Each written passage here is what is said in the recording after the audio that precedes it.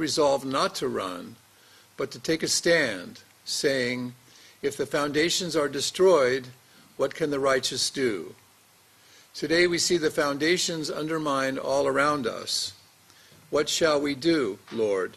Shall we fight or shall we flee? Should we stand or should we fall? David tells us why he stood, and I quote, "The Lord tests the righteous, but the wicked his soul hates." The Apostle Paul tells us, and I quote, "not to be overcome by evil, but to overcome evil with good," in Romans 12:21. Today, Lord, our generation stands as heirs to a nation and a legacy suitable for a king, the United States of America. Therefore, help us, Lord, to encourage one another and to trust in the one who knows from beginning to end. This is our time, rife with our challenges. Inspire us, strengthen our resolve, show us the way, and grant us the wisdom to follow in it, that we may be the victorious rather than the victims, standard bearers of the righteousness of God. Amen. And if you'd all please stand together with me, and we will ask our brother John Dixon to recite the Pledge of Allegiance. Thank you, John. Let's do this together. Yes. I pledge allegiance to the flag of the United States of America And to the republic for which it stands, one nation, under God, indivisible, with liberty and justice for all. Thank you.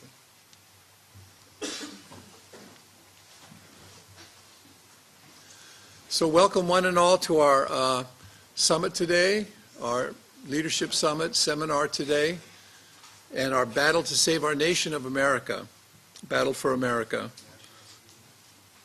The national anthem. Let's invite our sister Carol to come up and sing the national anthem, please.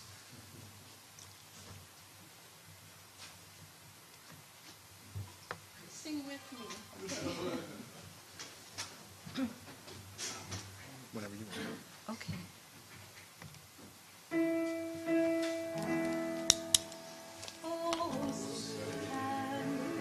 See by the dawn's early light, what so proudly we hailed at the twilight's last gleaming, whose broad stripes and bright stars through the perilous fight o'er the ramparts we watched were so gallantly streaming, and the rockets that there, the bombs bursting in air, gave proof through the night that our flag was still there.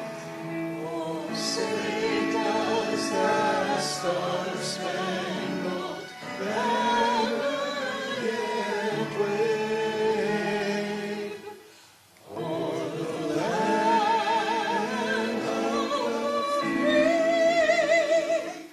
and the home of the brave?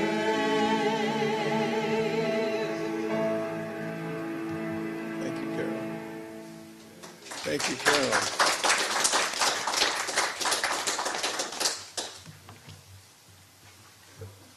Thank you. Please be seated. Again, you'll see in your folder a long list of participants. Typically, we like to go around and give everybody a minute or two to introduce themselves, but that would put us an hour behind schedule. So what I'd like to do is just acknowledge and recognize two very special folks. I'm not sure if she's here yet with us today, but Dr. Sen. Dr. New, please stand and be recognized. His bio is in the folder. Let's give him a warm welcome. Thank you. And we'll be hearing more from you later also. And then our luncheon keynote speaker, Terry Tolosco. Please stand and let's welcome Carrie. Carrie will be speaking later. And I think Rushan Abbas will be joining us soon. She's also, you'll see her bio there as well. She's listed there, and we're looking forward to inviting them back for future conferences. So as you see the list of participants, please be sure to reach out, network with folks that are here today, meet them, connect with them, and many of the folks that are here can bring great value to the work that you're doing as well. So please do meet folks that are your fellow participants today. We're now going to show a video before we introduce our speakers and hear an introduction. So go ahead.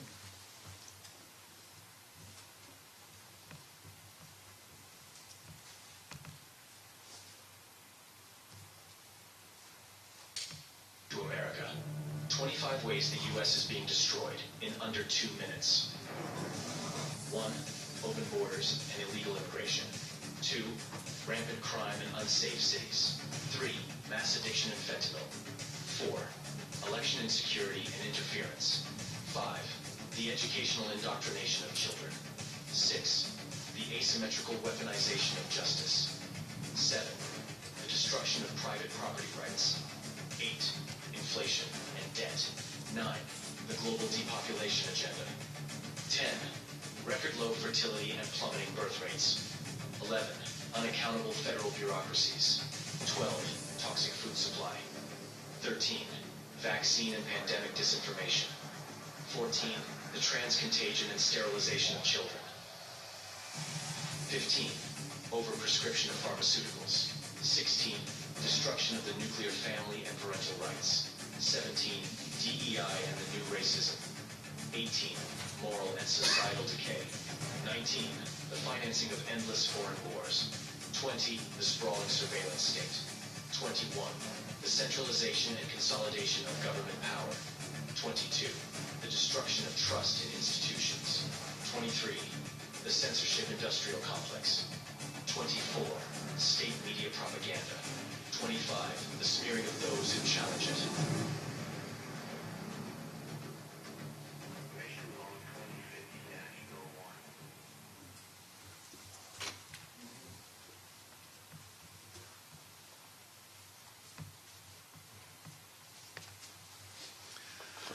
Certainly very sobering, but we can see we definitely have our work cut out for us, which is why we're all here today. So thank you again for coming, and we're going to attack these problems head on today and going forward. I would now like to invite our presenters today, Dr. Frank Kaufmann and Dr. David Burgess, and you'll find their bios in your folder as well. And I'm just going to read them for you. Dr. Frank Kaufmann comes from a long history of international peace leadership and from a background in scholarly activism. In the latter arena, he is the founding director and editor-in-chief of the Wikipedia alternative New World Encyclopedia. Dr. Kaufmann's experiences in the areas of war and in the forefront of digital research led him to realize that a free and healthy future for all depends on American patriots turning back current forces hostile to America's founding ideals.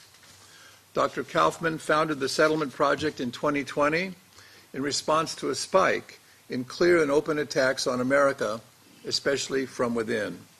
Dr. Kaufmann, through the Settlement Project, organizes, writes, travels, eats, and sleeps the mission to protect, honor, and rebuild a strong and healthy America.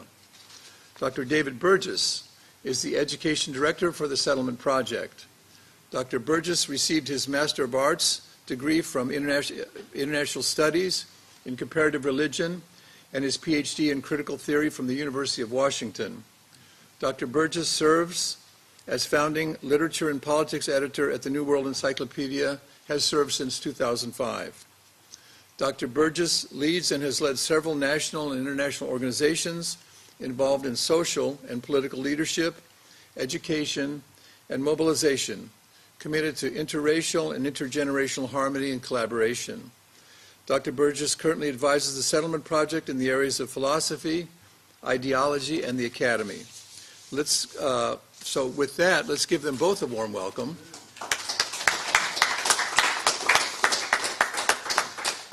And on that note, we're going to invite Dr. Kaufmann to come up and share with us a few words about our meeting today and give us a sense of where we're going in our gathering today. Dr. Kaufmann, please come up. Thanks. It's there. It's with the Word document. Not this Word. Thanks. Good, thanks. I failed to mention his comments are also in your folder. You might find them in there on the left-hand panel. Yeah, so in the folder is a single sheet, a two-sided sheet that introduces what this program is today. David and I, this is the fourth city. We first started this seminar in Los Angeles, followed by San Francisco. We were in Columbus, Ohio, 2 weeks ago or last week, I can't remember. And so what we would ordinarily do is Carl would finish his introductions and David would get up and start speaking, and the first words you'd hear is some obscure French philosopher, and people would have the rest of the morning to kind of figure out, what am I doing here exactly? So this is the first time we've added an introduction to contextualize what this seminar is about and why. And for those who have never been to Settlement Project meetings, to say just a word about who and what the Settlement Project is. So these seminars are being very well received. We're growing a big family because what tends to be at our meetings, they're not meetings of large crowds or large gatherings, they're meetings of leaders, people that already have influence over a particular subsection of society, or they lead people themselves. The reception is good, and so this word is gaining traction. So I'm very happy to report that. What the Settlement Project was founded in 2020, and it came as a demand. I'm sure many of you have these moments in your life where something comes on you and you must do it. In the middle of 2020, there were two things that kind of overtook me, and one was that to me there was clear and evident, overt, open preparation to tamper with the legitimacy of the 2020 presidential election, or not only like the entire election in 2020. It seemed too clear to me what was going on, and I didn't see enough being done to prepare or to prevent it. And that caused me great worry or great concern.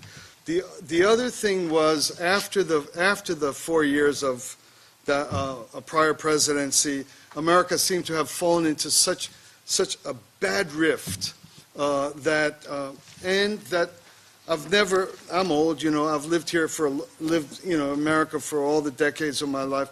I've never seen the enemy from within, like almost predominantly from within. And these two things were what forced me or compelled me to found the Settlement Project. I long for, I hope it's not nostalgia, it's forward-looking. I long for a simple, common-sense America where people are decent to each other, can disagree with each other, help each other in need, don't have, the taste of the air is hostile and fragile now. So the idea of being settled, is that there's something more important than superficial differences, even extreme political differences, that the welfare of our country and its people, you could count on even the person with whom you disagreed most, that when it comes to the safety of our country and the welfare of our people, we wouldn't go below that. That has been lost. And so the idea of settlement means to get settled. What did I write? I wrote,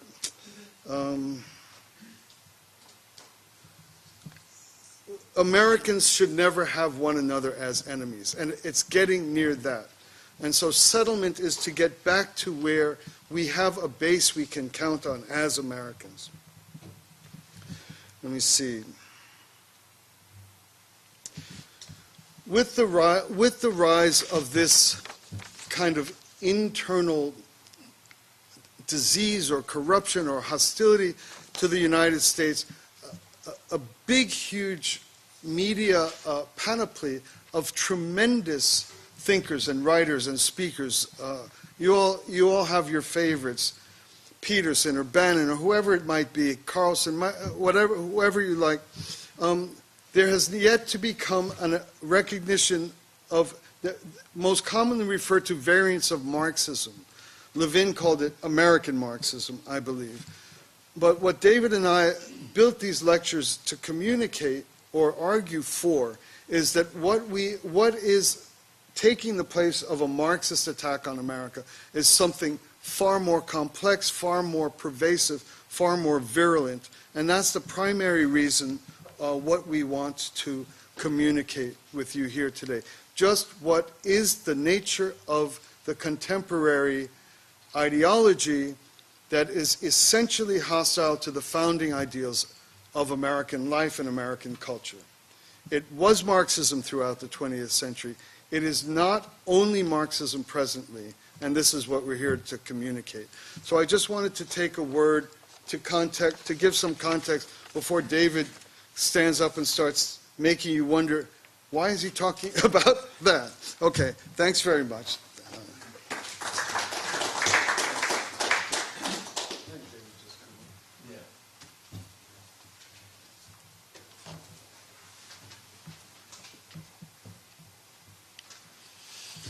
Good morning, everybody.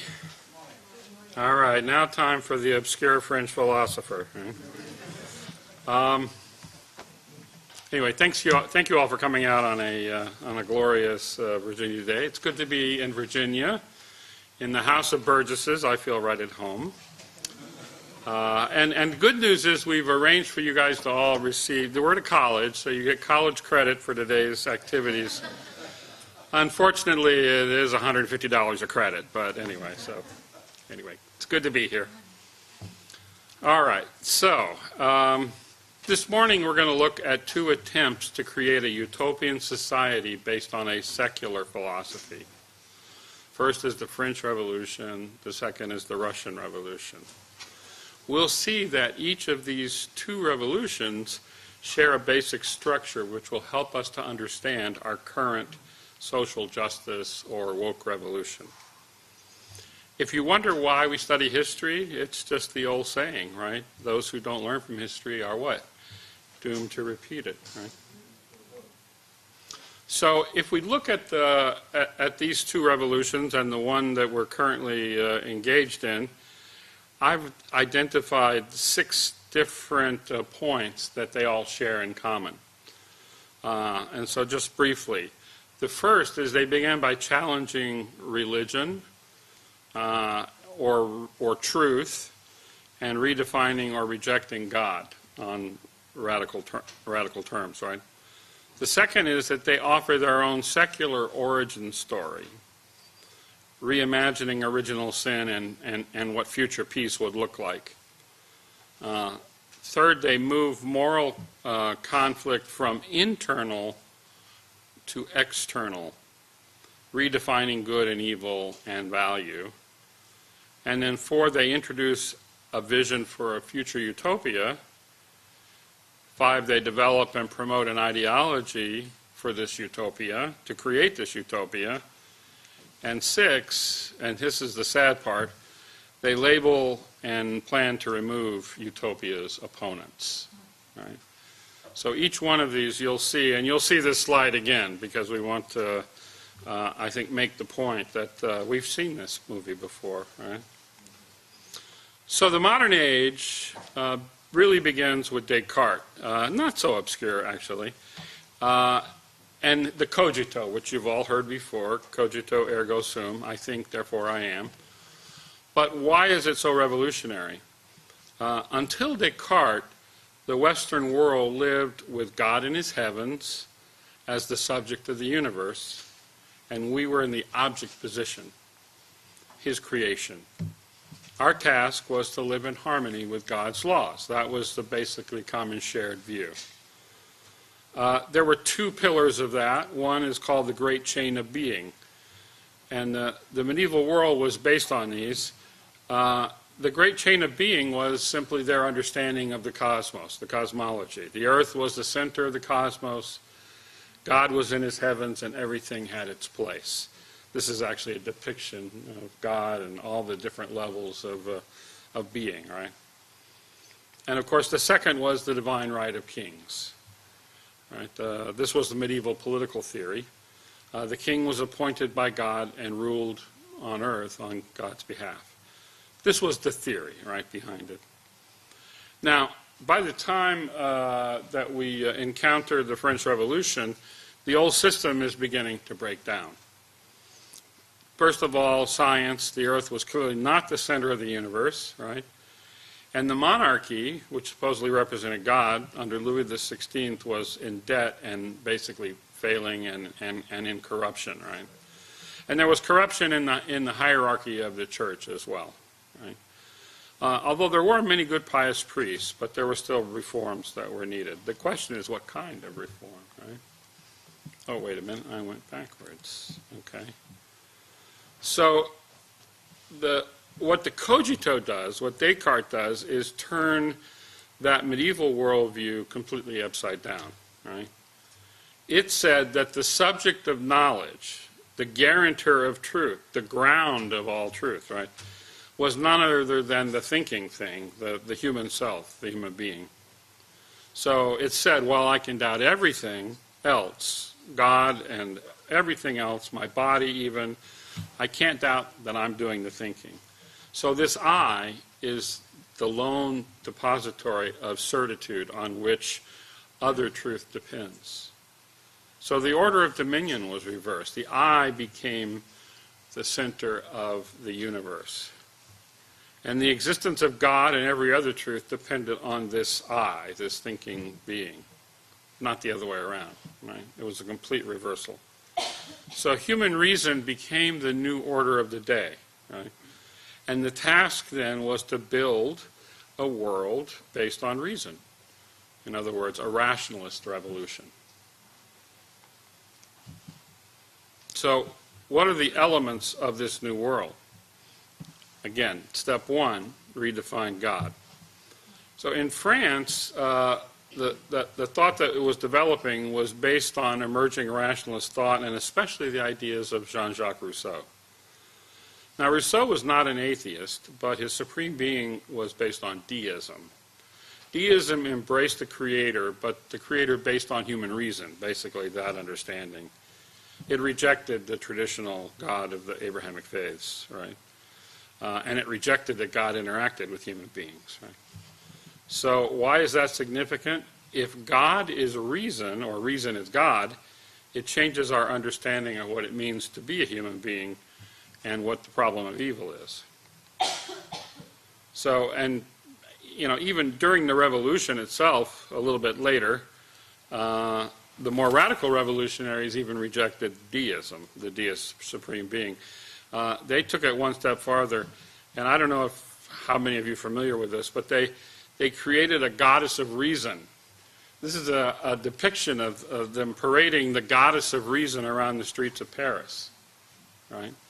This is the extent to which, as I said, reason had to replace God. So they created this festival. It was actually very popular. The crowds loved it, we are told, right? And this replaced the religious rites of the Catholic Church. So Rousseau rejects traditional religion and creates his own origin story. In his story, human beings were originally uncorrupted in what is called the state of nature, right? And in fact, it's been described as the noble savage. It's actually not a term Rousseau used, but it's essentially what he meant. These noble savages, if you will, they were innately good in their natural state. But civilization had created laws for social organization which separated him from his primitive goodness. The problem wasn't human beings, but it was society. Society was at fault, right? So this argument redefined the problem of evil. Evil is no longer a spiritual or religious question, it's a social problem. The problem of evil lay not inside the human heart, in rebellion against the Creator, but in society, in man's ability to pursue his own individual interest, putting him at odds with everyone else. So Rousseau declared in the social contract, and this is a famous saying, man is born free, but everywhere he is in chains. So what is this original sin in Rousseau's philosophy? It was private property. The ability to pursue one's own selfish interests led some to accumulate more than his neighbor, and only served to separate the noble savage from his communal spirit or natural state of goodness. Rousseau's philosophy was in response to Hobbes's. Right? Now, Hobbes had stated, again, this is another very famous saying, in the state of nature, life is solitary, poor, nasty, brutish, and short. Right? So Rousseau argued that Hobbes was just projecting the failures of civilization back onto the human being, back onto that state of nature. Right? So, and of course, these two variants are at odds with the traditional view of human nature, right, where we're pulled between spirit and flesh, mind and body, or as they like to say, the better angels of our nature and the devil that sits on our shoulder, right? So these philosophies reject that traditional view. Okay. Having redefined God, human nature, and the origin of evil and the original sin, Rousseau offered his solution. And it's a new utopian vision. For Rousseau, there was no way back to that primitive state, to that uncorrupt state. Human beings were forever corrupted. But it was possible to change society, to change civilization, to change the social order, and so in that process, human beings could be perfected. This approach is one that would be adopted by all future revolutionaries. We'll see this again. It's society that's at fault. It's society that must be changed so that we can be good. So, yeah. So how is the society to be reformed? Rousseau's theory required, since, human beings' individual will had been corrupted, then it needed to be replaced by something he called the general will, which essentially, what's in the best interest of everyone, right? Now, so by pursuing this general will, mankind could create a new state based not on the old superstitions like the church and the monarchy, but based on reason, okay? So that's basically the philosophy that underlies the French Revolution. And if that was the end of it, this would be a nice historical curiosity for people like me who enjoy this kind of things, right? And I wouldn't be bothering you with it. But it didn't end there, right? Because for a philosophy or an idea to become a revolution, it first must be turned into an ideology, right? Ideas matter, but they don't make revolutions by themselves. They are, I say they're necessary, but they're not sufficient, right? So, what is an ideology? And this is a philosopher by the name of John Kekes, and he gives a great summation, and I'll just go through it here. An ideology is a worldview that makes sense of the prevailing political conditions and suggests ways of improving them. Typical ideologies include, among their elements, a metaphysical outlook that provides a God's eye view of the world, a theory about human nature, a system of values whose realization will supposedly ensure human well-being, an explanation of why the actual state of affairs falls short of this perfection, and a set of policies intended to close the gap between the actual and the ideal. This last component, commitment to a political program and its implementation, is what distinguishes ideologies from religious, personal, aesthetic, or philosophical systems of belief. ideologies aim to transform society. Other systems of belief do not involve such a commitment, but if they do, they become ideological. Right? So, where does Rousseau's philosophy become part of an ideology? The first ones to do so were the Jacobins and their leader, Robespierre, Maximilien Robespierre. They were the most radical of the French revolutionaries. Right? And Robespierre, by the way, was an absolute strict believer and follower of Rousseau. In fact, he believed he was personally anointed to implement Rousseau's vision. So it was left to Robespierre and the revolutionaries to take Rousseau's ideas and turn them into a radical ideology, a revolutionary ideology. So those are the ideas behind the, oh, excuse me, I went back again. All right. But again, one pressing question remained. Remember the general will. What is the general will? What is the thing around which everybody unites and we have this new society? Well, frankly, Rousseau never gave an answer. So it was left to the implementers of the ideology, right? And Robespierre. Robespierre's answer was very simple. As the leader of the Revolutionary Party, he was the one who was in the best position to decide what the general will required, right? So the general will is what Robespierre says it is. And this is the point where you have a disconnect between the idealist utopian philosophy and where the ideology begins and the problems originate, right? So this revolution that was philosophically supposedly based on reason and the general will was grounded in reality in a political struggle between those who wanted to reform the ancient regime, the old French regime, and this included some moderate revolutionaries as well. And they're on one side. The other side is the clergy and those people that were part of the old regime or the emerging bourgeois class. So, the radical revolutionaries represented the working poor of Paris, basically, and that was the so-called sans-culottes, which is a term about their dress, their clothing, but they were basically the working poor. And also they had a Parisian government they instituted called the Paris Commune. Right? And the Jacobins then were on the side of the sans-culottes and the Paris Commune. So their philosophy then, having rejected the traditional religious view, and especially this notion of the infinite value of the individual, which all religions essentially have, right? Good and evil is based now on whether you support the revolutionary cause or not. Right?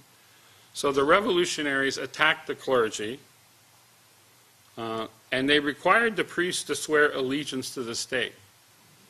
Now, so they're the revolutionaries are the representatives of reason, and reason dictates that they must follow the state, because the state is implementing this new utopian world, right? So the clergy, therefore, were required to have an oath to the state and not the Pope, right? And this was actually on pain of death. Those who refused to do so could be executed, and some were, right? So also the revolutionaries seized the church's assets.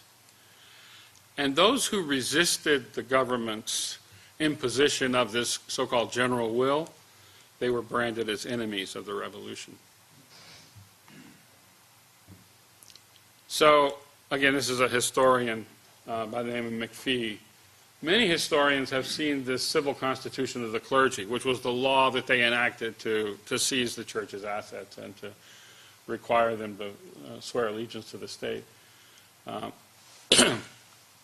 as the moment which fatally fractured the revolution. In the end, it proved impossible to reconcile a church based on divinely ordained hierarchy with a revolution based on popular sovereignty. these two things clashed, right? So what do you do about that, right? And then in January of 1793, they executed the king, Louis XVI, and Marie Antoinette, his queen, and abolished feudalism. So having done all of this, they created enemies. They created these enemies within the nation and within the neighboring countries as well, who were afraid that this would spread to their nations, right? And it led to civil war inside of France, and also wars with their neighboring countries. So what do? You represent reason. You're creating utopia. People are resisting. What's your response, right? Well, what they did was they created a revolutionary army of these sans-culottes, the working poor, to attack the enemies of the revolution. The Revolutionary Army was charged with enforcing the will of the government and eliminating its opponents. The question so many have asked for so long now is, how is it possible that the revolutionaries, who were committed to creating a government based on reason, not on the tradition and superstition of the past, could end up in the reign of terror, right? How does that happen? So when they faced opposition to the actions that they took to replace the old superstition, right, and created by self-interest of private property, they labeled those who opposed them as tyrants and made a plan to eliminate them. So this is actually another quote from Keke's. Put another way, this is the rationale here. Uncorrupted human beings would intuitively recognize and act in the general interest. So any divergence between the individual and the general interest indicates the individual's immorality and irrationality. If any individual fails to see that his true interests are the same as the general interest, and as an aside, in other words, what the government tells you, he must be forced to act as if he did for his own good, or else, right? Or eliminated, right? And apparently this is the dictate of reason. This is what reason requires. So Robespierre, he's often referred to as the virtuous, the uncorruptible one, right? At the height of the terror, he says, without virtue, and this is supposedly a revolution of virtue, that's his favorite word. Terror is deadly, but without terror, virtue is impotent. He also said, terror is only justice, prompt, severe, and flexible. It is then an emanation of virtue. Another quote I don't have up, we must smother the internal and external enemies of the Republic or perish with it. Now, in this situation, the first maxim of your policy ought to be to lead the people by reason and the people's enemies by terror. So, these are the dictates of reason, right? So what comes of it? Well, as I say, this is the rationale for the reign of terror. And I argue it's not a bug in the system, right? It's a feature of the revolution. It was the plan. When each person does not have infinite value, and good and evil is decided by which side of the political aisle you're on, then those who oppose have to be eliminated. It's just reason. So as you see, these are figures, estimates for how many were arrested and killed during the reign of terror. Eventually, they even turned on one another. And the revolutionaries themselves that were in the National Assembly started accusing each other and executing one another. And a lot of this was under Robespierre's leadership. And finally, people said, well, this is going to go on until we're all dead. And so they executed him as well. Right? This is a very famous quote from a revolutionary from another party, the Girondin party. He says, "It is to be feared that the revolution, like Saturn, will end up devouring its own children." And in fact, he was executed by Robespierre. So, once again, we've redefined God. We have a secular origin story about the noble savage and how private property is now the new original sin. And so the conflict is removed from an internal struggle between good and evil to good and evil camps within the society. And of course then, in order to create the new utopia, the evil people have to be destroyed. Right? And that's the logic. Okay. So this is one you guys are probably a little bit more familiar with, but the pattern is the same. So first of all, Marxism is atheistic. Right? Between the French Revolution in the late 18th century and the rise of Marxism in the second half of the 19th century, there were a number of developments. Deism was no longer popular. And this idea of creating a society based on reason, again, had been rejected with the failure of the French Revolution. Right? So atheism replaced deism. Right? And of course, Marx was the consummate atheist. Right?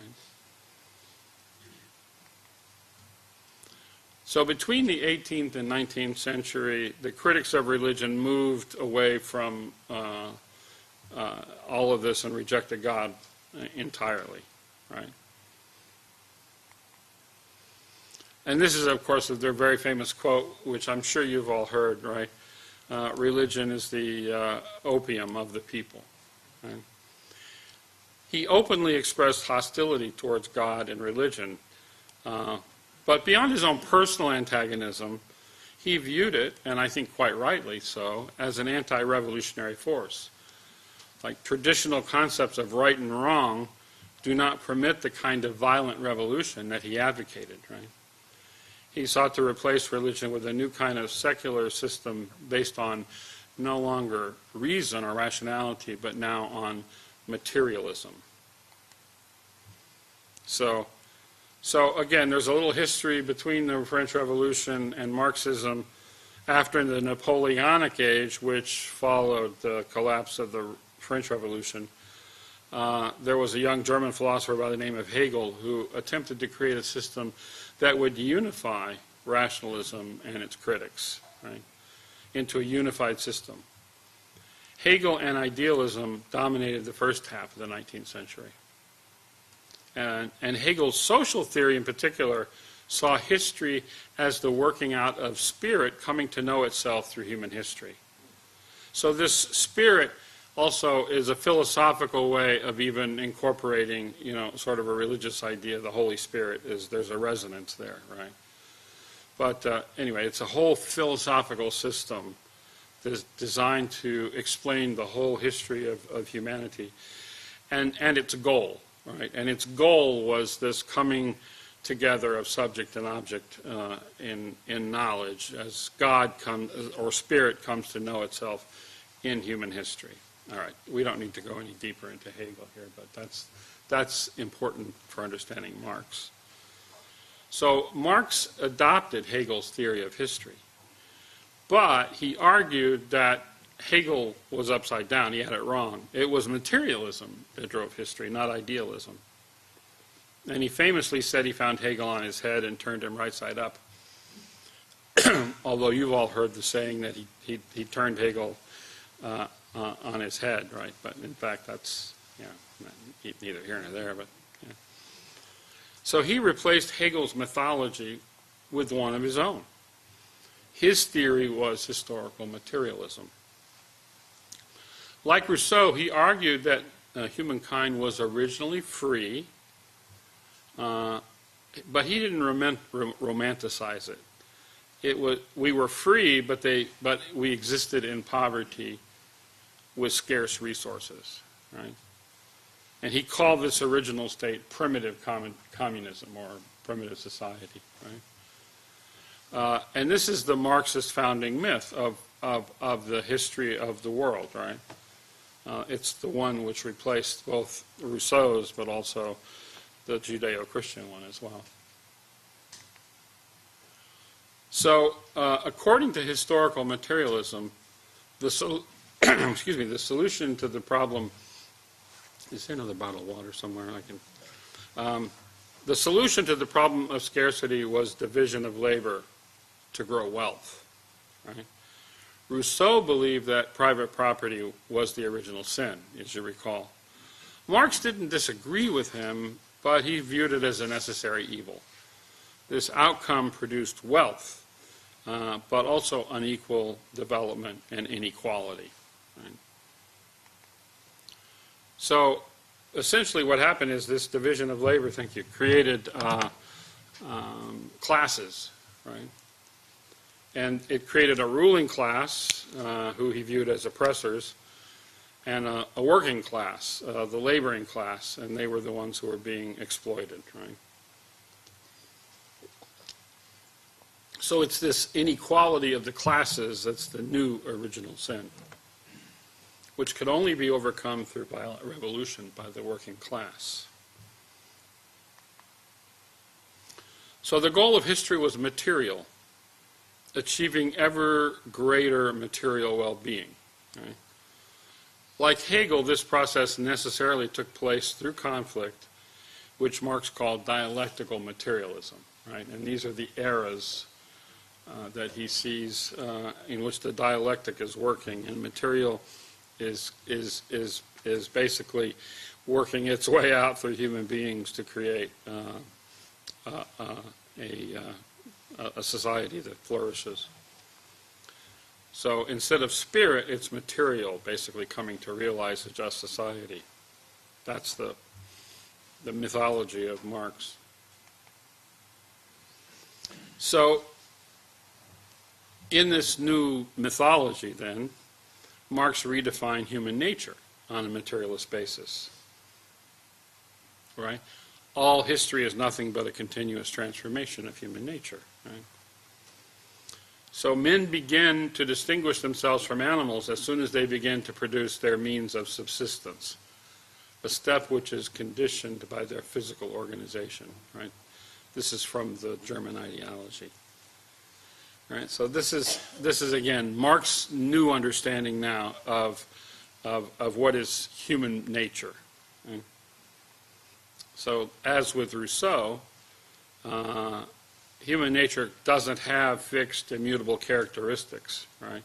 It can't for these philosophers, because otherwise changing society in order to perfect humanity, it's not going to work. Right? So his materialist view is simply that human beings are created by their environment, essentially by the modes of production in which they live. Right? This view is also influenced by Darwin as well. So since human nature is determined by the economic system, good and evil can't be applied based on moral principles. Moral principles are nothing but the values of the ruling class imposed on those that are ruled. Right? They are designed to maintain the status quo of the ruling class.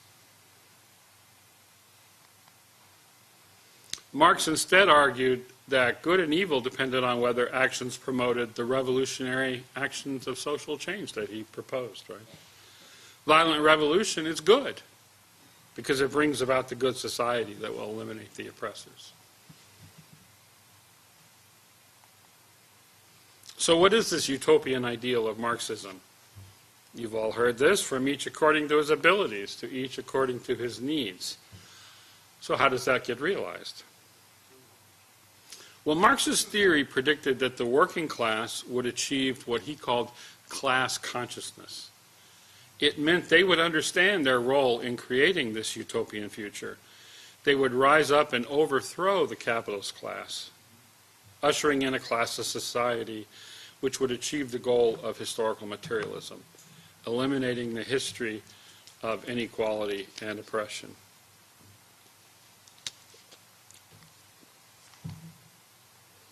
That was the theory. But it didn't happen. The proletariat never achieved this so-called class consciousness in the Marxist sense. They created trade unions to promote their own economic and political interests. And guess what? They succeeded in creating better lives for themselves within capitalism. Right? Rather than overthrowing capitalism, they made it stronger. Plumbers make more than we do. It's a great thing, right? So, and so revolution never happened, right? In a single capitalist society. There are no capitalist societies that had a Marxist revolution. As with the general will in the French Revolution, this is where the theory breaks down. The so-called proletariat class never fulfilled what Marx said they would do, right? So then what happens? Well, the idea was they would create socialism, right, on the right, and then out of socialism, a classless communist utopia would develop. But, as I said, it didn't happen. Communism was supposed to be the stage after socialism, but instead, communism actually became synonymous with a system of state control, right? Of imposed from a strong state, right? So how did that happen? Well, the Bolshevik Revolution happened, right? Led by Lenin, they took advantage of another failing monarchy, as the French revolutionaries did in France, right? Like Robespierre and the Jacobins, they took the Marxist philosophy and created a revolutionary ideology. Marxism was a philosophy. It didn't ever make a revolution. Leninism, however, took Marx and made it into a political program, right? So the spontaneous uprising of the proletariat never happened. So Lenin argued instead that what was needed was a vanguard party, a tightly organized state party, disciplined, centralized, revolutionary party that would make all the decision. So basically Lenin was the new Robespierre. And like Robespierre, Lenin became the last word in what Marxism meant. And like the Jacobins, they faced internal and external opposition. Like the Jacobins, they sparked a civil war within their country. It lasted several years, right? And wars with their neighbors as well. They created class enemies, right? It was a replay of the French Revolution, except Marx had learned from the French Revolution, so he already built class enemies into his theory, right? So they knew they had enemies that they would face, right? And they identified them and attacked them, right? So, like the revolutionary army that was created by the French government, the Bolsheviks created the secret police, or the Cheka. This was the ancestor agencies to the KGB, right? And they were charged with eliminating class enemies. And then, of course, later, under Stalin and the Gulag, they made millions of class enemies disappear. So Grigory Zinoviev was a close ally of both Lenin during the early stage and then Stalin later on, and was later executed by Stalin, but that's another story. But he said in 1918, to overcome our enemies, we must have our own socialist militarism. We must carry along with us 90 million out of the 100 million of Soviet Russia's population. As for the rest, we have nothing to say to them. They must be annihilated. Casually, murder 10 million people. So there's no talk of virtue here, as there was in the French Revolution, just terror. Right? They had a clear sense of mission here. And this was the Ukrainian Cheka chief, right? This is even more frightening, right? Do not look in the file for incriminating evidence to see whether or not the accused rose up against the Soviets with arms or words. Ask him instead to which class he belongs. What is his background, his education, his profession? These are the questions that will determine the fate of the accused. If you have the wrong identity, too bad. So Marx imagined the revolution would eliminate the bourgeoisie as a class, but he thought that class would be very small by the time the revolution happened, and it would be one simple little cleansing operation, right? But this class warfare was central to Leninism, right? And it was the principle on which the Soviet government was based. Again, when you reject the notion of the infinite value of each person, and you have these enemies that stand in the way of your utopian goals, what choice do you have? These people stand in the way of utopia, right? Well, these guys were pikers compared to Stalin, right? This is a great, the theory of Marxism was that the state would wither away. It would just be this, workers' paradise, right? And Stalin recognized there was a little complication with that. We are for the withering away of the state, because it's Marxism, right? At the same time, we stand for strengthening of the dictatorship of the proletariat, which represents the most powerful and mighty of all forms of the state which have existed up to the present day. The highest development of the power of the state, with the object of preparing the conditions of the withering away. So we have to make a huge, gigantic state so that it can all wither away, right?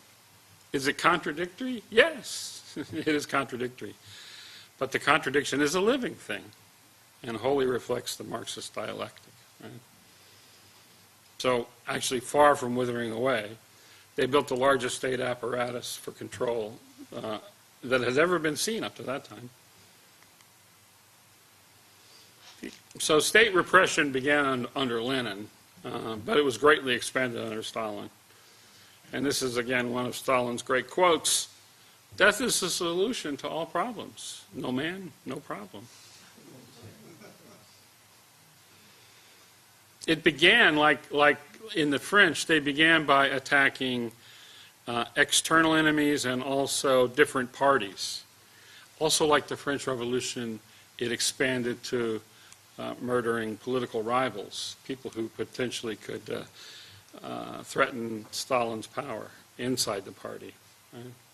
And that was the term that's used there is the Great Purges. And it's, I would call it the reign of terror on steroids, right? So the whole notion, I'm sorry, this is another good quote. The death of one man is a tragedy. The death of millions is a statistic.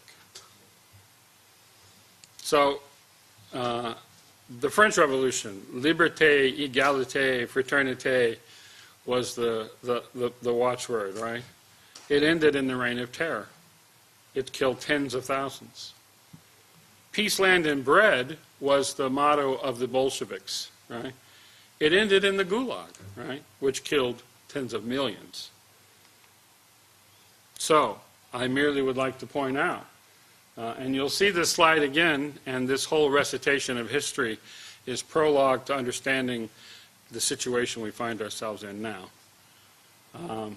Once you deny the existence of any higher power and offer a new secular version with a new future utopia, and we remove the notion of good and evil from individual people into the society writ large, then those that are on the right side have to eliminate those that are on the wrong side in order for the utopia to happen, right? And that's the pattern that we see again and again. Anyway, I'd like to say thank you for your support.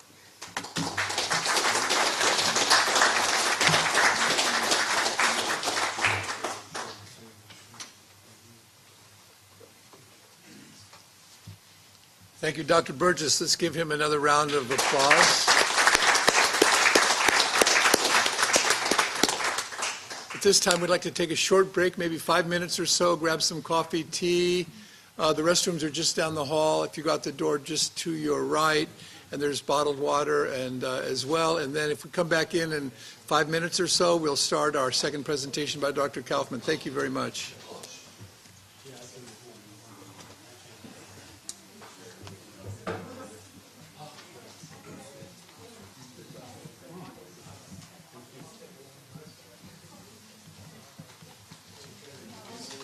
So you're going up next? Okay. Which one would you like queued up? I'm going to put up the part two, presentation 2. Okay. I'll have it queued And up. then,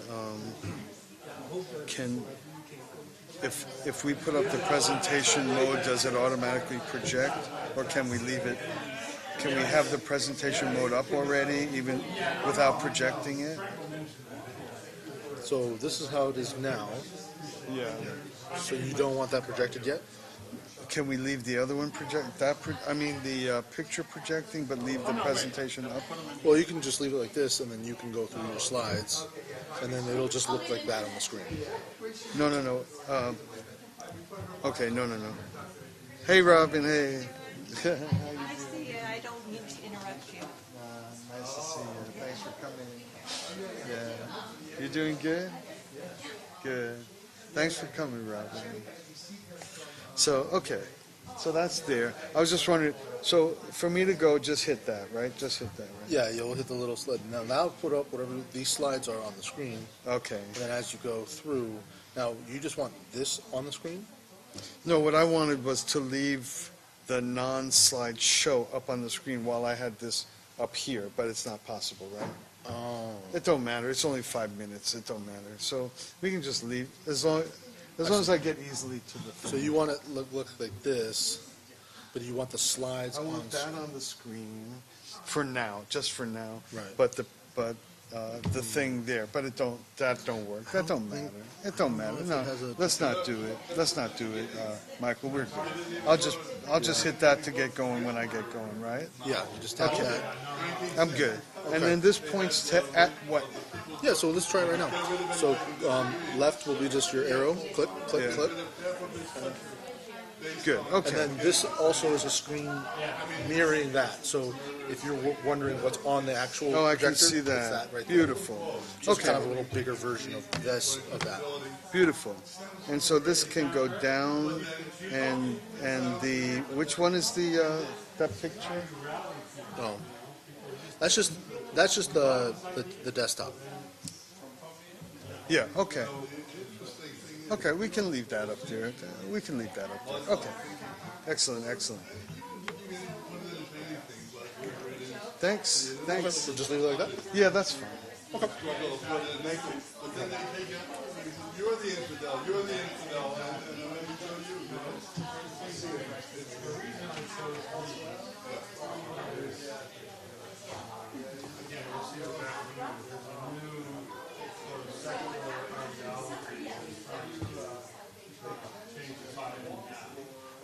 You've got the language. You've got this.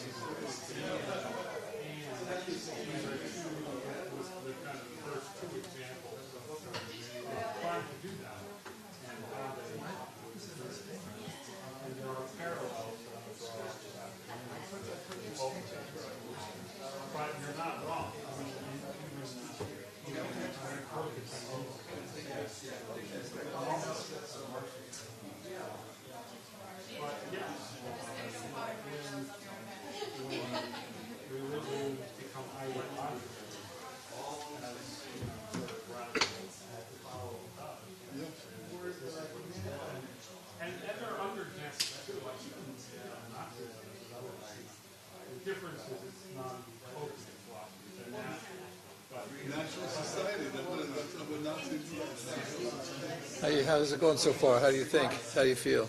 I feel good. Feel good. Yeah, it's good. How is it on It's your end? great. Working okay? It's great. Awesome. I was sitting forward a little bit, but I was in camera, so I Yeah. kind of scooted back just so I No, could. this is I didn't know if it looks weird if this is this is man a little sitting. easier to manage here than at the hotel, right? Oh, definitely. I mean, The mic stuff, Yeah, sure. the mic stuff is definitely. Yeah, I didn't even think about having an actual microphone. But I think the acoustics are okay in here. Well, we were here for the Yeah, walk around. yeah, There is no mic for audio. yeah. The only way we could get away with the kind of mic on the laptop is the laptop audio would play through the Yeah, speakers. it's kind of complicated though, right? It definitely would add another dynamic. Yeah. So I think But definitely let me know if there's anything you're seeing visually. no, this is really good, really great. I'm just. I'll put any of those small bottles under the podium. Oh yeah. Yeah.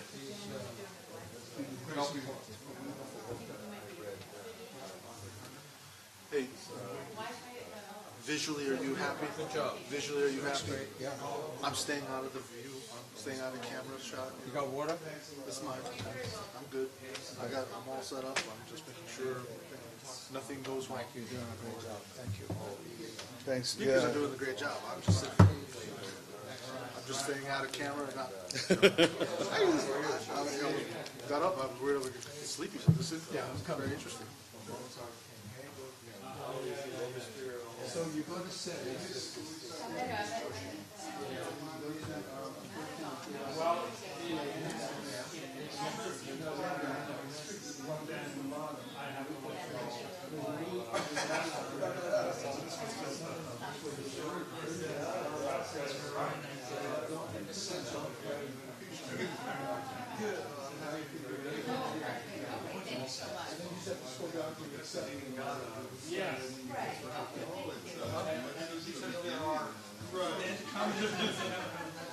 The man. Okay.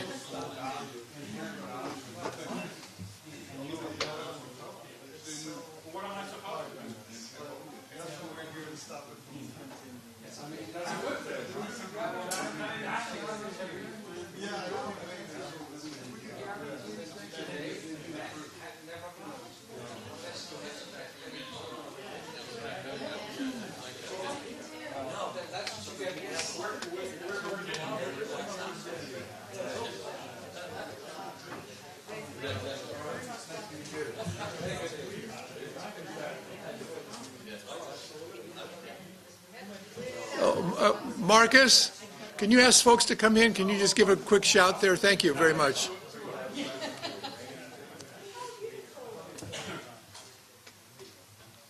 Okay, if we could all take a seat, please, and so we can begin again, so we can stay on track. We have a very full and rich day ahead of us today.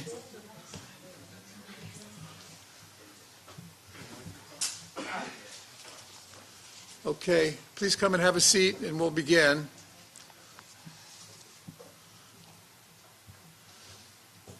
Thank you very much. I just wanted to quickly draw your attention to two items. There's a beautiful speech here by Dr. Nie that's out here. It's the front and back, a speech he gave just 4 days ago to the annual commemoration of Vietnam Human Rights Day. So that's out there, and copies of the newspaper we know and love, the Epoch Times. So please get your paper and the speech when you can, and also review the bios in your folder. Some excellent, excellent bios there for folks that will be speaking at future events. And without further ado, let's give a warm welcome to Dr. Frank Kaufmann.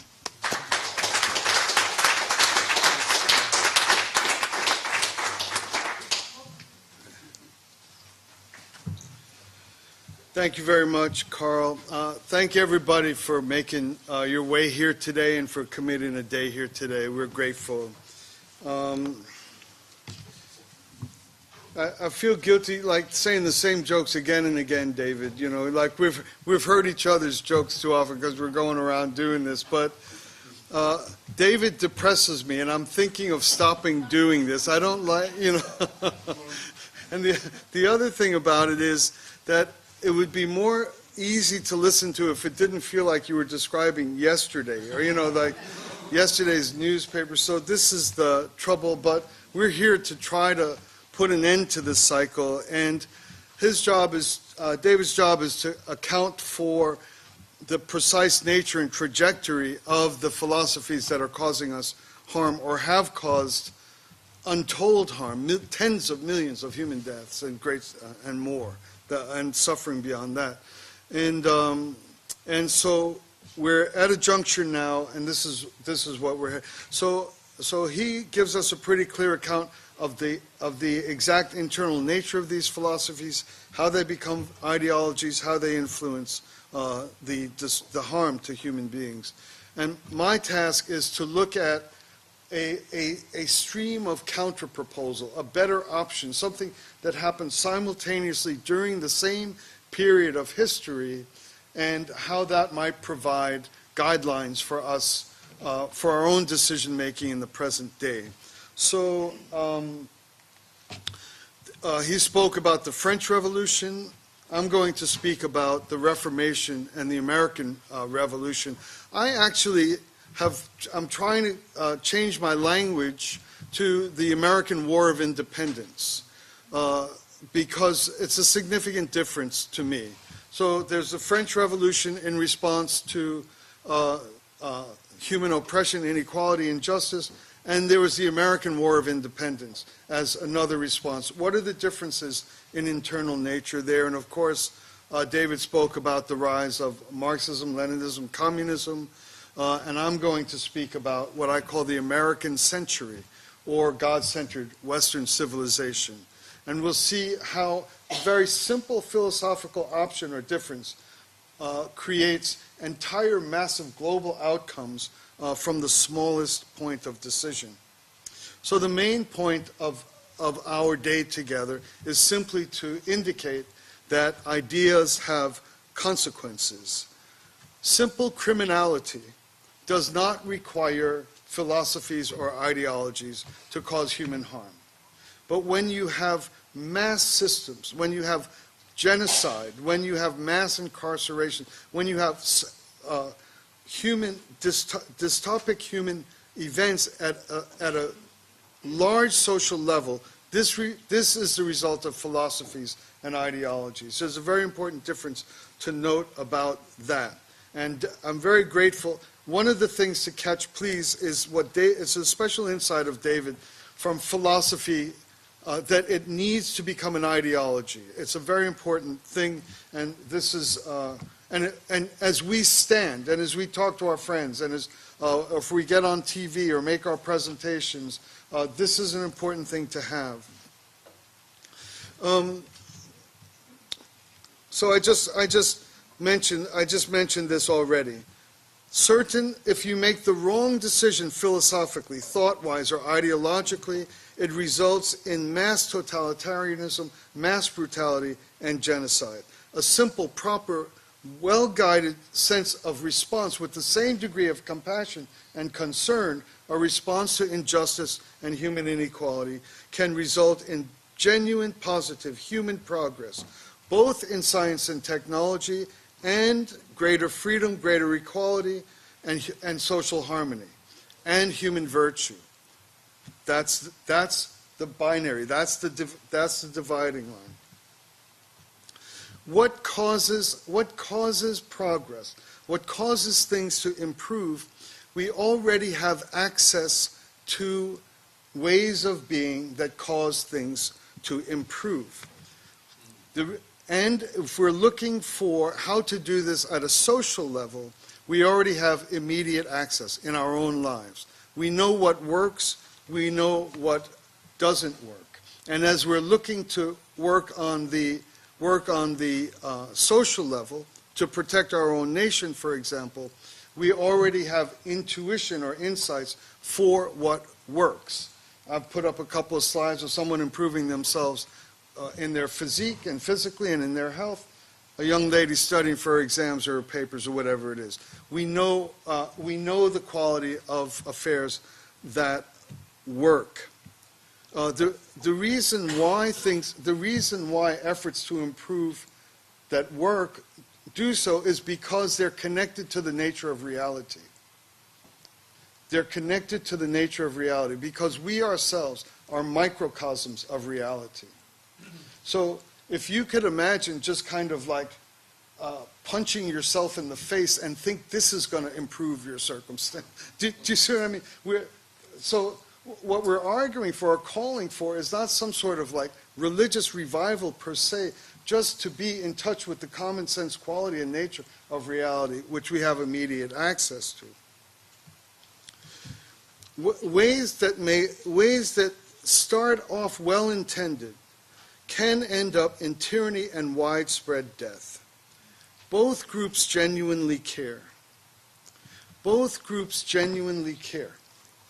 The problem is how you approach solving the problem well thought out? Is it a reasonable approach that will result in solving the problem, or will it result in the types of horrors that David was describing? Being able to identify early whether or not the decision is slightly off right at its starting point is like early cancer detection. And this is another reason why we're here today. We're trying to get our friends to have the capacity to start right at the start and spot when someone's saying, yeah, but there are oppressed classes in our urban cities, or their police are targeting this group or that, or something like that. You can't say you don't care. You can't say we care, you don't care. And that's how a lot of the political argument is going today, is to try to point out the hypocrisy of the left. And there's a lot of time spent saying we care, you don't care, and this is a sure way to lose the fight, lose the battle, lose time, just end up in incessant arguments online, arguing with strangers, trying to establish that we care and you don't care. And what we're trying to say is it's not the case that we care, you don't care. The case is whether or not your ideas and approach to addressing the genuine inequalities are effective or not. And we want the champions, the patriots, the warriors on the front line to be able to identify quickly when something is going to end up in, we don't need to wait for genocide. We want to be able to spot it early.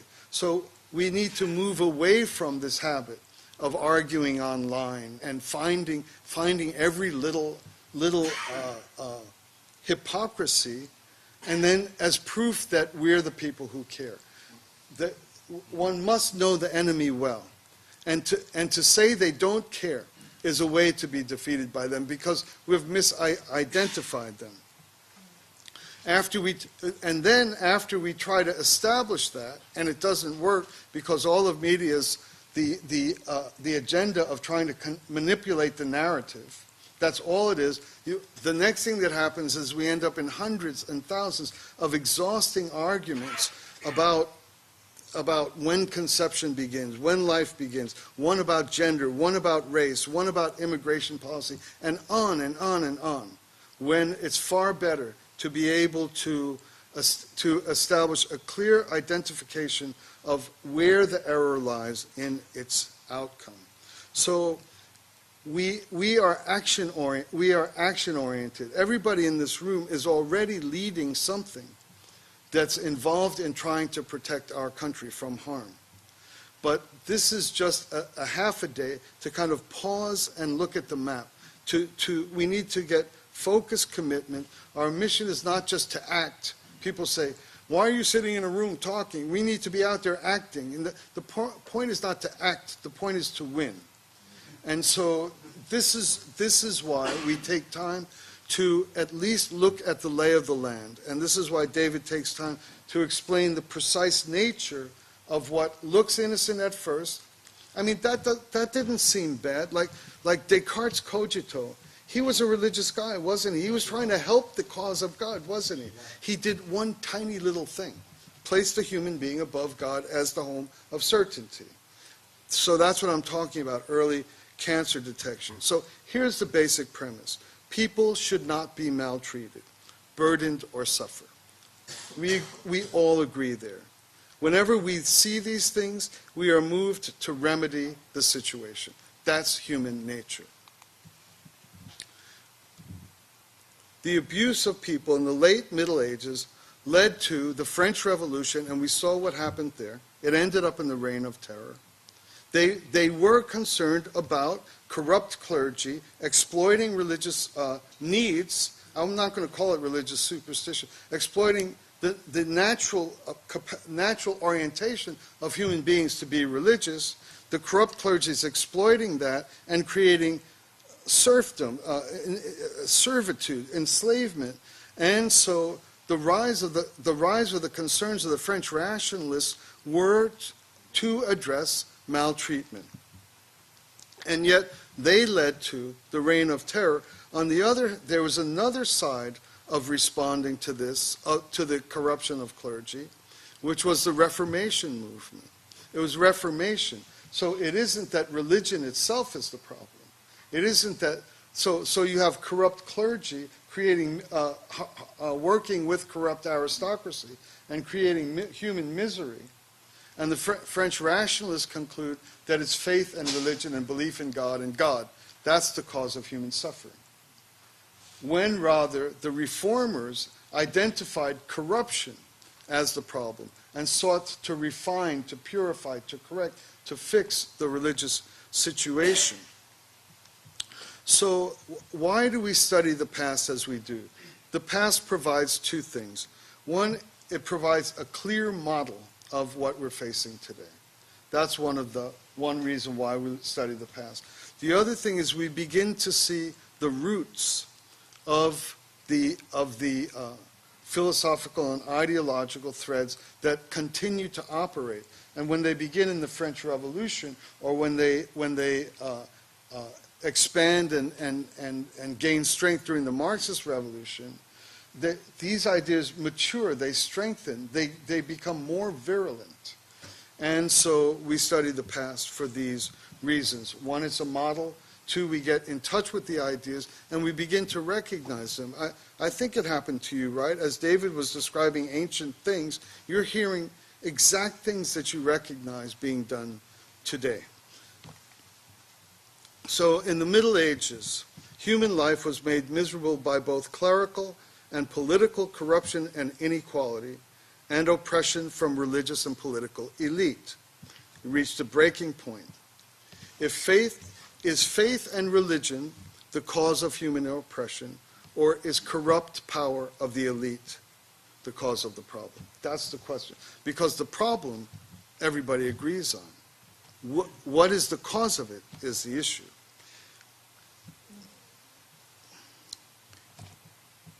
The French Enlightenment sought to replace religion, whereas the Reformation thinkers sought to repair religion, sought to repair faith. They didn't try to remove it, they intensified it. They took a number of steps to make access to a life of faith more immediate to the people. More religion, not less. This is the binary. I'm not talking about religion, it's faith or God or more of it, not less. So the distinction may seem small at first, but it's day and night. The point of divergence is simple. If religion goes bad, or if the world of faith goes bad, should it be destroyed and replaced, or should it be fixed? The whole matter of ideology revolves around this simple point. It's that simple. The single distinction which can tell you with certainty if the person before you would be at peace eliminating you. That's all you need to know. That's all you need to know. Is the cause of human suffering religion? If the person in front of you holds that to be the case, at some point down the line, as we saw repeated twice, it results in the necessity to eliminate you if you stand in the way of the secular utopia that the rationalist or the Marxist or the materialist or the wokist, whoever is going to place themselves in charge of fixing society, you can be eliminated. If the person in front of you holds that reform, repair, that faith is a wholesome and healthy and uplifting part of human life, you can engage that person no matter how much they disagree with you.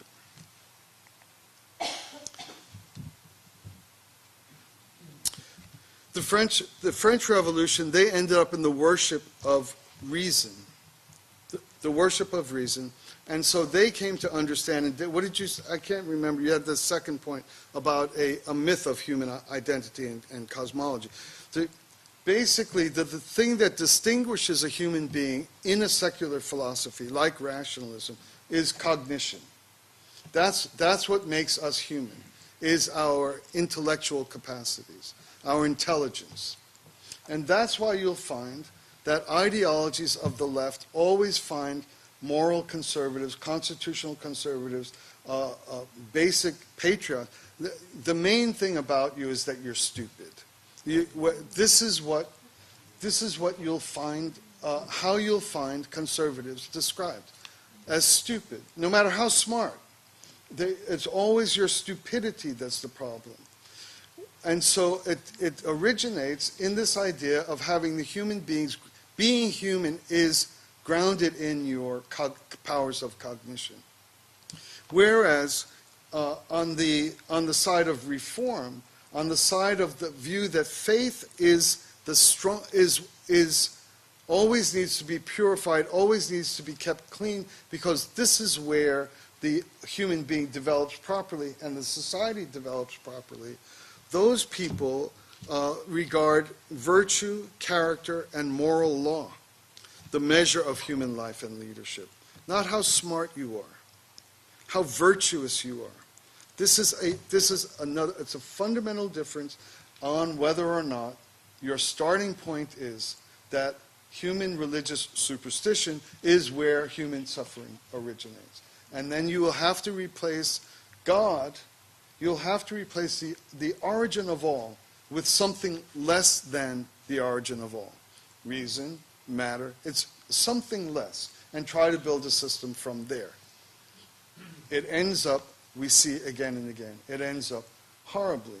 So for example, if you look at the view of, say, moral conservatives or patriots or people who care for our country, if they're looking at a person like a Representative Schiff, Adam Schiff, does anybody think of, do you hear from the right that he's stupid? Do you hear people saying he's stupid? You do not. Nobody cares whether he's smart or stupid. The problem is his moral character. The problem is he's a liar. That's the problem. But from the secular side, from the left side, you'll hear that conservative voters are stupid, or Donald Trump is stupid, right? He's stupid, isn't he? So, and it comes from this French Enlightenment distinction of human beings as originating in the worship of reason. This is so it's a big decision to make. Is this issue of wherein lies the quality of being human. To conclude, Enlightenment thinkers attempted to solve inequality through humanist, God-removing philosophies and ideologies. The result was a barbaric, blood-soaked reign of terror. The reformers and God-side thinkers and writers did not seek to replace religion and faith, making ourselves higher than God, but instead they invested creatively to increase the spread of religious experience among the citizens, like the Vulgate, translating the Bible into the languages of the people, so that this bypassed the corrupt leaders. That's how you fixed it. Get the Word of God, the Scriptures, into the hands of the people. That was the Vulgate. And here's an image of the Gutenberg press. They could start to print the Bible off at affordable cost. And so everyone could have access and were not capable of being exploited by the corruption of religious leaders. So it's more faith, it's more religion. And then what happened as a result? What happened as a result of that track? You get all these reformers Wycliffe was responsible for the translation of the Bible into English. That's how to get rid of corrupt leaders. Say, sorry, you're lying. I happen to have the text myself. Hus removed the sale of indulgences. This is the Reformation thinkers. Erasmus, he stayed in the Catholic Church. He pushed the Catholic orientation to focus on inner piety, not on the machinations of the priest to guarantee your salvation. Your own inner piety. Luther, the priesthood of all believers. I have direct access to God. The Council of Trent addressed abuses within the church. That was also a Catholic phenomenon. Galileo, Catholic, stayed in the church. Even though he was opposed by the church, he fought the church. And he's part of the advent of the rise of genuine science, of real science. The English Civil War, parliamentary sovereignty. John Locke, natural rights, private property, separation of powers, the consent of the governed. All of these, which provided the foundation of the health and the nation that we live in today, all came from reformers, from deeply, more intensely religious people breaking out of a period of corruption, not deciding that faith itself is the cause of human suffering. Eventually, the reformers ended up coming to America for the sake of freedom of worship. And this led to the founding of the colonies, and the colonies eventually decided that the abusive and exploitive rule of Great Britain was unacceptable to the American way of life, American experience, and they fought a war of independence. Anybody who reads the history of the War of Independence, it's almost like you cry at every line on every page. You can't but see God in the victory of the American front line fighting the British. It's kind of better than the end of Star Wars. Do you know what I mean? Who could defeat the greatest military power in history? And there's more that I'll talk about in the American experiment, especially because they're here for the sake of faith. That's why they came here. They did not come here to get rich. All of the colonies, Penn, a multi-religious colony, all of the colonies came for the sake of the freedom of religious worship. The flowering of Western civilization and the birth of the world of hope, the shining city on a hill, the hope and promise to the world's tired, poor, and huddled masses all began on this simple, original point of decision. It's like a light switch, on, off. Is faith the problem, or is the corruption of the elite the problem? If the corruption of the elite is the problem, reform is the answer. If faith is the problem, then the replacement of God by something that will work better must be done. And that's where the revolutionaries always end up, like David said twice, what is the general will? I'll tell you what the general... Something has to represent that. Here's the first seed planted for what America is. We hold these truths to be self-evident, that you know the thing, that all men are created equal. The key I want to point out here is, A, the word self-evident. It's not something that needs to be argued. It's what's called axiomatic. Anything that's self-evident is called axiomatic. And the beauty of that is that it's not some like blind faith guy yelling and screaming from a pulpit. Created, that you're created. That's a piece of logic. You can't argue that. If I like, is there anybody here who's not created? Do you see what I mean? It's a self-evident truth. It's called an axiom. And so the founding of this country is that all men are created equal and with certain inalienable rights. This is what I'm calling the binary, the on-off. Self-evident is known in philosophy as an axiom. Created equal with unalienable rights is not argued, it is not proven, it is self-evident. Without this, there's no America. Without this, there's no America. What then happens? And then in all throughout the founding documents, we find the similar type of affirmation, the abiding by nature and nature's God. Here, the firm reliance on the protection of divine providence. People who are familiar with the documents, we mutually pledge to one another our lives, our fortune, and our sacred honor. Everything, everything. On what basis are they telling one another, looking one another in the eye, and pledging everything? Reliance on divine providence. And it's, as I'm saying, it's not religious faith. It's a self-evident axiom, created. It's that simple.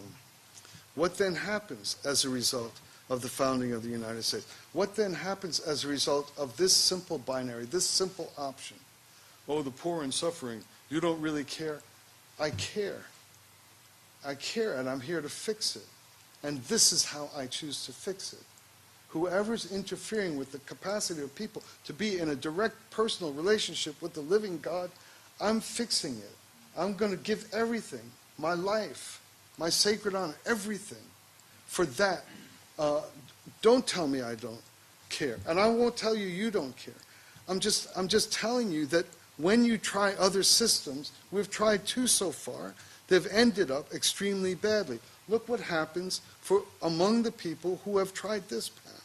You have the abolitionist movement. You have the women's rights movement. From the beginning of the founding of America, based on a reliance on the divine providence, on a surrender to nature and nature's God, to the affirmation that all men are created equal with unalienable rights. You have what we see when a simple, correct decision is made, like that slide I showed you of the girl studying or the guy in the weight room. So a simple, correct decision is made. That it's not a complicated decision. The best rise of human equality arises from that. Wesley, what's it? Against slavery. Sharp, against slavery. Wilberforce, the abolition of the slave trade. Clarkson, what's it? Abolitionist, end of slavery. All that came from that simple decision. It's innate to the affirmation that you're created, that we're created. People recognize this gentleman? This is John Newton. He wrote the Amazing Grace. He owned and ran a slave ship. And God took from his heart, or burdened his heart with what he was doing to human beings. And he wrote the greatest hymn ever. The greatest hymn ever. I was lost. It had to do with being in touch with the simple fact that all men are created equal. And that we have the most beautiful land and most beautiful country that has ever existed in the history of the world. And it grows out of nothing other than the exact same compassion, the exact same desire to fix the human situation, to remove inequality, only doing it in a way that has the capacity for the outcome you want, rather than the capacity for the hideous ugliness that David described in two prior occasions, the French Revolution and the Russian Revolution. And we're facing, and what we will get into this afternoon is that what we are facing right now makes Marxism look like a kid with a pellet gun. But we don't see it yet, and that's why we're talking about the early detection concept. The second thing David spoke about was the communism. And I want to do a quick similar thing on the parallel of the reasonable side, of the correct decision, of the better way to go. And so the counter movements I call the God-centered Western civilization, or the American century. Let's see what happens once again when we look at the twin rails and twin options and response to human inequality. Reform or repair, or revolution and removal.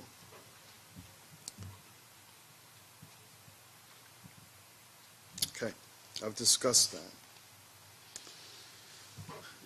At the end of the 19th century, the industrialists had created unthinkable human inequality, but it didn't exploit the need for faith. It exploited the need to survive. It exploited work. It exploited kind of the physical side of you. So during the time of the rationalist revolution, the people that were greatly responsible for human suffering were people who were exploiting the interior part of us, our belief. They were trying to take away our belief in the Lord, in the divine.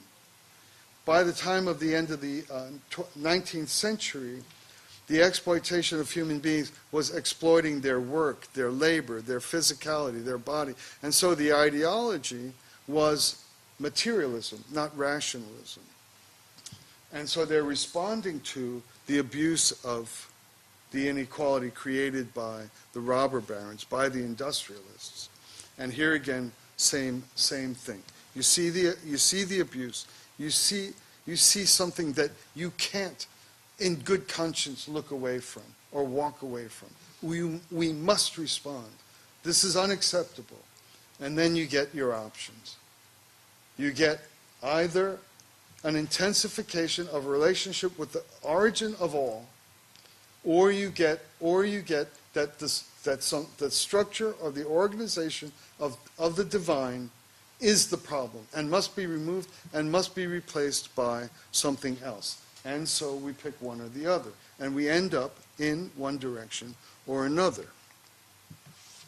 In the Enlightenment, I mentioned this already. Now we are no longer facing a corrupt clergy. We are facing corrupt industrialists merging with the state, coercion to subjugate people through their physical needs. Same issue, annihilate or reform. Ideas, annihilate or reform. The enemy now are those who control our physical survival, and so Marx comes up with a number of theories and ideologies that has to do with the matter of our physical life in the world. Most especially he comes up with Das Kapital and the labor theory of value. That's the origins of Marx's response to the abuse of workers.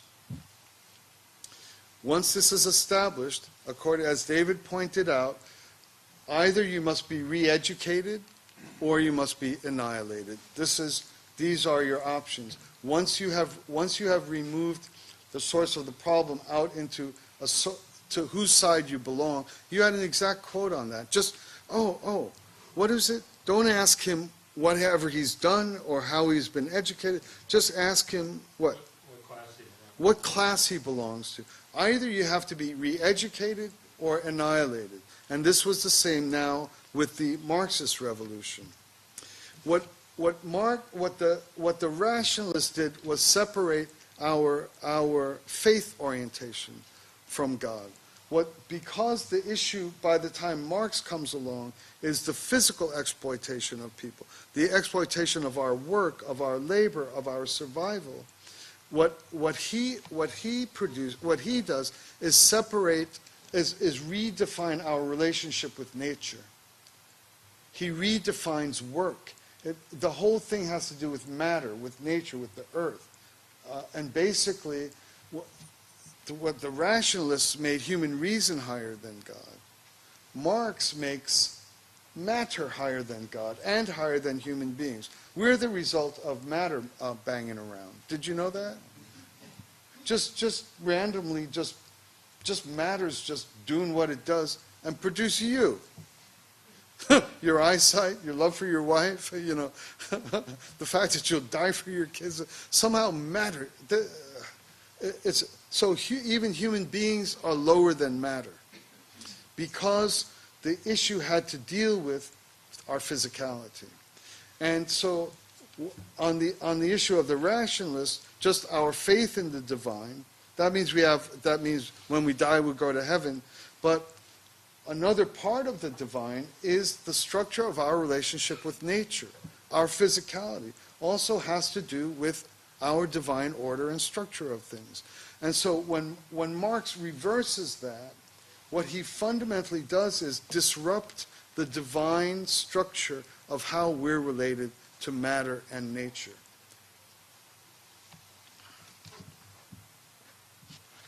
We're meant to live creatively and fruitfully in nature. That's how we survive. That's how we produce beautiful things. What is the ideal relationship between human beings and the things of physical reality, which we need to survive? What happens when corruption poisons that relationship? Abolish it and replace it, or reform?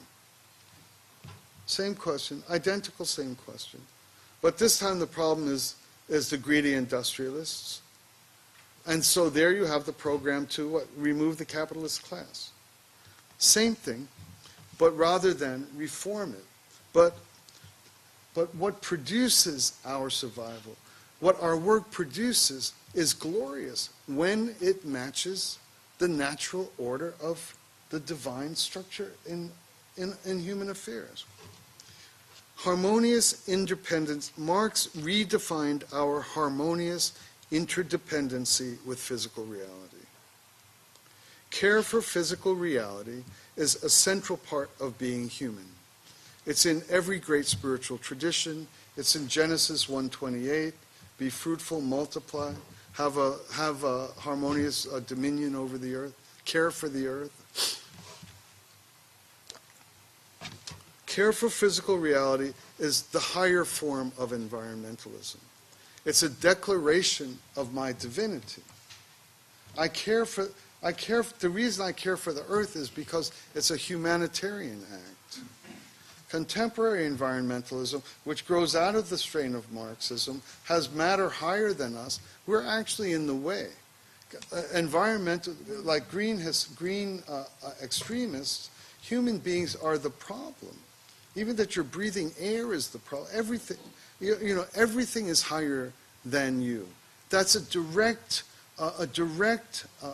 outgrowth of the fundamentals of Marxist thought, in which matter created us. We care for the earth and all of nature as part of human compassion. We care for it because we care for one another. That's the divinely ordained relationship between human beings and nature.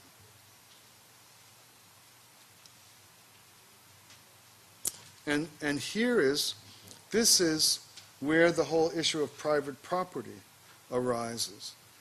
The defense against Marxism has traditionally played on his turf. Oh, private property produces prosperity. Capitalism is a better economic system than socialism. Socialism undermines undermines human incentive and things, et cetera, et cetera. All this is true. The reason why it's true is because it's common sense.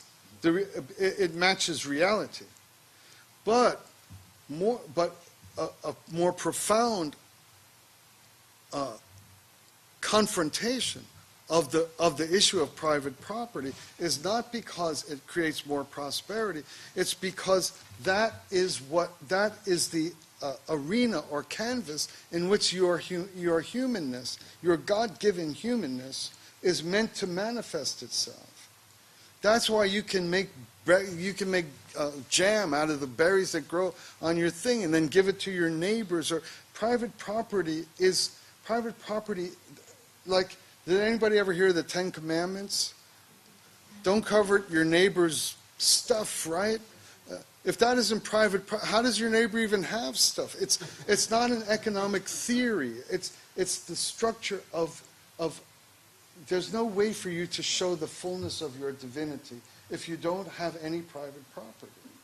It's like, wow. It's like, how old is your car? It's 1998. You really take care of your car. It's incredible. I can't even. It feels brand new. This is you. It's you. So it's not an economic matter. It's the same issue. It's the same issue of divine of the faith and God and Creator, or something lesser. In this degree, matter, which is really lesser. Okay. Socialism should not be rejected solely based on economics. It separates us from nature and from reality. How could Marxism, which is so fundamentally wrong and responsible for global genocide, tens of millions of people, how can it still be argued for today? How can it still have adherents today? How is that even possible? I guess, if you look at like Chicago Cubs fans or something, you get an understanding of how people stick to things. No, I'm just teasing. I hope there's no I don't even know if that's a good analogy, but, people stick with things that don't work. But anyway, how can Marxism still have adherents today when its theory is evidently clearly wrong and its outcome is clearly wrong? There's two things that it did. One was that it appeals emotionally. It presents itself as something that cares for the suffering of people. It does. And I think we could do a better job of presenting ourselves as having greater compassion than that. I think, people of faith, yeah. The other thing is that Marx and Engels donned the artificial garb of science. The economic theory was treated as science. It was the way to be modern. In a way, it was the way to be cool. You're not like these religious flat earth believers, you're Snopes trial, believe the earth is 6,000 years. You're not like those backward people. Stupid. You're science, you believe in science. And so those two things, and here's, science is true. I just want you to know that scientists know what they're talking about and can always be relied upon. Science and technology would come to be seen as the great fixers of human problems, not virtue, not compassion, patience, sacrifice, integrity. That doesn't solve human problems. Science and technology solves human problems. And so part of the Marxist appeal was the description of itself as a science. It's not in the least, honestly speaking. Science and technology would be, okay with that? Okay. Thoughtful people easily know that owners, this is a leap. Okay, so emotional appeal, scientific appeal. These are the things which allow Marxism to persist.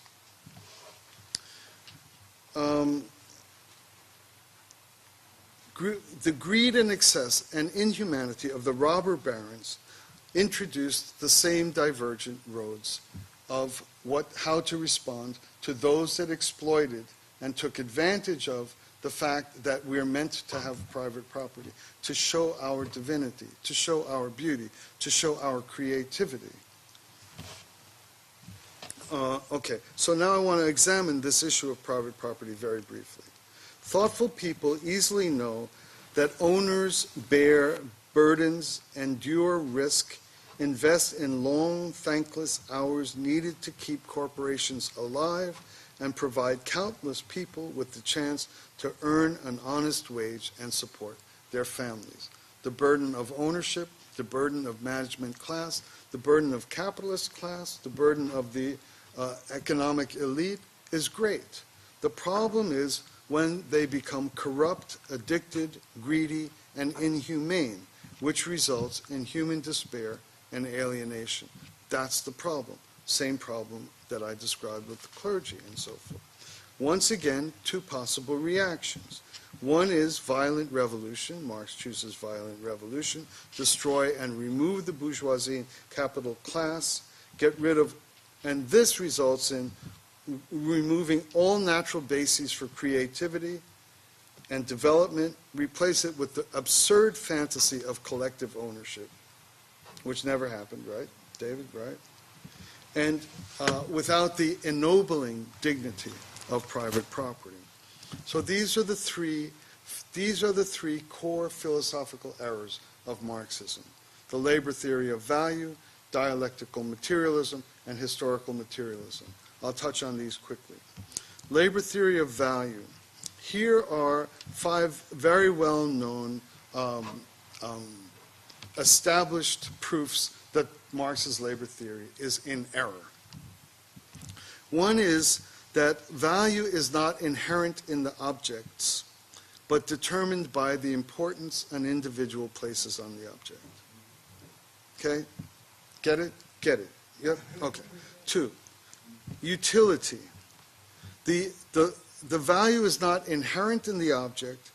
It rests in the usefulness of a product to the consumer. That's where the value lies. So you put in all this labor, and therefore it has value. If it's not good, if nobody needs it, nobody wants it. If it's not useful, if it don't work. I don't care how much labor you put into it. If it don't work. Technological change. Technological advancements can change the amount of labor required to create an item. Again, you can have a much better item that has sucked out much less labor. And it's human creativity that produces the technology which produces the finer objects or the more abundant objects.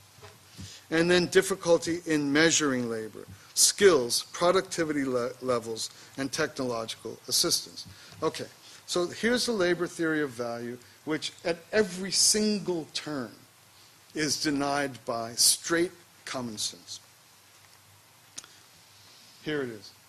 Humans determine value. Humans determine value. Human creativity in each and every case. So the Marx thing has the item, the physical matter. That's why it's materialist. Is where the value lies, and all we do is just grunt, and like now it has value because I put in X hours. And it's exactly the opposite is the case. And that's called science. And that's called science. So value does not rest in matter.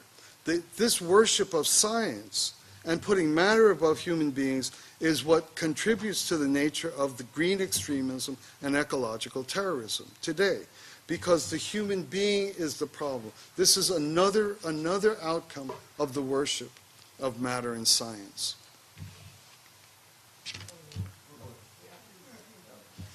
Oh, there's a picture of science itself. The same worship of science that enchanted Marxists also led to the mass violation of citizens' rights during the unconstitutional government lockdowns and criminal government-directed censorship of free speech.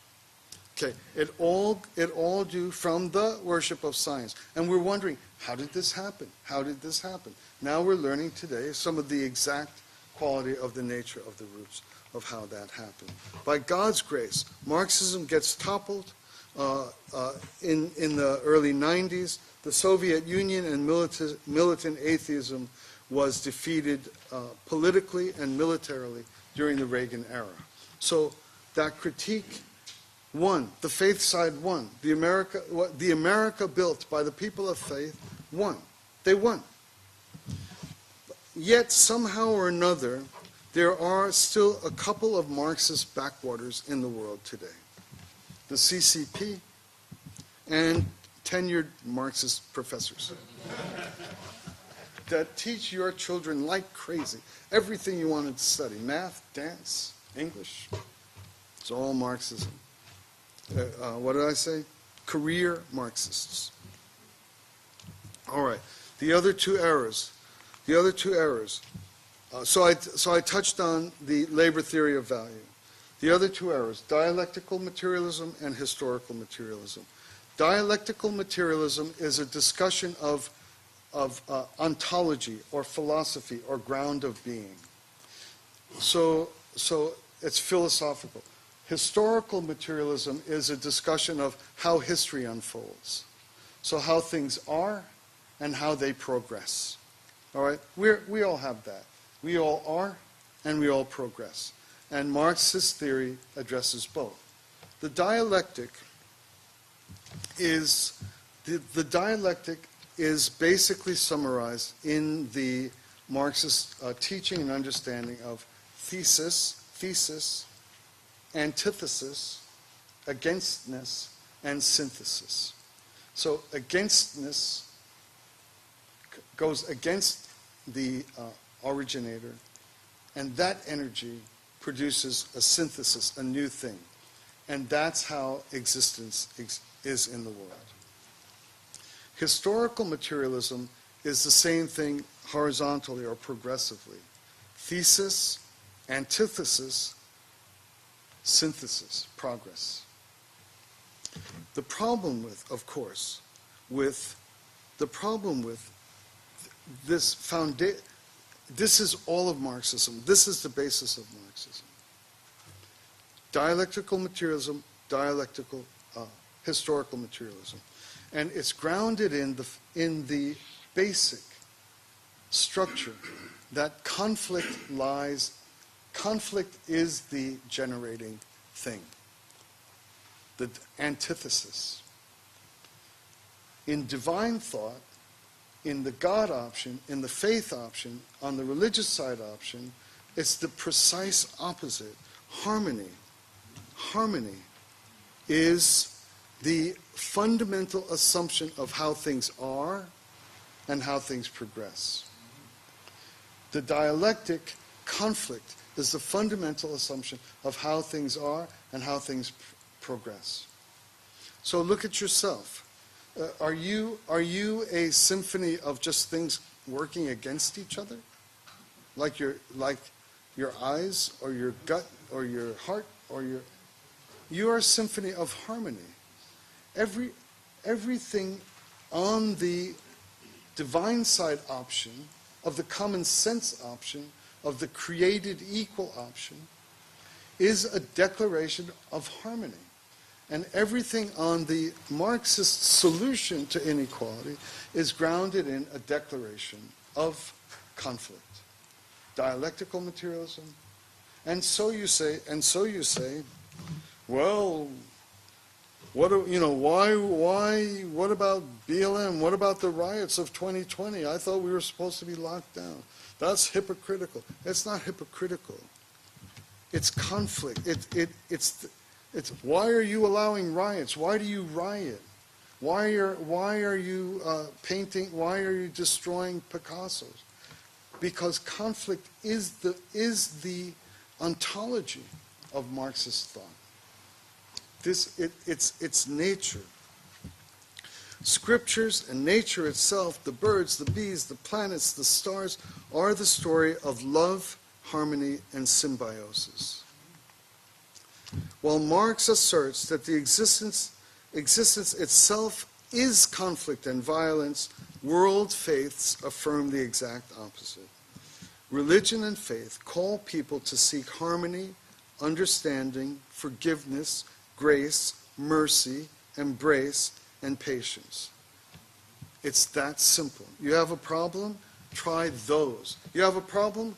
Try a violent riot. That should solve it.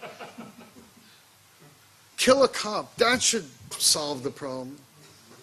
Or try the natural extension of what is self-evident, and our founders and framers knew that. Harmony, understanding, forgiveness. Forgiveness, that could solve a billion things. Grace, mercy, etc. People of faith who lived in simple, obvious, common sense observation that the earth and people are created. That neither nature nor human beings have the power or ability to create ourselves. This simple common sense observation is the beginning of faith, the beginning of human-heartedness that always brings about greater equality, greater opportunity, and after all, isn't that what all these secular revolutions are about? And yet the exact opposite. So let's see, just as I did on the last slide, what happens, what the faith side people did while the Soviet Union and the CCP are killing tens of millions of people. Martin Luther King, racial equality. Dorothy Day, women's rights. Joshua Heschel, human rights. Ralph Abernathy, racial equality. Shuttlesworth, Lawson, civil rights movement, etc., etc. Joachim Prince, civil rights movement. During this same period of time, the United States of America was progressing under the influence of people of faith. I don't care whether they ever went to church or not. They just made the simple common sense decision that the framers spotted as an axiom, self-evident. All men are created equal, and produced the single most rapid ascent in human equality, in human history, just by founding a nation on one simple axiom. Women's rights, suffragettes, voting rights, social activists. This is a mostly peaceful protest, and we'll be hearing more about this same battle and this same binary and this same divergent pair of options. Today, it's an emergency time, and we'll do the same pattern after lunch as we did this morning. David's will depress you, and I'll try to give us hope. Okay. Thanks a lot.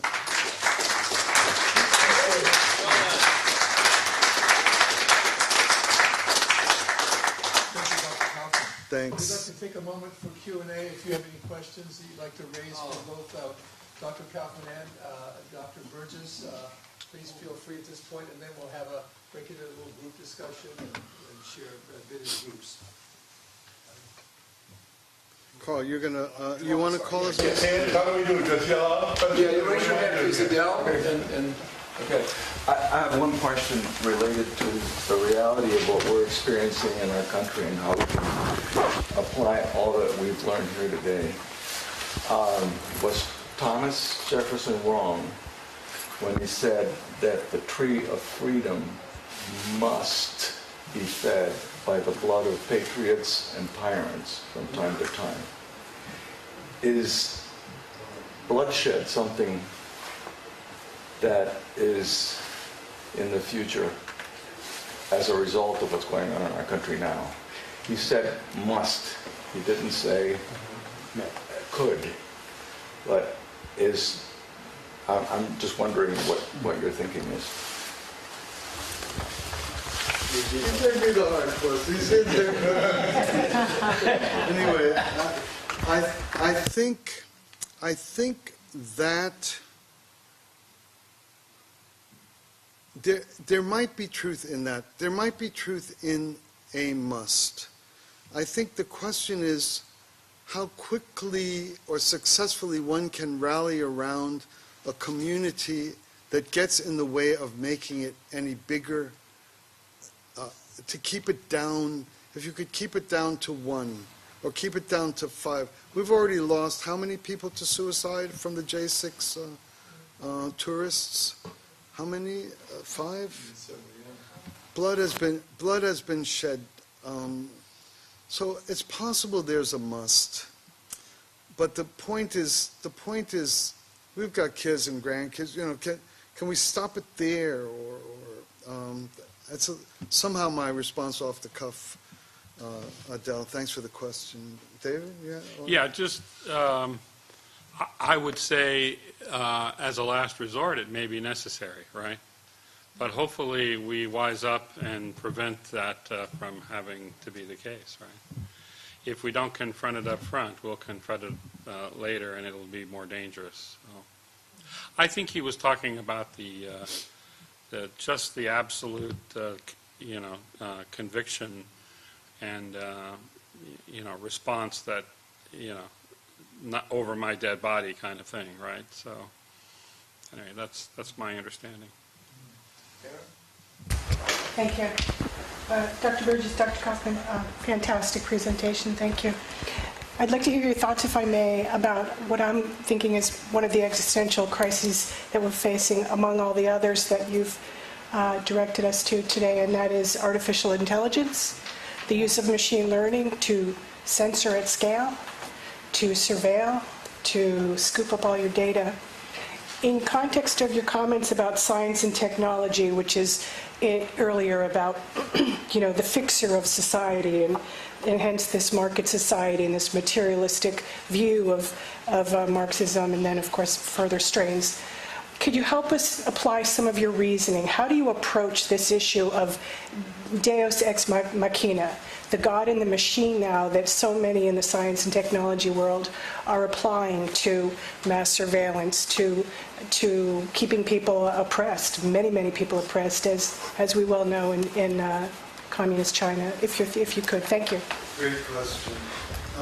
This is the answer that if I'm in the audience, I hate anybody answering me like this, but we cover exactly that this afternoon. So, or just wait. It's the answer I like least, but we do take that up if we can wait till afternoon, because it's a great question and it's really all important.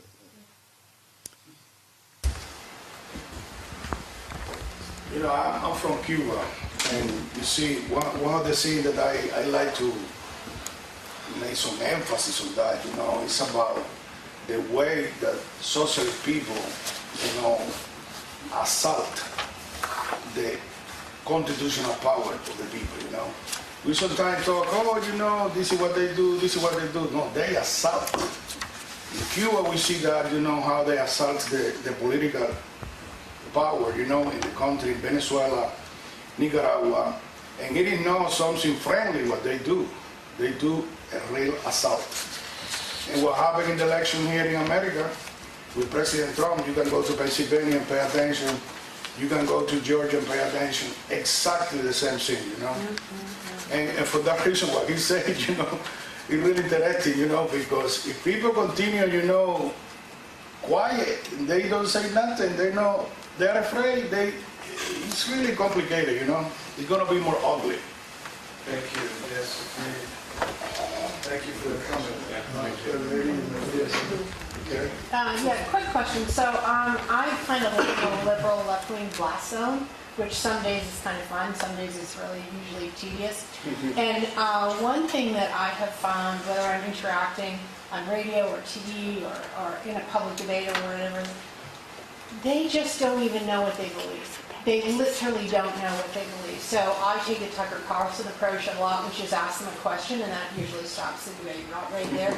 But it's more important than being flipped like that. They really don't know what they believe. So do you have any suggestions or thoughts, particularly when you're speaking to younger people who are utterly clueless? They just care about, the polar bears or whatever.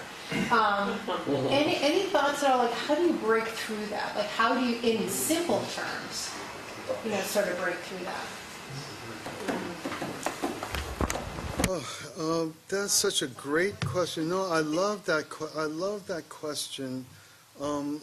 Maybe again, we're hearing these for the first time. You try to think on your feet and try to get it right, but maybe a version of this simple kind of options that we've presented and leaving in place or leaving intact care as a universally held starting point, so that I think if they imagine conservatives as people who actually care about anything, they might listen for a moment and then maybe a question or two. Usually the people who are questioning are clever or gotcha-ish or something like Charlie Kirk. He's itching for a fight, or a clip, but possibly questions that are not meant to make you look dumb, but in the common space of we do care about these matters. Let's see the steps that might work, might not work. Let's see if they've been tried before. Something like that, I'm guessing. Thanks. Yeah, I would say, I'm going to talk a little bit this afternoon about the kind of confusing nature of what we're currently facing. And I kind of agree with Frank on this one. I think it's incumbent on us to have, we don't have to have all the answers, but I think it is important that we be able to point to positive things that we're doing to help, address their concerns, right? And have options so that it doesn't have to go down this road of canceling people and whatever else they have in mind. So I hope that helps. Okay. Thank you. Are we?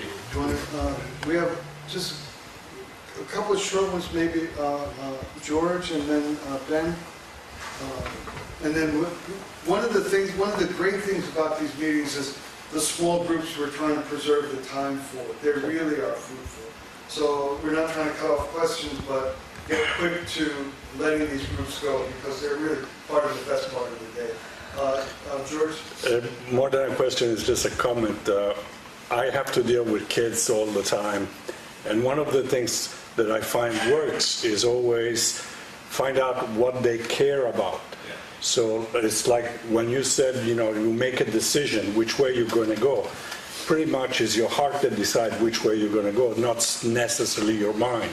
So if I know that, the opposition is trying to put it on an emotional thing, my answer is, okay, what do you care about? So to the kid, I say, well, you care about your computer, right? When you're playing the video game, what do you want to do? Smash it against the wall, or you want to try to fix it, or help you fix it? So if you let people be slaves of their emotional responses, most of the time, that's what you're going to have, violence. Thanks. That's very good. Appreciate that. I have one more thing, but I'll talk to you personally about it. I just got a comment. You probably all know, y'all conservative. I speak quick, I'll say it quick. Everybody's seen that Kansas City kicker and the Pope. They had 2 interviews, and the Kansas City kicker was more Catholic than the Pope. If you haven't seen it, you got to see it. It was like one of these running for a new office. He finally made that phrase come to life. More Catholic than the Pope. But these days it's not that hard. Maybe we can take Ben real quick. Actually, I like the whole talk at the workers' point where the workers were suffering. It wasn't a clear bridge. They became unions, and then even Reagan was a union man. And he says, the Democrat Party left me. I didn't leave the Democrat Party, meaning that they were helping the workers, helping the common man, and then all of a sudden it became a corrupt thing within itself. So I don't know if I'm answering my own question, but Pretty much, but it is true that the capitalist system has done more for workers than any Marxist system has ever done. Right? So, interestingly enough. Right? Thank you very much.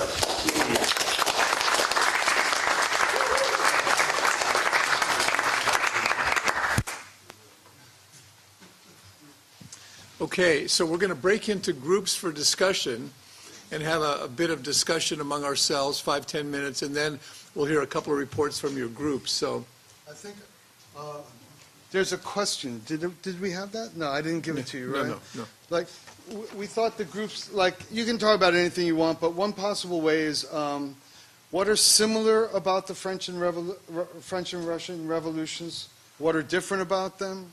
And also, do the counter proposals, what are good about them, what could be improved about them, something like that, all right? And then the other thing is, to make your group, just turn your chairs around, just hook up easy, and so that we don't have to go places. Sure. Okay. Perfect. Thank you, Frank. So if we could do like this, if this could be a group here.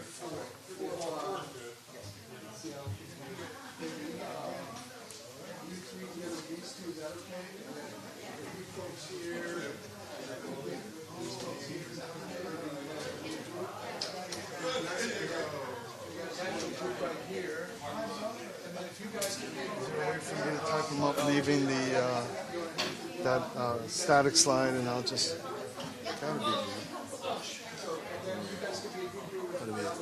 I actually don't. Maybe you slide there. Oh, there's a way to, I think a left click, and then you get to pick the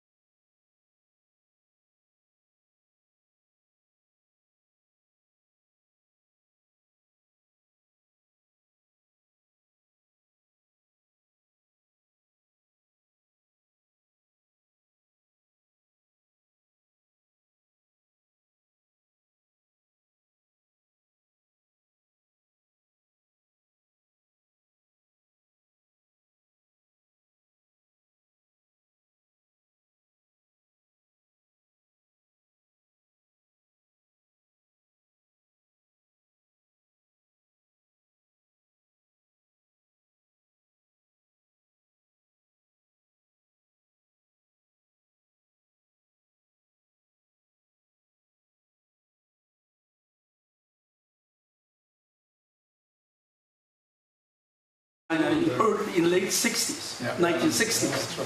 Okay. So it's an early detection of cancer, but in China, the cancer already spread. Okay, to the patient already died. Yes, so coming to the end. Okay, the sick communism. So what we did, experience may share with everybody is how we face with that situation. I hope it's not the future for our country, but the situations. So I'm very glad that the Africa Times and new NTD TV can co-sponsor that, so that they live stream the great lectures, discussions to tens of millions readers and viewers, not just within this conference room. Then more people to know. There's a little blue book. It's called 9 Commentary of Communist Party. Was published by the Africa Times about 20 years ago. Systematically describe what is communism, who are communists, what crimes they have committed as Chinese people. Okay, how many people killed, family broken, what is the technique, the deceptions, evil, brutal violence, things, and also talk about the doomed future of coming collapse of that. And this become #1 prohibited book in China. Oh, wow. In the past 20 years, we spread that to Chinese people. People read that with shaking hands, okay, and realize what is this darkness, evil, being part of it. So people say no more communism, no more darkness, no more crime. They want to be out. It's like exodus. So they post their statements of withdrawal to the website headquartered in New York called 退党 website. One by one, million by million, in the past 19 years. Okay. Believe how many of them? Okay. Right now it's accumulated to 430 million courageous Chinese cut ties with communism in China. Wow. More than the population of our country. Okay. Like yesterday, there are 47,391. I checked the data of courageous Chinese posted statements to withdraw. No more crimes, awakens to their conscience. Amen. Okay. Like the gathering today, like 7 hours, there will be about 14,000 such Chinese make a decision to leave the communist organization.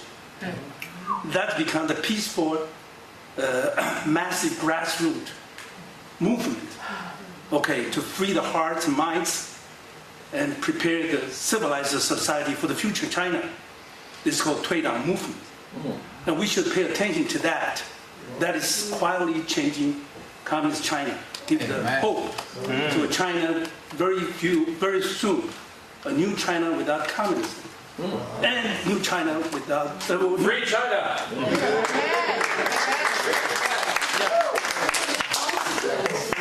Are there the consequences of those for the people who... Yes. At the beginning, people use nicknames. Okay, or I'm Little John from Beijing. There's so many Little John, so you cannot identify. So later on, in the recent years, they use their real name. They're not. Okay, they're not. They don't afraid of the retaliation. So many of them, okay, cut the ties as an individual or as a group. There was a case. There are 5,000 such people realized the frustration.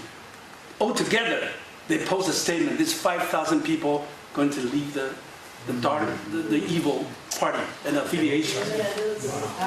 So Chinese has their wisdoms to avoid the retaliation. Okay, still do it. Okay,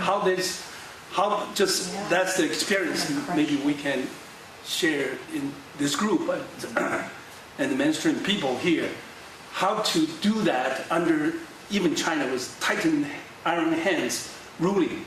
Still can do that to convert the society, to free the mind, awaken to the conscience, to the belief. Good.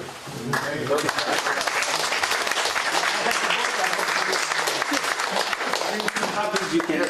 So we would like to get the information from you where and how we can get this book, and maybe we could all get a copy and read it. I can provide the link. It's free of charge. Commentaries on the Communist Party. Thank you very much. Excellent. That is so heartening. Thank you. So heartening. And the most famous American expert on China is Gordon Chang. Yes. And yes. he's written a book, The Coming Demise of the Communist Chinese. Anyhow. He's a good friend of mine. Yes. We talked about how complicated this whole issue is, but in a real sense, it's very simple. And you have to go by incorporating a real strong sense of morality into just existential theories and talking and all that. The communism, it's been, the successes that it's had has been because they do away with history. Because if you don't learn from history, the old saying is you're bound to repeat it, right? So you do away with the history, you change the history, you put fear into people's minds so that they, oh, well, what do we do? Well, in my case, my connection is with Cuba. My grandparents came here from Cuba, Villa Pro Libre, and my parents were born here, but it's been a struggle forever in Cuba. 400 years of Spanish tyranny, and now worse than Spanish tyranny. So what we talked about was just the importance, like you said, about nipping it in the bud, because all these revolutions start very small number of people, and it is Matthias Desmet, who's a tremendous scholar, and he wrote a book called The Psychology of Totalitarianism. And he says the problem all along with all these different revolutions is that people were afraid to say anything. Mm-hmm. The resistance went underground in the Second World War, et cetera, et cetera. And he says, and this is a very risky thing, because when you're very much, your life is at stake, your children, your family, everybody is threatened. Huh? The communists have a way. In Cuba, there was the Comité para la Revolución, para ¿cómo es? CDR.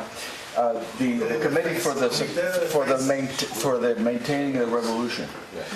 This was a committee in every town, in every village, in every city. Every single block had a member of the committee for the preservation of the revolution. It was that person or people's job to listen for any kind of subversive activity and to watch. When you get that much power to an individual, oh, you don't like me? This is what I heard him say. It is so satanic. This whole system of communism is so satanic. It just rips out the soul of people. And you're young enough or old enough, I should say, to have been in the. You were born in communism, were you? Yeah. You were. Oh, so you're okay. Yeah. You're not older than you look. But anyhow, I guess what we talked about was partly what the quote of Thomas Jefferson. But you know, it's like in Jeremiah 17:9, he said, "The heart is deceitful and above all things and desperately wicked." The heart is deceitful above all things and desperately wicked. Who can understand it? Now, if you come from the standpoint, from the premise that people are good, yeah, look at history.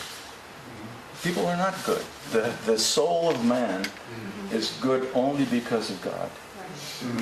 If we're left to our own devices, we're in serious trouble, where we face things. And this was a philosopher from the 8th century BC in Greece, who said, in a moment of crisis, you're not going to step forward and deal with a crisis. You're going to fall back on your training, on what you've prepared for. If you're not prepared for tyranny, you're going to fall into it. So the combination of using your self-interest is very important. Tribalism is a very powerful thing. We talked about tribalism and how we tend to, in a moment of crisis, we tend to, reach out to people that we have something in common with for security. So tribalism, you have when you hear the nonsense that we hear, which I was born in this country, I never thought I would see things so bad. Or you have the power of the press against you. You have corruption up to your eyeballs in the government. You have to. My wife is giving me she's always telling me when I'm talking too much. She has a way of tapping my foot. I got her down to that from kicking me in the shin.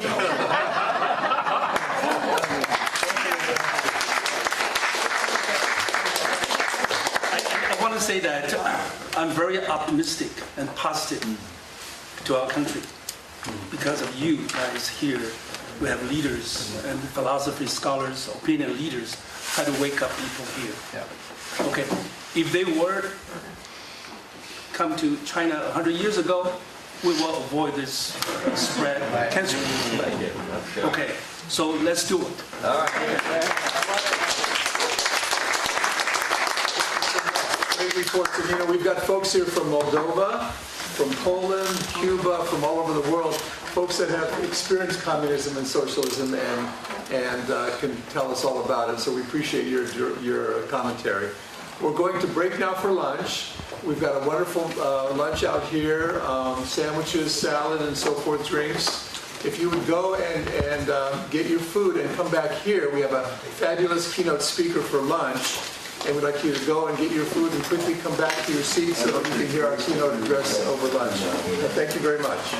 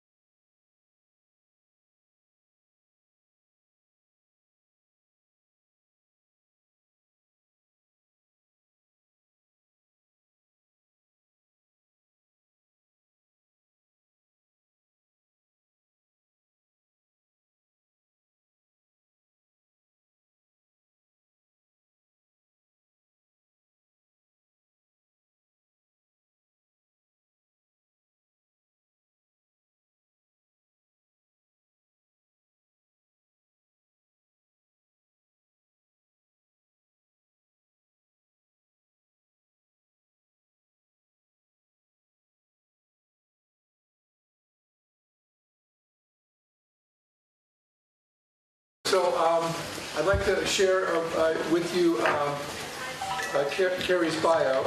Carrie's the executive director of the Election Integrity Network, and they flew her in all the way from Florida for this day, for this presentation. So it's extremely special.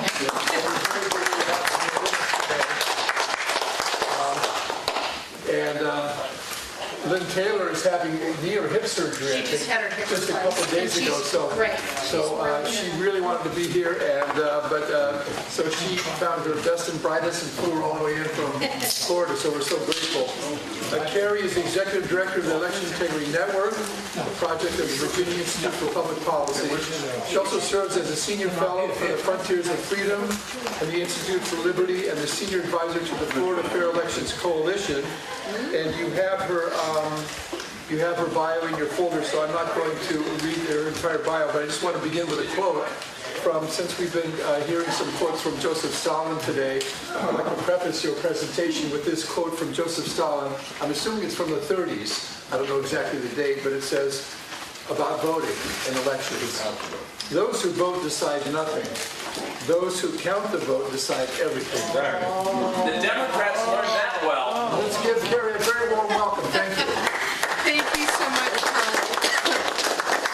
All right, so this is better giving a speech during lunch than after lunch, because after lunch everybody's you kind of lose people.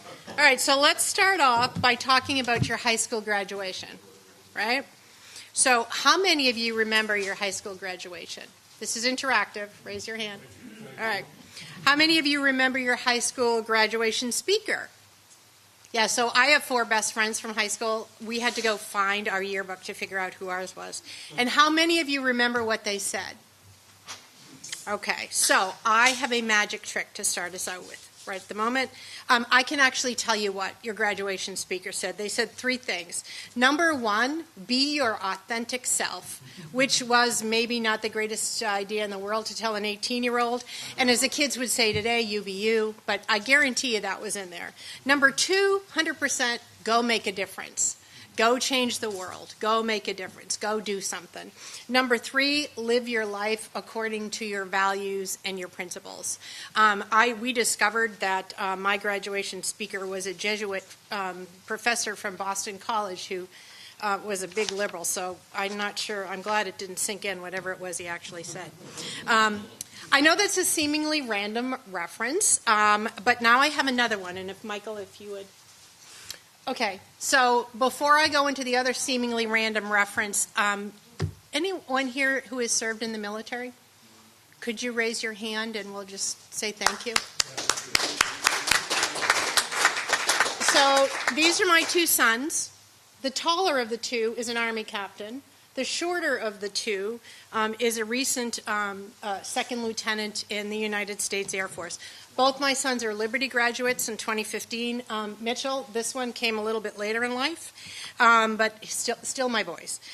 So last weekend, Mitchell graduated from Liberty University with his MBA. He did ROTC, got his MBA, did ROTC, and the next day he was commissioned again into the Air Force as a second lieutenant.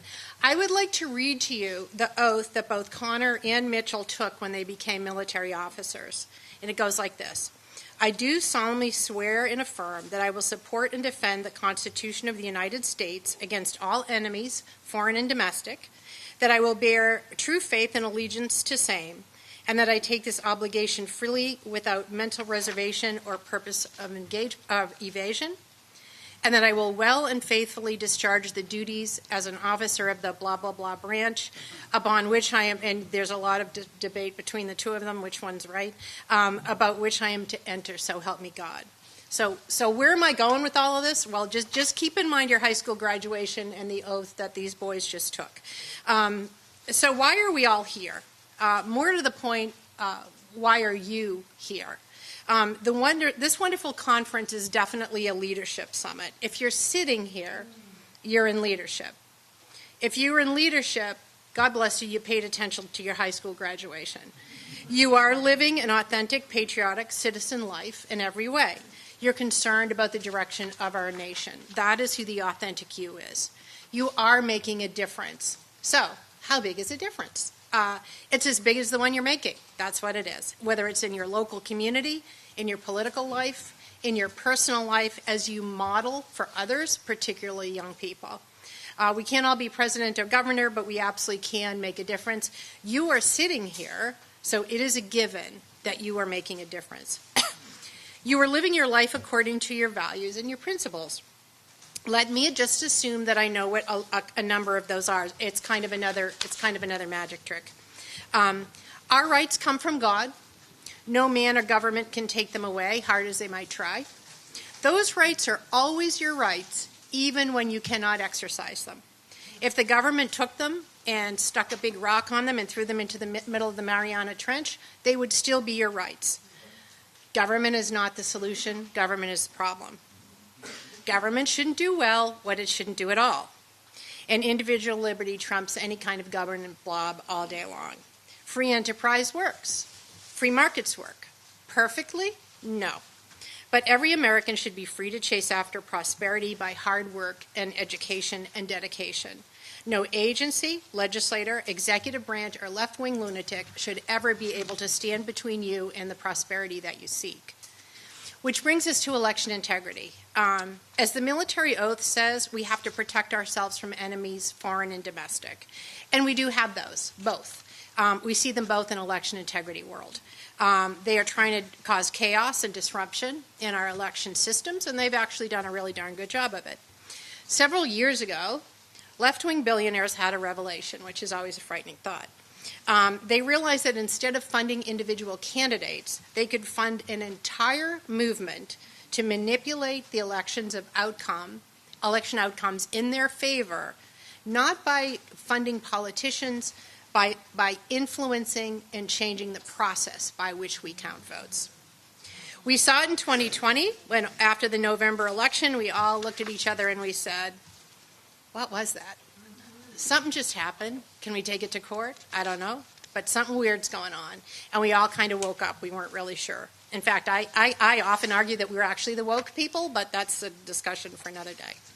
Out of that disaster, Cleta Mitchell, who is a long-time and well-respected election attorney, many of you may be familiar with Cleta, started the Election Integrity Network. The goal was to provide a platform for citizen patriots to engage in participating in their elections. It's where grassroots, grass tops, and just regular people who heretofore were not even remotely interested in politics came together to ensure that elections are administered according to law and that sunlight is shining on local election officials, which they hate, and to make sure we became resources to those local officials. At roughly the same time, Lynn Taylor, who was president of the Virginia Institute for Public Policy, was doing something similar in Virginia, where we're standing today. In an effort to ensure fair, accurate, and secure elections, Lynn and her team created what we now call, and is known in the election integrity movement as the Virginia model, which is everyone leaves their logos at the door and comes together to protect elections.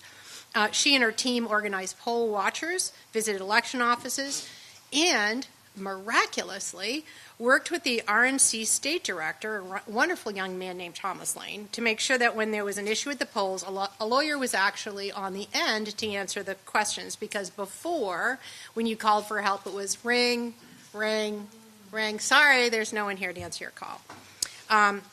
So little anecdote, just again for Virginia. You may remember in 2021, we were all told we were still having to wear masks. During that election process in Virginia, we got a whole bunch of phone calls from precinct chairs and poll workers all over, watchers from all over the Commonwealth who said they're telling people they can't vote unless they have a mask on. And we went ring, ring, ring, and Thomas answered the phone. It went up the flagpole. The flagpole called the governor's office, who at that point was Governor Northam. And the next thing you know, a directive came out from the governor's office to say to every single precinct and every single election official in the county or city, the units here, yes, people can vote without masks. And who do you think most of the maskless were, right? So let me just mention that Governor Youngkin won that election, so there you go. So that showed to us that the Virginia model really works. Cleta and Lynn worked together from the beginning after the 2020 election. In January of that year, last year, EIN merged into the Virginia Institute, and it is now one of our major projects. CLETA remains the founder and is still very engaged. Lynn is the chairman, and I'm the executive director. So a little bit about EIN, because that's what they pay me to do. What we do, and most importantly, how it's a reflection of the entire election integrity movement. When we first started nearly 4 years ago, actually, I got a phone call from CLETA. Ring, ring, ring. Hey, Carrie, are you busy? No, not really. Well, now it's like 60-hour work week, so yeah, I'm kind of busy now. But when we first started this, I kind of joked to CLETA.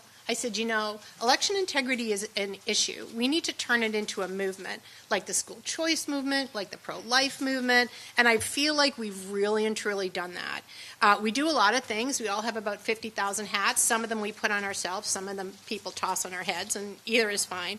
But we fundamentally do two things at EIN. One is our state coalitions, which is over here the coalition side, and then we have these national working groups, which are over here the policy side.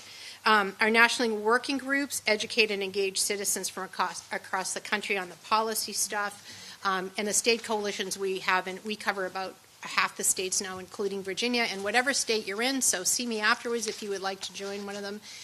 They are Zoom calls once a week. They are very interactive, and they get an awful lot of work done. It's not a knitting and chatting session. Real hard, very deliberate work gets done that I could quantify for you in any state that you might live in. I could give you anecdote after anecdote about that, but I'd be here all day. But that's the good news. These coalitions range in size. The one in Florida is 50-ish, 60 people a week. We have about 200 that come on the calls, 50 or 60 a week. Rhode Island, I love to tell a Rhode Island story.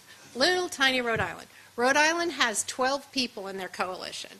Those 12 people have killed 5 bad bills in the Rhode Island legislature this year by opening their mouths and asking the questions and talking about the realities. I joke with them, they've each killed 2.4 bills each. They've just done a miraculous job. So it's not so much in our coalitions the size of them, it's the work that the people put in.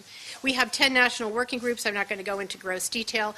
The most important one, and I'm going to talk about this in a minute right now, is our Only Citizens Vote national working group. We have Citizens Research Project, which is researching the left-wing infiltration in our election offices. Vote by mail in the USPS. Our gentleman who runs that one always jokes that the post office is the country's largest precinct and there's no poll observers, and that's true. What do you do with the ballots you get back and they're undeliverable? Oh, we just put them in the trash can on the back where everybody can grab them. Yeah, no, great. So we have a legislative working group. We have voter roll cleanup, election technology. That's a spicy one, let me tell you. Election audits, stop ranked choice voting. Building local task forces and vulnerable voters. Once a month, I do a media training class where we kind of roll through all the various lanes of media training, and a newbie class. So if anyone is interested in any of those, please come see me. We would be delighted to have you. One of the things we give to the people on the calls are other people. So we work with a number of national groups and experts and leaders and state leaders as well from the political side as from the policy side, who provide insight and information on these calls, because these folks would normally not be exposed to these people, so it's a wonderful opportunity for them. If you're interested, and I'm chuckling, this is actually funny because you don't know this is in my speech. Our website is who'scounting.us, or Who's Counting Us, which we thought would be a funny stick in the eye to Joseph Stalin, who, again, famously said it's not it's voting, it's who's counting the vote. So please come visit us at Who's Counting Us. So anyway, so enough about Election Integrity Network, as wonderful as it is, and it is wonderful. Let's talk about the broader election integrity issues and where they lie. And I want to make one super observation based on something that I think Frank said about the line about the consent of the governed. And I do say this a lot. I forgot about it for today until you brought it up. The way we either provide or withdraw our consent to anything the government does is voting. So you hear about the consent of the government and, oh, well, the governed, and it sounds like a wonderful phrase, but realize that that's your voting rights. That's where that magic happens. To note, there are two issues. Whenever you're talking about election integrity, there's two sides. There's the law and the statute over here, and there's the process over here. So keep that in mind. Law over here, process over there. Some states have good laws. Some states have terrible laws. But I will remind you of this. We're in Virginia, so I'm going to talk about Virginia. Elections don't happen in Richmond. They don't happen in your state capital. They don't happen in D.C. They happen up the street from you in your election office. So if you want to make a change, you go visit those lovely people in your election office. I have people say to me all the time, my election officer hates me. And I say the same thing in return. They're the only one you have. You got to work with them. You have to be a resource and not a mosquito that they have to keep swatting. But that's where the action happens, and that's what we do at EIN. We actually teach people. We give pieces of paper to people to take to the election office to become engaged. Because a lot of them don't, honestly. They're making innocent mistakes very often. They don't have the time, the staff, or the budget to really do the work that they need to do. That's, again, where we come in as citizen patriots. So what are the domestic threats in general? Well, the left wing. I mean, what more can I say? I can leave now. One of the challenges is to anticipate what kind of mayhem they are going to create next. And I have to tell you, we all do a terrible job at this, a very poor job, because we don't think like they do. Right? So we don't sit around and think, what lie and deceit can we proffer next? So it's a little bit different. It's you know, the old game of whack-a-mole is a little bit challenging, but we do our best. So the threats to election integrity come from three basic areas: the federal, the state, and the local. There's a myriad of reasons for all of those, so I'm just going to highlight a few. To me, the most important federal challenge that we have, and if you're not familiar with this, you should look it up, is Biden's Executive Order 14019, which he issued right about 10 minutes after he was inaugurated. That executive order says, and of course I'm paraphrasing, but it says that if any person approaches any federal agency, both in the state, in the capital or in a state, for any kind of assistance, you must ask them, federal bureaucrat, whether they are registered to vote. So imagine you're me last year trying to work your way through Social Security, and you're calling for help, and the first thing they ask you is, are you registered for vote? Or you're a veteran looking for benefits. Or maybe you are calling HHS, your local HHS, because you're down on your luck and you need Section 8 housing. They're going to ask you if you can register, if you're registered to vote. Inherent in that is this: are you registered to vote? Because my boss really wants to know. What is that help that you need? I mean, that's horrible. It's unconstitutional, inarguably so. We're looking for somebody with standing on that, but it's horrible. Let me also mention this one, and you're all going to die when I say this. It applies to illegal immigrants.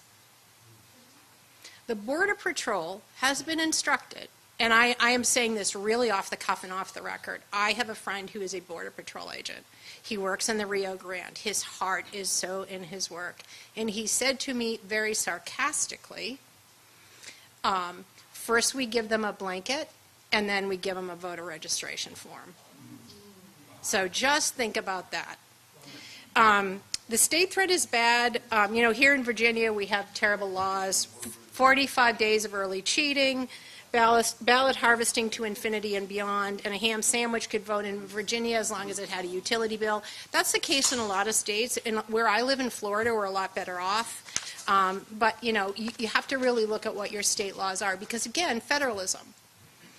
So the federal government says you're going to have an election on this day and supposedly count it on this day and supposedly not have 45 days of early cheating. But you know, that's kind of the way it goes, and every state has its own its own statutes that govern the administration of election procedures. So even though state laws are very different in regard to voting procedures, the problems are usually the same, which is why we developed these national working groups after a time, because we realized that this was really something that people needed. I'd say the top concerns nationwide are voter rolls. If you come from a state with bad voter rolls, don't feel alone, everybody does. Ballot trafficking, how many ballots can somebody bring to a box that aren't theirs? In Virginia, 19 million is a good number. You know, it's really bad. It's terrible.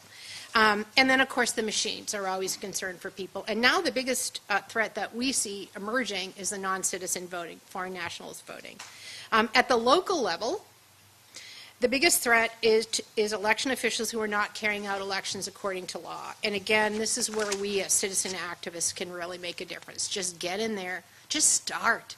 Just get in there, ask questions, be nice, ask for a tour the first time you go, provide resources to them. And when I say resources, I mean literally print off pieces of paper. We tell our people to be clipboard warriors. If you're going in there to explain to an election official that they're not adhering to the statute, print the bloody thing out and bring it with you so that they can see it. Always be right and polite. We are the right and polite people all day long. And give them heliophobia. Does anyone know what heliophobia is? It's fear of sunshine. So I always say there's the thing you want, and then there's them knowing you're looking. And never, ever poo-poo the power of their knowing you're watching. It is a huge power, even if you don't necessarily, whether it's legislation or procedure, get the thing you want. You make them very nervous when they know you're looking. So who's behind the threats to our national elections? We are gifted with a number of left-wing billionaires who think elections and election offices are just as for sale as their Ferraris and their jets and their yachts. Let me just start with George Soros. Maybe we could end there as well.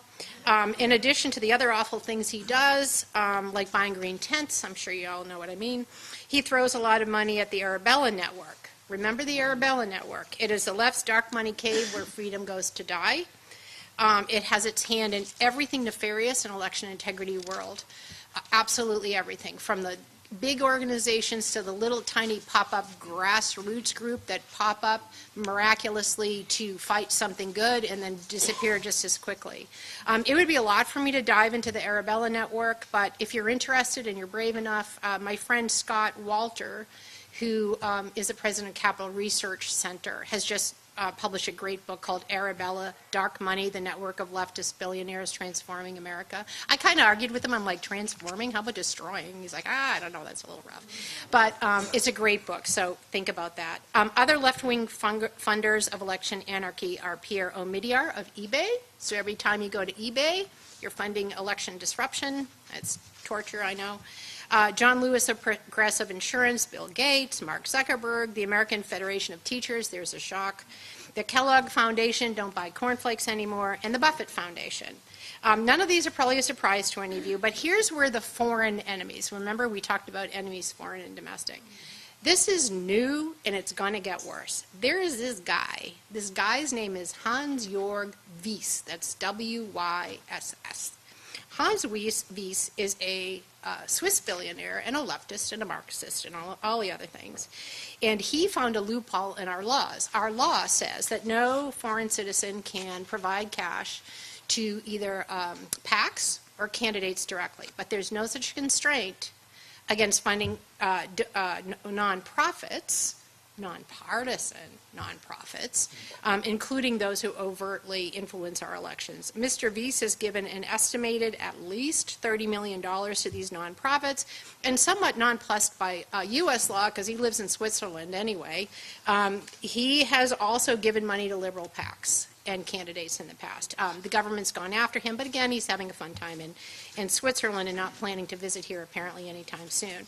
Rumor is, so this is where it gets worse, that he is now a left-wing bundler for other left-wing European elites who fly around in private planes while demanding the EU push a carbon tax on America, which he's a big fan of, ostensibly because of polar bears and flooded basements, but really because he wants a favorable playing field for European businesses. So you can see why he and his left-wing friends in Europe are trying to influence this. Some of the organizations, just to mention if you ever see them, Democracy Fund, the Center for Tech and Civic Life, the Center for Election Excellence. Doesn't that sound great? Yeah, no. Cities Forward and the 1630 Fund, because 1620 was already taken. You know, it's just a mess. So let's talk about non-citizen voting a little bit. And I'm going to start one quick line about the most horrible part of this. Just think about this for a minute.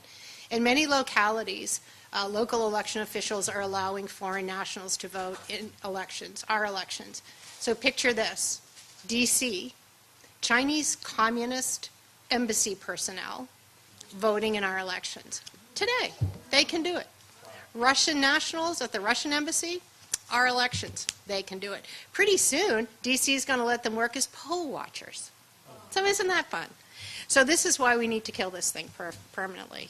This is one of those things we talk about in public policy where we often say, I can't believe we're having this conversation. How is it that we're having this conversation? How is it that foreign nationals can vote here? You know, Italians only vote in Italy. In Canada, only Canadians vote. Like, why would anybody even think that this would happen here? Quick story.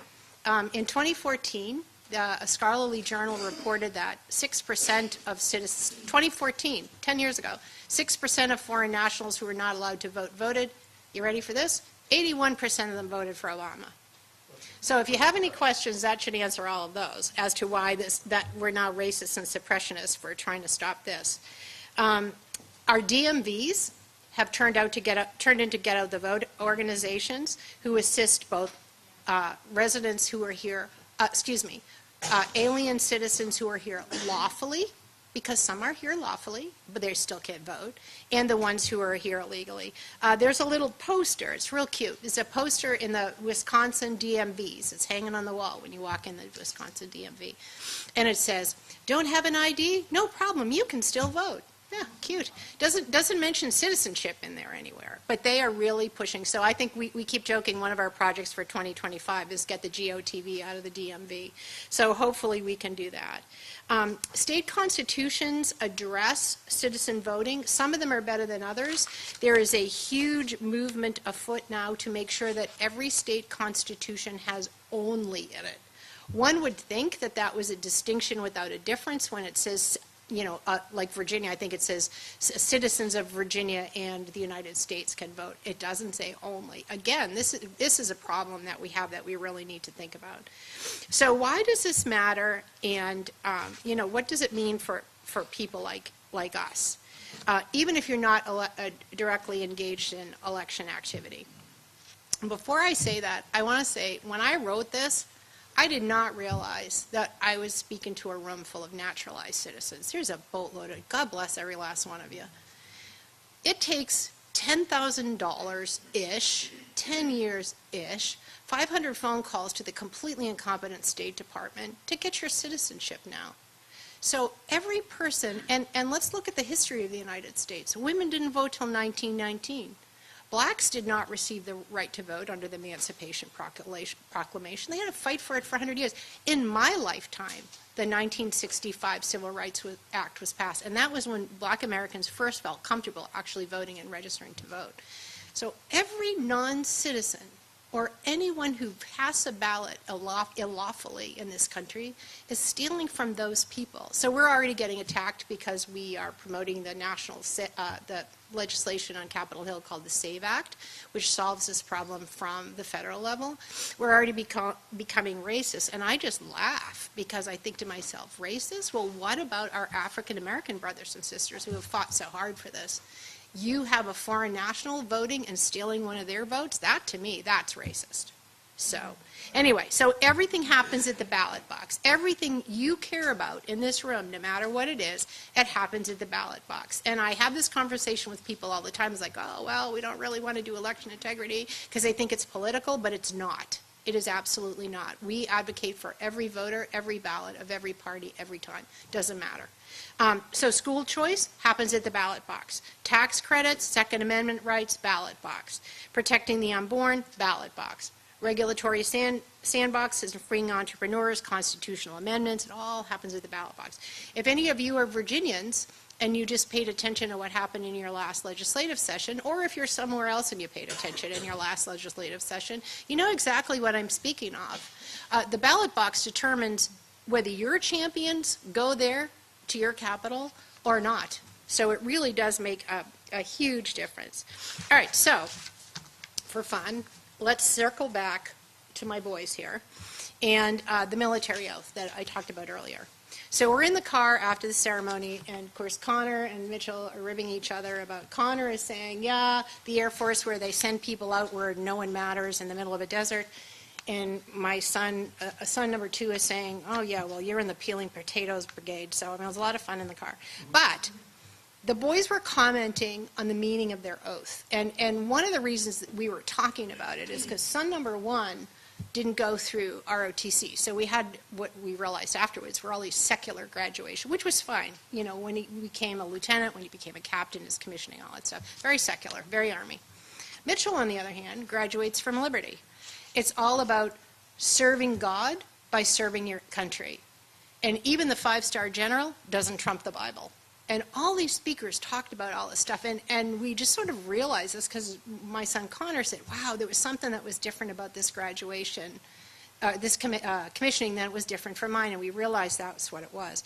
And then we started talking about, I don't even know how we segued, but we started talking about what I do for a living, which again, public policy, coalition building, all that kind of stuff. And one of them said, I don't know which one, Mom, you know, not everybody in your bubble has taken the military oath, but these are your people who don't even realize they've taken our oath. They are the people, I think it was Connor, he said, they are the people of the oath, which is why I bring it up today, because I'm thinking to myself, as I'm listening to him say this, you know, that's absolutely right. You are defending the Constitution. You are fighting enemies, foreign and domestic. You are serving your country. You take that obligation freely. You're not twisting any words or twisting any documents to get there. You are gladly doing it with the sincerity that is inherent in So Help Me God. So thank you to all of you for that. So now we're gonna switch to our furry friend. We're gonna go out with our furry friend. You ready? There he is. All right. So the reason I bring up the furry friend is that the name of this conference is Enduring, the tagline for the settlement project is Enduring Freedom, Peace is Possible. So I'm thinking to myself, yeah, peace is possible, enduring freedom. And I thought of our friend, the quokka. Does anyone know the quokka? Do anybody recognize this cute little guy? So he's a cute little guy, furry guy from Australia. They live on tiny islands in the western part of Australia, and they are referred to as the happiest animal on Earth. I think partially because they smile like humans. It's kind of scary. But they live in a high-trust society. Why do they live in a high-trust society? Because they have no natural predators. The value of living in a high-trust society is the freedom and the lack of stress and anxiety that comes with feeling safe and protected in your home. No one's going to attack you, or in the case of the quokka, steal your leaf. A low-trust society, by contrast, creates fear, anxiety, and discord. Perhaps the bottom basis of everything we've discussed today at its core is that we're searching for a high-trust society. In other words, we're searching for a quokka life. As we go forward, let's strive for that. Achievable? You know, probably not. Realistically, does that make it less tantalizing to work toward? Absolutely not. I don't think we're all going to end up as cute as the quokkas either, but it's absolutely worthy of the effort. And why? Again, circling back, because we listened to graduation. We're doing what we were told to do, and we are living those values, and we are all people of the oath. So thank you.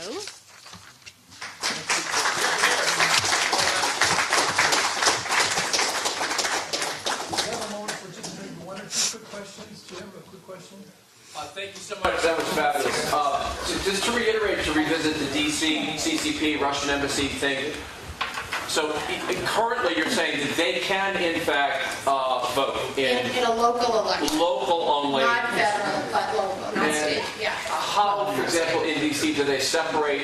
I'm trying to remember. Is there 2 separate ballots? There are 2 separate ballots. Okay. At the cost of the taxpayers. Yes. Okay. And what's your and how many states is that the case? There are none of that is happening statewide anywhere. I think there's one city in California that does it, and I don't want to say it. One state in? One city in California. New York also does it. And there's currently a lawsuit in New York. The argument was that the city council wanted a certain cohort of individuals who had come into the city to be able to vote. And there is currently a lawsuit from the Public Interest Law Foundation using African American plaintiffs who are claiming standing and claiming that their votes and their civil rights, and they're absolutely right, their civil rights are being violated by the ability of a foreign national to vote in a local election. How can a city within a state have precedence in terms of its regulations? I thought once within the state of Kansas or New York, would it not be a state matter? It should be, and that's part of the lawsuit, is that the local area doesn't have standing. But again, DC is different because it's DC. So they passed this in their city council over the objections of the mayor, actually. And in New York, they just did it anyway. Congress does have veto power over DC's decisions, right? I don't, that's a nuance I can't address. I don't know if they can do it. Thank you. Yeah. Let's hear it for Carrie again. Thank you so much. Thank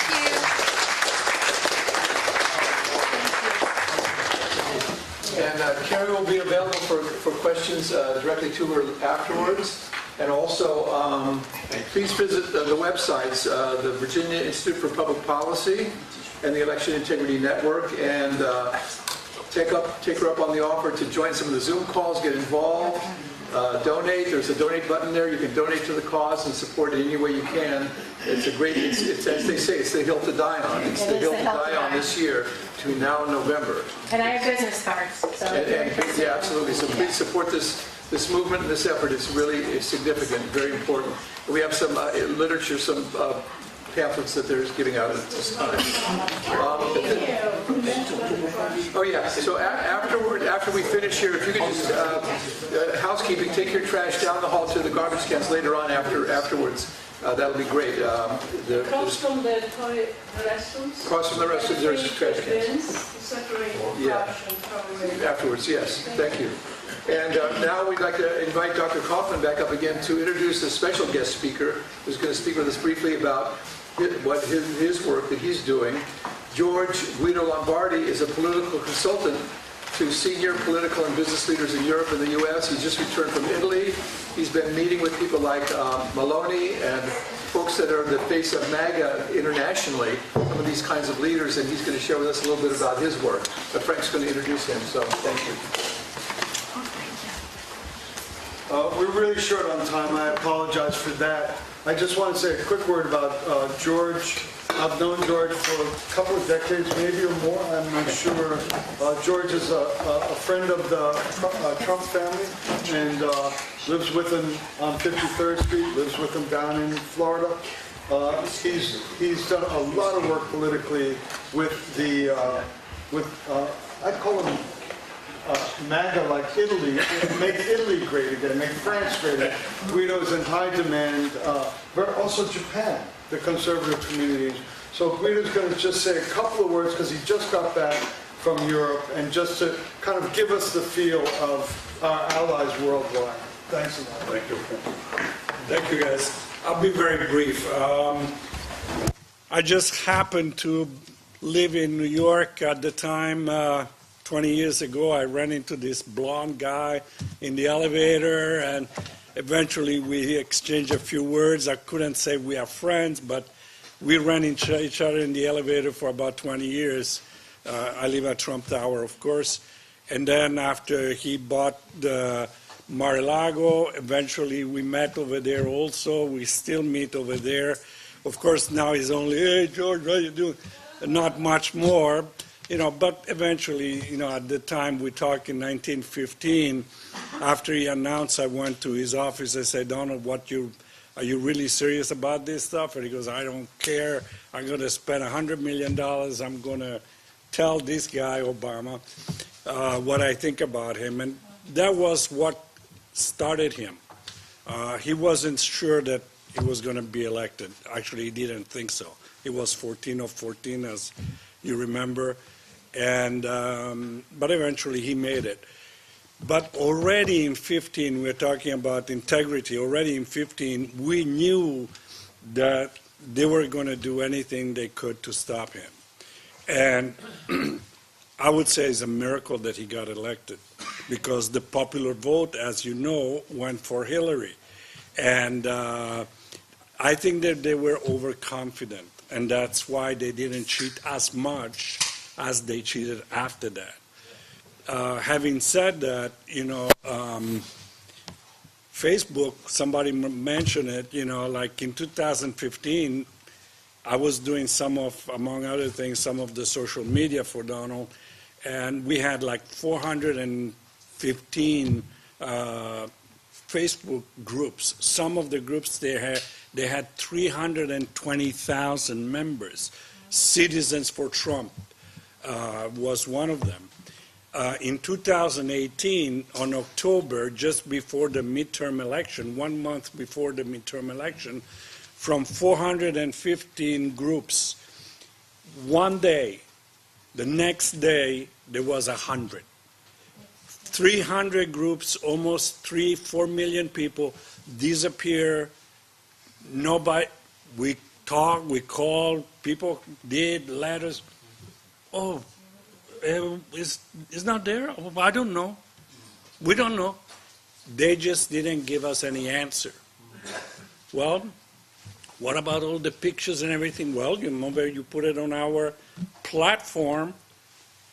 You should have kept copies of it. Everything gone. This was already 2018.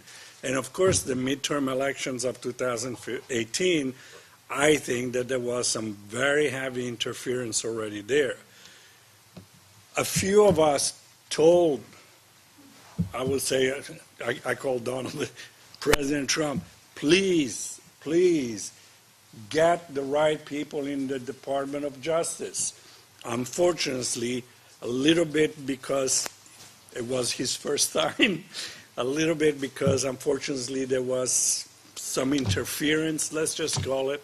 It didn't happen. And so we come back to 2020 and a disaster that happened already in 2020. I'm very concerned about what's going to happen in November. I'm very happy that people like you and everybody else is going to be among the ones counting the votes and not just merely observing, because last time in 2010 it didn't do any good. Just, calling the lawyers and all that after the fact really does very little.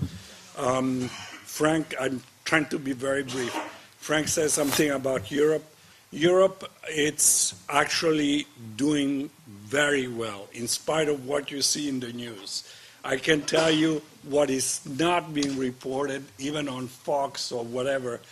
The Italian government, 2 years ago, they voted for the conservatives. Of course, they call them far right, which it's even better for me, but only a few people will agree on that, but very conservative.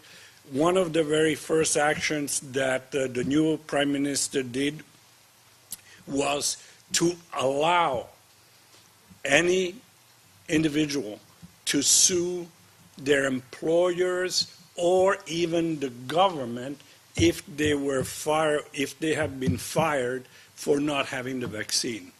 So that really gives a very strong signal. I'm with you guys. You are free to do whatever you want, and no government can tell you what kind of vaccine or what you have to do. Wear the mask or whatever else. So there was now they're continuing, they're doing very well. In June 9, there's going to be the election for the European Parliament. All of the conservative parties are doing very well. In Holland, Geert Wilders is probably going to be the new prime minister, but it doesn't matter. His party is already leading, and Holland has been heavily, I would say infiltrated, that's the right word, by, Muslims, crowds from Syria and this and that, just like France and Germany. Italy a little bit less. They generally pass through. But we have a lot of, so-called illegals over there too. But they're a little bit quiet. Holland, they won. The conservative, they won. In France, they are starting to have a stomachache with Macron.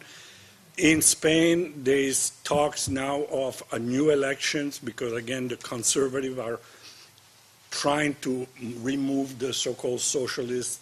We call them, in Europe, we know what they are. They're communists. They're not socialists. They're not liberal. They are freaking communists. And so Spain is doing well. Sweden is doing very well. And of course, South America, I mentioned before, Milei, in Argentina, in Ecuador. So even in South America, there is a movement to go back to a conservative, traditional, God-centered, way of life. A lot of people are coming out for Israel, and there is a reaction happening over there. So I would say that, yes, I'm very hopeful. Like Aaron said before, there is hope. In America, I tell you the truth, is really the battleground. And unless we put everything we can, 100%, even blood, sweat, and tears if it's necessary, we're going to have another 4 years of hell. Eventually we'll survive, but it's better not to have to go through that. That's all. Thank you.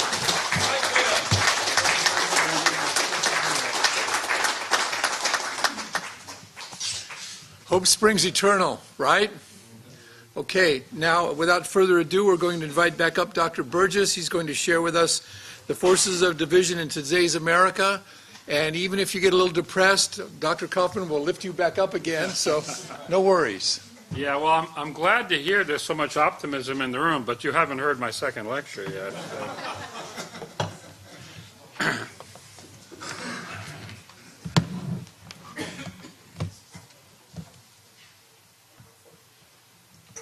So, Carrie, I got the after lunch opportunity here.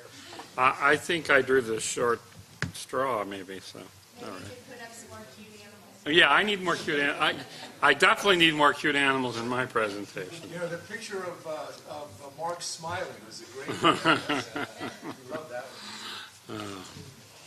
All right. This afternoon, I'm going to talk about what we're calling the woke revolution. That was a term that they embraced, but maybe are running away from now. But some of them would call it the social justice revolution. But it's the current state of affairs that we find ourselves in, right? And I'm going to point out, and I'm hoping tonight when you go to bed you see this slide in your dreams, that there are absolutely the similarities between what we're experiencing now and what happened in France and Russia and others, but I don't have the whole semester to teach it, right? But anyway, here's once again challenge or deny religion and religious truth, offer a secular version, remove the moral conflict from an internal struggle to an external one. Right? Good and evil depends on which side of the battle you're on.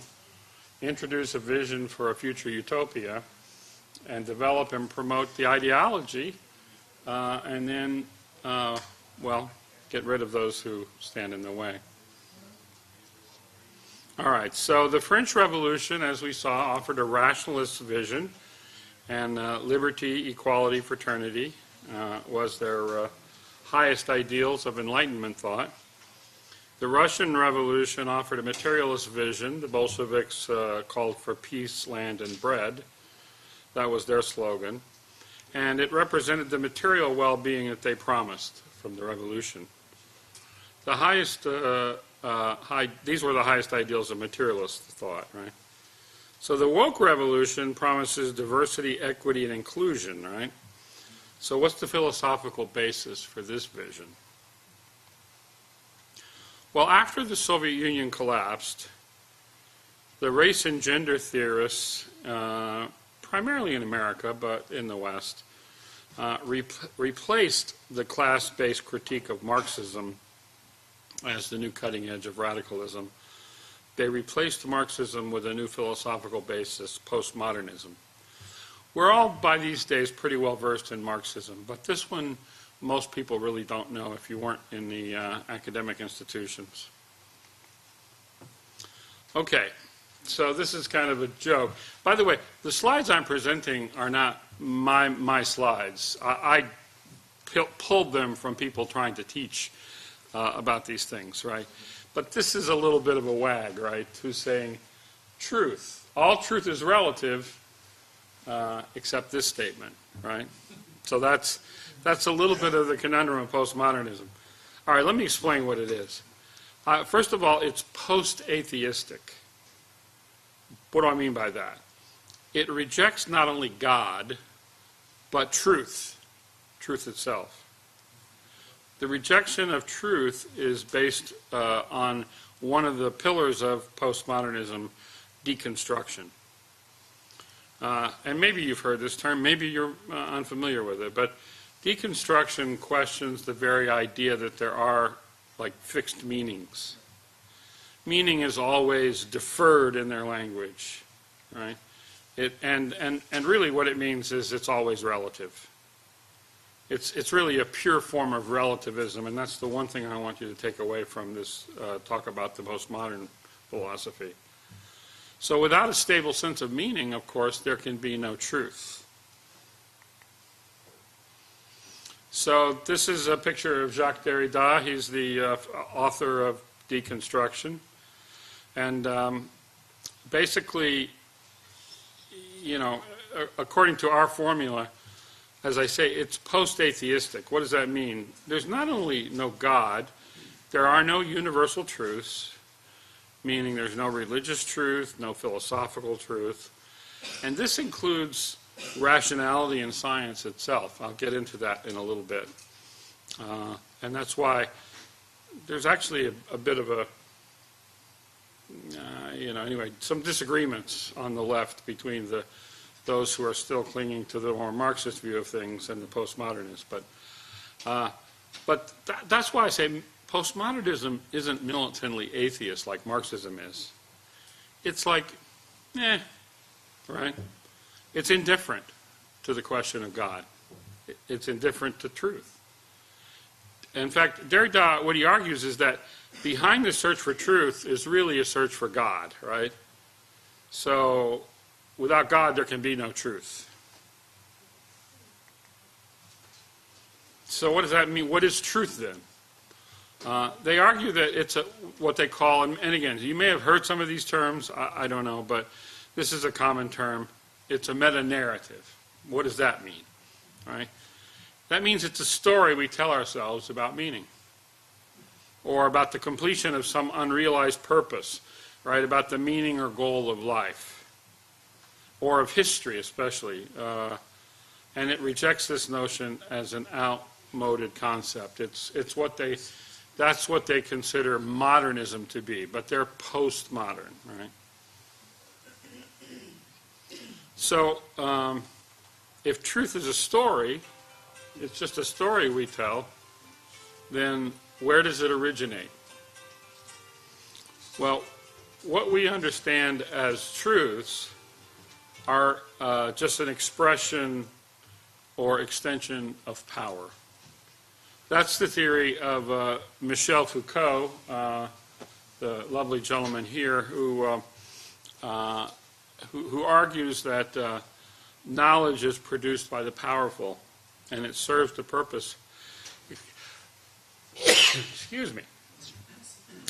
It serves the purpose of maintaining their privilege and power. So Foucault refers to this, he uses the term power knowledge, right? Knowledge is always an expression of power. Here you see how he writes the term, right? There's no power without knowledge, there's no knowledge without power, right? So they're two sides of the same coin.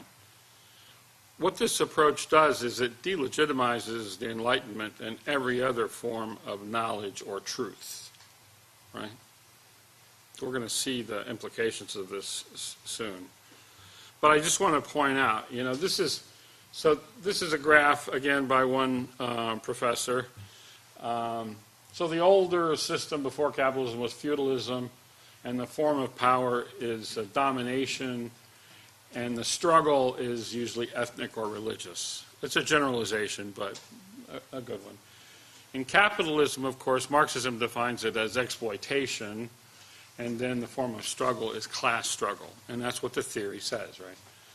According to this postmodern view, the historical formation, he calls it modern, but it really should say postmodern, the form of power is subjection. And Foucault writes all these books about how asylums and prisons and hospitals and all these institutions were formed, right? And how they were formed to, for the state to control people, right? So the form of struggle, and again, this is going to come up again and again, is identity struggle, right? And also resistance. Okay, we'll talk more about that in just a minute. Okay. So I want you to notice there's a big difference here between the two theories of power between Foucault and Marx, right? For Marx, power is a negative thing which we can get rid of by the revolution, right? For Foucault, power is everywhere. It's in every relationship, right? But it's also creative, right? But it also always engenders some form of resistance. Where there is power, the last point, there is resistance. Resistance is never outside of power, right? So it's a different understanding of struggle, right? So in this sense, Foucault shares a relativist view with Derrida. He rejects the notion that history has any goal or purpose, right? And that also includes an explicit rejection of Marxism. I mean, Marx, history had a goal, right? It had an end point. Right? But for Foucault, there's no end point. There's no goal. History is just a series of events. They may not be entirely random, but they're not leading any particular direction, right? And everything is relative, right? All opinions, beliefs, religions, and moralities are equally good. And I would add to this, or equally bad, right? All beliefs, truth statements, worldviews, and theories are equally true, or I would add equally false, right? That's Foucault's idea. So, as I said, power is in every relationship. There's no getting rid of it. And even in your family, right? In your local community, in your church, I mean everywhere. It's all about power. So, so it's not concentrated in two classes in the way it was in Marx. Right? And in fact, I would describe it as more of a grid. Okay, here's one professor's attempt to try to map out power in Foucault. Please take notes. There'll be a quiz later. Right? As you can see, it's everywhere. It's complex, right? It's dispersed throughout society, but not evenly divided. Some have more than others, right? Some have less. It can't be tamed or eliminated, as Marx had hoped. The only way to fight power of the privileged is either to resist it or to fight it with a counterpower. In any given relationship, there's a power imbalance, right? Which means that oppressor and oppressed, unlike Marx, it was confined to the working class and the capitalists, right? But in Foucault, it's everywhere, right? It exists in every relationship. So in the woke ideology, the original sin of oppression is multiplied and extended to other groups as well. And we'll see, in particular, it's picked up by race and gender theorists. Okay. So, what does this mean? What is human nature? Okay, this is the philosophy. This is good and evil. But please understand, it's all relative, right? Of course, right? But relatively speaking, what we've been describing is good and evil in postmodernism, right? And then, what about human nature, right? What is human nature like? In postmodernism, human nature functions, it's part of the function of social conditions. Marx thought it was a function of class culture, right? That is, the mode of production determined what humans were going to be like. But postmodernism sees human nature as constructed by all social interactions. And they use this term. This is a very popular idea that's spread throughout the humanities and social sciences, that things are socially constructed, right? So that means that, there aren't any preconceived ideas, and we are basically what society tells us we are, So again, this is just an example of one instructor's attempt to try to map this out.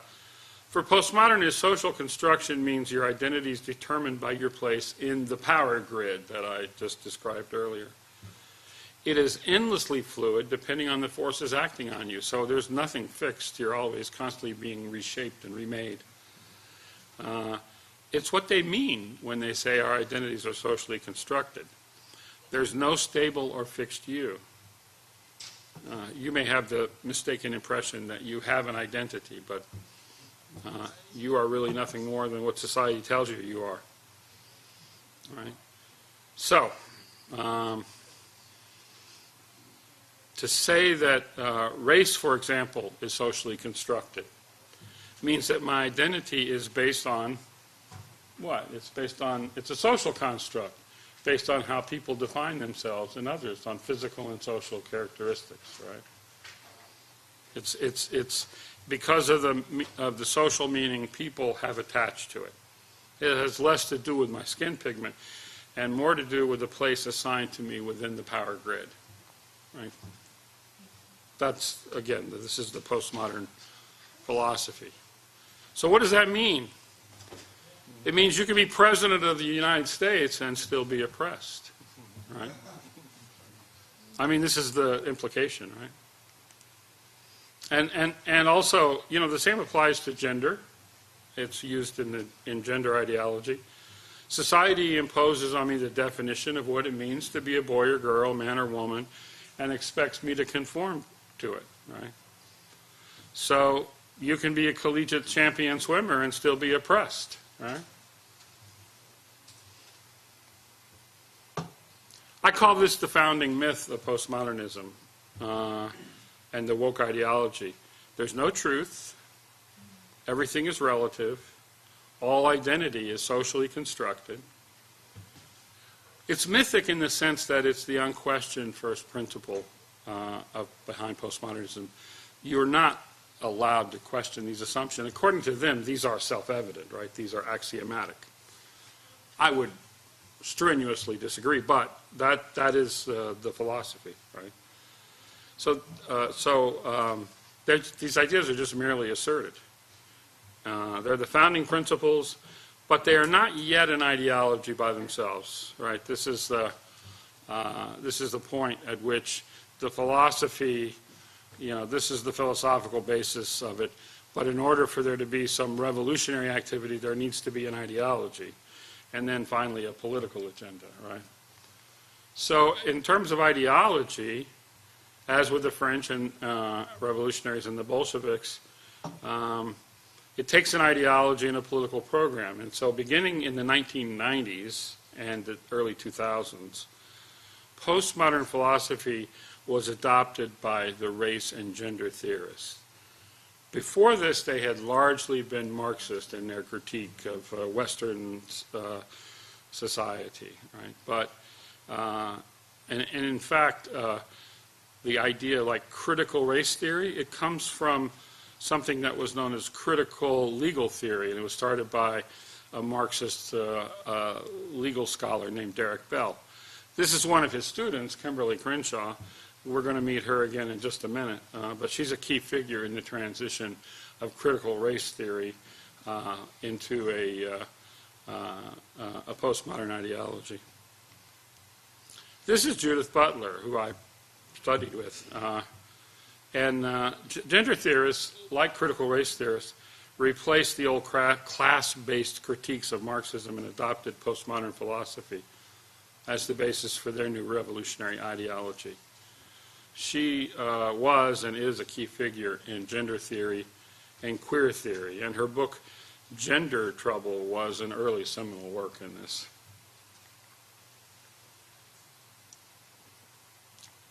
So, as I mentioned before, postmodernism rejected truth. It included the Enlightenment idea of objective truth and science. There's a bit of a struggle. On the one hand, they're telling us about science, right? On the other hand, the postmodernists deny science, right? And we're going to see how that works in a minute. It's just another form of oppression. It's power knowledge, right? So the institutions that have power are the ones that make up the ideas, and they impose them on you. That's the theory, right? So, and they argue, the race and gender theorists argue, that objective truth and Enlightenment culture was oppressive to who? To what they define as marginalized groups. Right? We'll explain that. In the absence of objective truth, it is my experience that is the ground of woke ideology. The truth of their experience, of course, is that they feel oppressed, right? So that's because they say they experience oppression. And you can't tell people what their experience is, right? Right. So it's clever. So truth is then replaced with what? My truth, right? You've heard that, right? My truth, right? And so I feel oppressed, therefore I am. This is the cover of a recent book. I haven't had a chance to read it yet. But it's a woke subjectivism, right? The new truth. I feel, therefore I am, right? There's more to it, but I'll share a little bit. We're going to look at the elements, then, of the woke ideology. First is standpoint theory, right? This came originally from a few people, but Nancy Hartsock, who I also studied with, she was actually a Marxist in the beginning. But her ideas became adopted and transformed by the, postmodernists. Standpoint theory means that knowledge is based on your experience. It's based on what you feel, right? It's not based on some objective truth doesn't exist, right? So what's the basis of knowledge? It's your experience, which is where you are in the social grid, right? What does that mean? Actually, it's very important here. You've heard white supremacy, right? People talk about white supremacy. Some of us resemble that remark, right? But this is a frequently used example. What does it mean? It means, Carl, if you're white, Carl, I can tell, right? You're not aware of your white supremacy. You can't be because you don't experience it. It's people who are not who experience your white supremacy, right? And frankly, there's no truth, there's no objective truth, there's no knowledge, there's no standard. So there's nothing, you can't argue against that, right? If you insist on objective knowledge, it's just another example of your white supremacy, right? These white supremacists,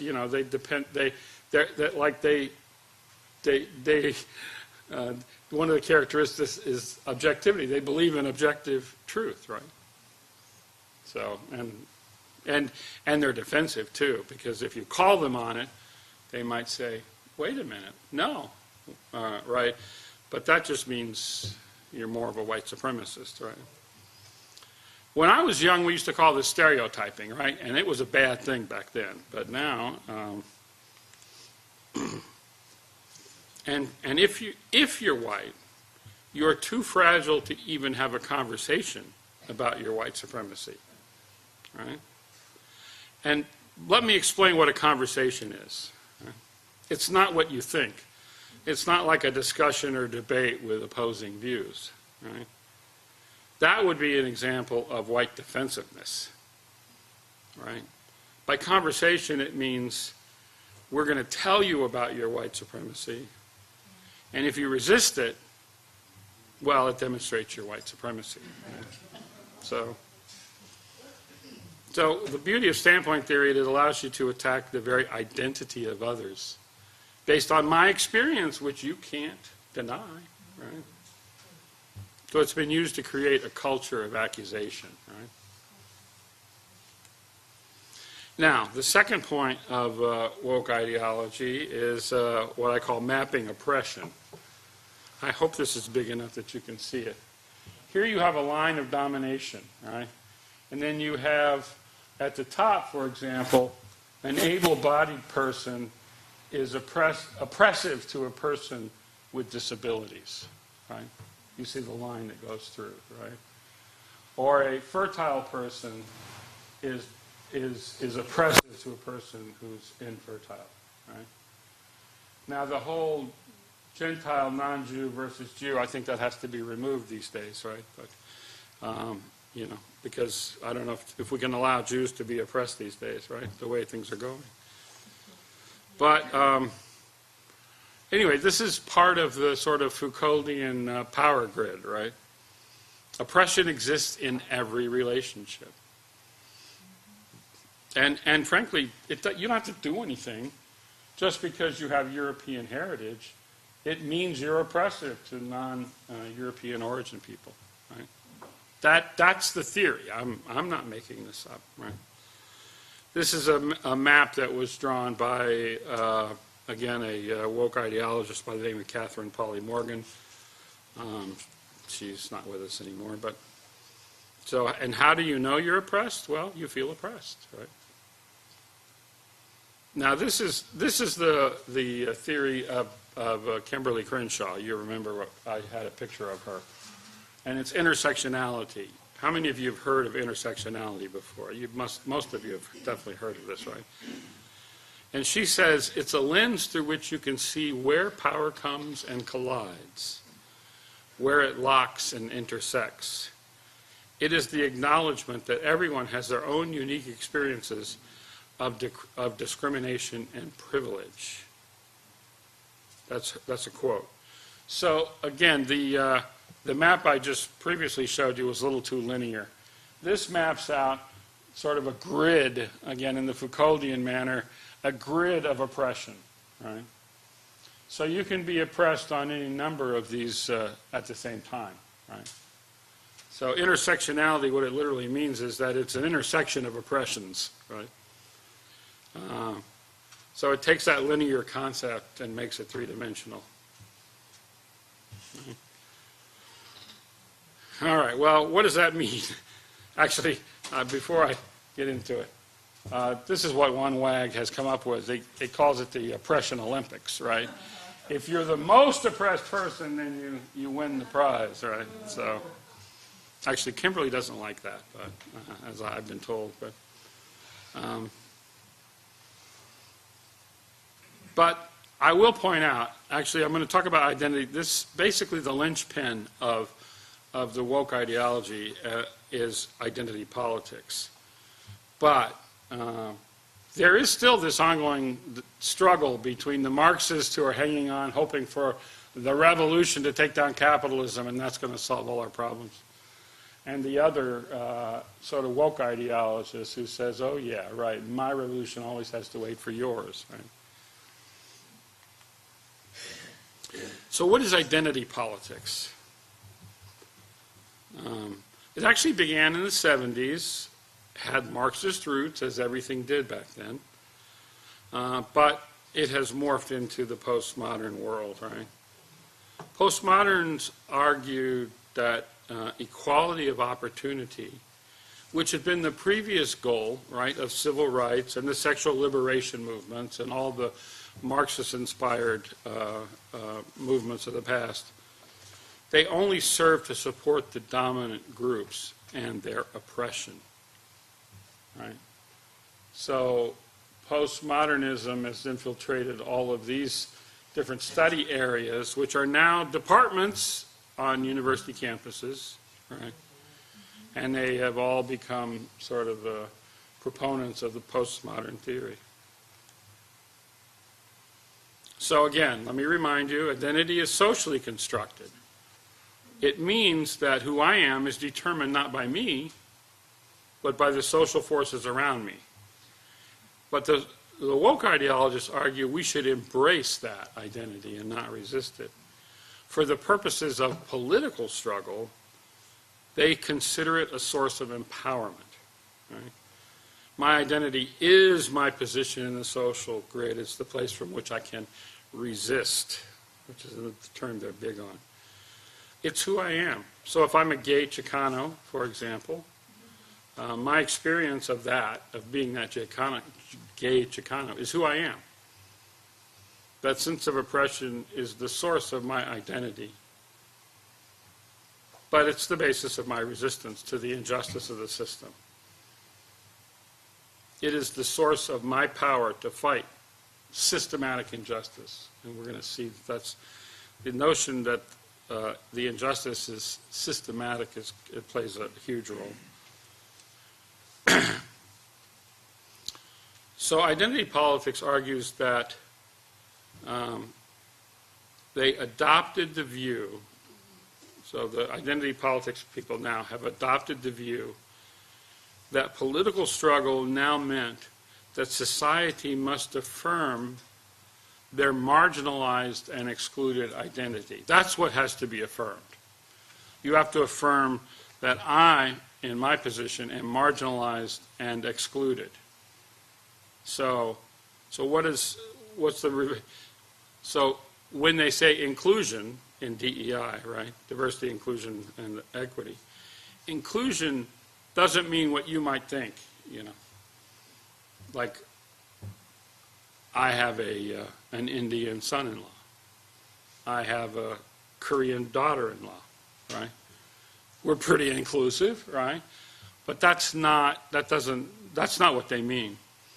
It means that I'm marginalized and you did it. Yeah, you did it.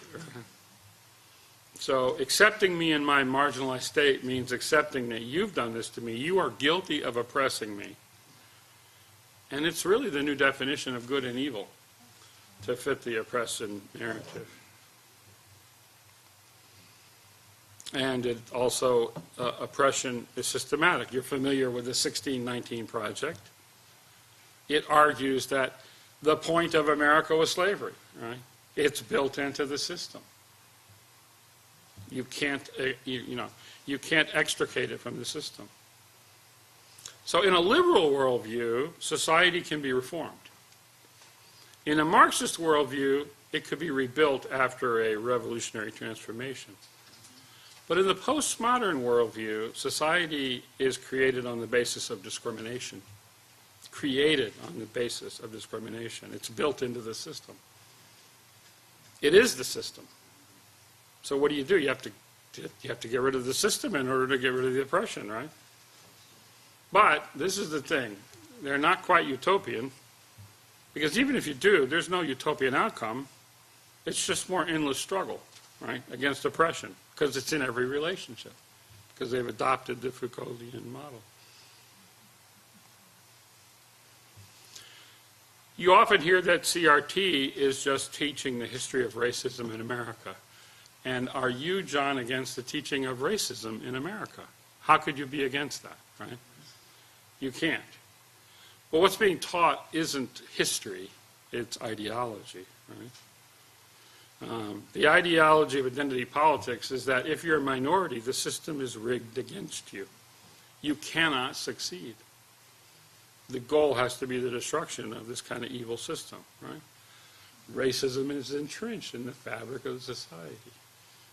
If it's in the fabric, what do? Right? So, and again, this is another, this is the director of education and community engagement at a college, right?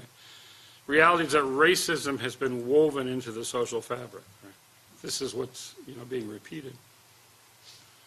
So the idea of social justice then means what? It means it requires equity. Equity really sounds very positive and fair, right? But when the ideology says that you're oppressed, you cannot succeed and the system is rigged against you, what does equity really mean?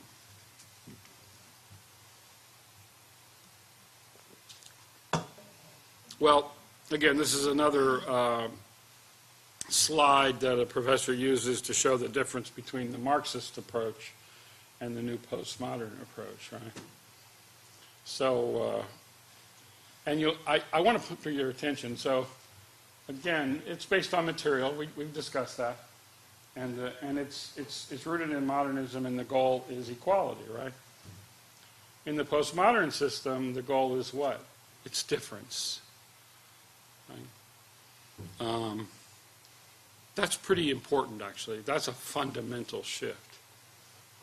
It means, you might think inclusion means everybody's at the table, right? That's not what it means. It means you have to accept that you have oppressed me, and my position is to exert that difference, right? It's antagonistic at its core. So, like critical race theory, gender theory has been used to be based on Marxist principles, but it's transitioned to postmodern approaches. While equality used to be the goal, it's now difference, right? So if you wonder why transgenderism suddenly become such a hot-button issue, it's because it represents the ultimate attack on identity and on biology, frankly, on science, and it's the furthest links you can go, currently anyway, to attempt to create your own identity, right? We used to say, stick it to the man, right? The ideologists see it as the tip of the spear in the fight against what they consider to be gender oppression, right? So, of course, it's based on this notion that it's fluid, right? Gender is fluid. All right. Who here works in the schools? Anybody? Have you guys seen this? If you're in the schools, you've seen it. If you're not, you need to know. This is what they're teaching your sons and daughters. Right? The genderbread person. The genderbread person, right? And so gender is now a sliding scale. People are encouraged to identify as gender fluid as part of creating your own identity, right? So anyway, you need to take it in, right? By the way, I'm sorry to interrupt you, but in learning this as a teacher, it makes your head spin. Yeah. You go through 3 or 4 pages, you identify as, and you act as, and it goes like 3 or 4 different directions at once, and you have to respect each one of the things. That's right. No, that's right. So, the ideology always goes to the most extreme point, doesn't it? Right? And currently that's transgenderism. But the thing is, my self-identification has real world consequences, right? And it absolutely impacts others. And I won't show pictures, but this is what we mean by gender-affirming kids, right? These are mutilations, let's be honest. Mutilations of the human body in order to create my own unique identity.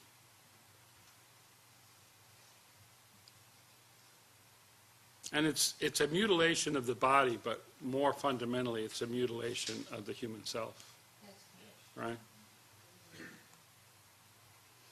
So it's the gender identity, the theory is the clearest attack on science and objective truth, right?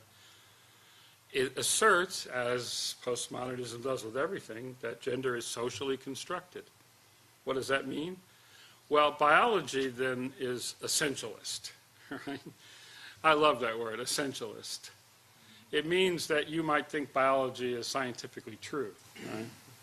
But what they're saying is, no, what I decide, it's my experience, right? Your biology doesn't trump my experience. Right? And furthermore, the philosophical basis of it is that science is a product of the oppression of the Enlightenment. Right? So it should not stand in the way of me expressing my own lived experience. Right? I'm trying to throw as many buzzwords in here as I can, but you guys have all heard them, or if you haven't, you will. Now, queer theory is maybe even the cutting edge of gender theory. It is, at its core, deconstructive. It's meant to be subversive. It's offered as subversive, to break down all boundaries, all distinctions. Even those that were previously untouchable theories, such as the biological innateness of homosexuality. Remember, for years, that was the argument. gays can't change because it's biologically wired, right? It's innate. But queer theorists say no. It's all a choice. It's all a performance. It's all a part of me expressing my identity, right? So there's, these are points of contention even within the theory here. So queer theory is anything but mainstream. In fact, it's an attack on everything mainstream, right? And by the way, from their definition, you don't have to be queer, meaning gay or whatever, to support queer theory, right? And vice versa. Many gay people do not endorse this. So queer theory may be the pinnacle of woke ideology. It rejects all meaning, all truth. What is a woman? Undefinable. What is race? There's no fixed categories. Right? It's an attack on the core of human identity. Actually, even the Pope came out with a statement last month, right? Calling it a grave threat to human dignity. So these are the elements of the woke ideology. What about the agenda? Well, the stated agenda, right, is diversity, equity, and inclusion. I've already discussed what inclusion means, right? It doesn't mean that we all come together in some sort of big salad bowl, right? But it means that, you've marginalized me and now you have to accept me in that marginalized state. And diversity means including as many of these different identities as possible, right? But what is equity all about? That's the one that really, we hear the most about, right? It's quite literally about redistributing power. This is an example, again, if you're in the schools, you must have seen this, but even if you haven't, this is how it's often portrayed, right?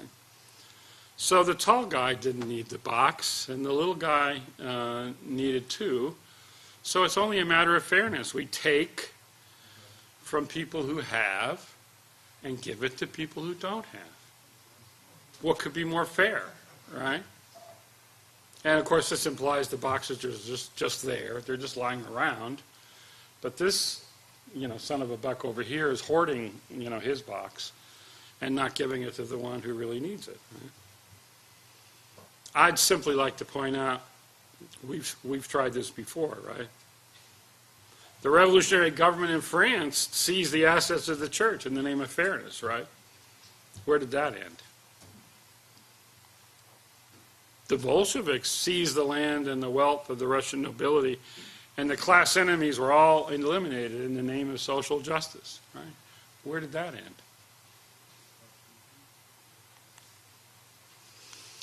So, again, the agenda, the woke agenda, it's, you've heard in Marxism they talk about the long march through the institutions. Well, the same thing is happening with postmodern approaches. So it began, of course, in higher education, academic institutions. Actually, Frank and I were both in school back, 30 years ago, and they're always looking for a new methodology, right? And especially after Marxism. So, this made an absolute march through the departments. I can tell you that. In fact, I shared once with Frank. In 91, the Soviet Union collapsed. In 1991, if you walk through the bookstore at my university, every sociology, political science, humanities, literature, education course, they all had, books on Marxism. In 1992, they were all gone. Right? They disappeared. Right? But in their place were these new postmodern philosophers. Right? So DEI has made this march from, it first started in the academy, and then it filtered down through the education departments into the K through 12. And of course, in corporate America, it's embedded in the HR departments. Right? If you work in business, you've encountered this, right? So It's also the S in ESG, right? It's the social aspect of the ESG agenda, right? And finally, it's embedded in a lot of government programs as well. So it's everywhere at this point, right? So currently, the woke agenda operates on the basis of cancel culture, right? And you can see, now again, this is from a critic of cancel culture, the difference that they believe is in liberal culture versus cancel culture. But let me talk about cancel culture, right? Because what it does is it allows woke ideologists to attack the enemies of their revolution, but in the contemporary democratic culture, right? They don't have the political tools for a literal reign of terror, right? So instead, they're chopping off the heads of the cat in the hat and poor Mr. Ed, right? And we're going to need a bigger basket, right? So again, cancel culture is attacking and canceling things that don't fit with their narrative or their agenda. For now, this is what their reign of terror looks like. For now. And of course, here's one of the faces of systematic oppression, right? Now, she doesn't really believe that men should take the place of women, right? And so for that, she must be canceled. And look, you can agree with her or disagree with her. That's really not the point, because the point is that no disagreement with the woke agenda is permitted, right? And for her sins, they have tried to cancel her. Fortunately for her, she has more money than God at this point, so they're not having much luck, right? Not all of us are in that position, right? But the point is, cancel culture doesn't simply mean boycotting. Boycotting is a strategy that you use to try to influence change, right? It's not boycotting. It's denying her voice, delegitimizing any point of view which doesn't embrace the woke ideology. When debate, discussion, and dialogue are considered tools of oppression, it leads to dehumanizing people, turning them into enemies, right? And we've seen that movie before, right? The rationalists and the materialists tried to remake countries based on reason and Marxism. Those who did not accept the new utopia were first dehumanized and then eliminated. The results were catastrophic, dystopian nightmares, of course. So cancel culture is the first step in dehumanizing opponents of the current secularist revolution.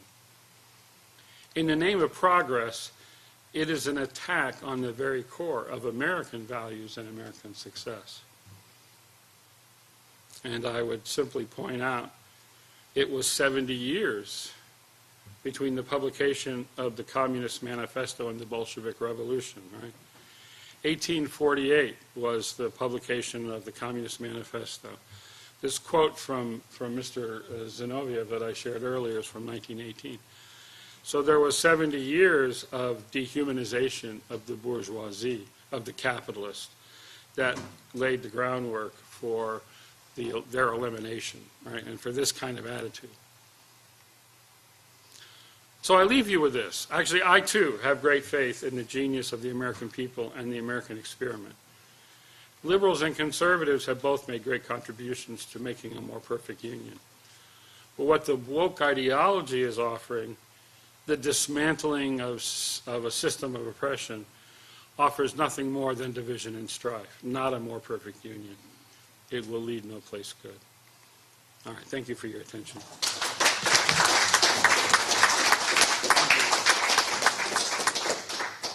Okay, thank you, David. Thank you very much. We'd like to invite Dr. Kaufmann up again now for our final presentation. Oh, I'm sorry. Yes, we have a get well card for Lynn Taylor. And if you just all sign it, and we're going to mail it to her afterwards. But if you could all, pardon me? I can take it. Oh, you can take it. Okay, good. You can send this around and just sign your name, and then we'll get it to Lynn. Okay? Thank you. And And with that, let's invite, okay. We're going to do Q&A afterwards. We'll have Q&A with both Dr. Burgess and Dr. Kaufmann afterwards, yeah. So without further ado, let's invite up Dr. Kaufmann. Thank you.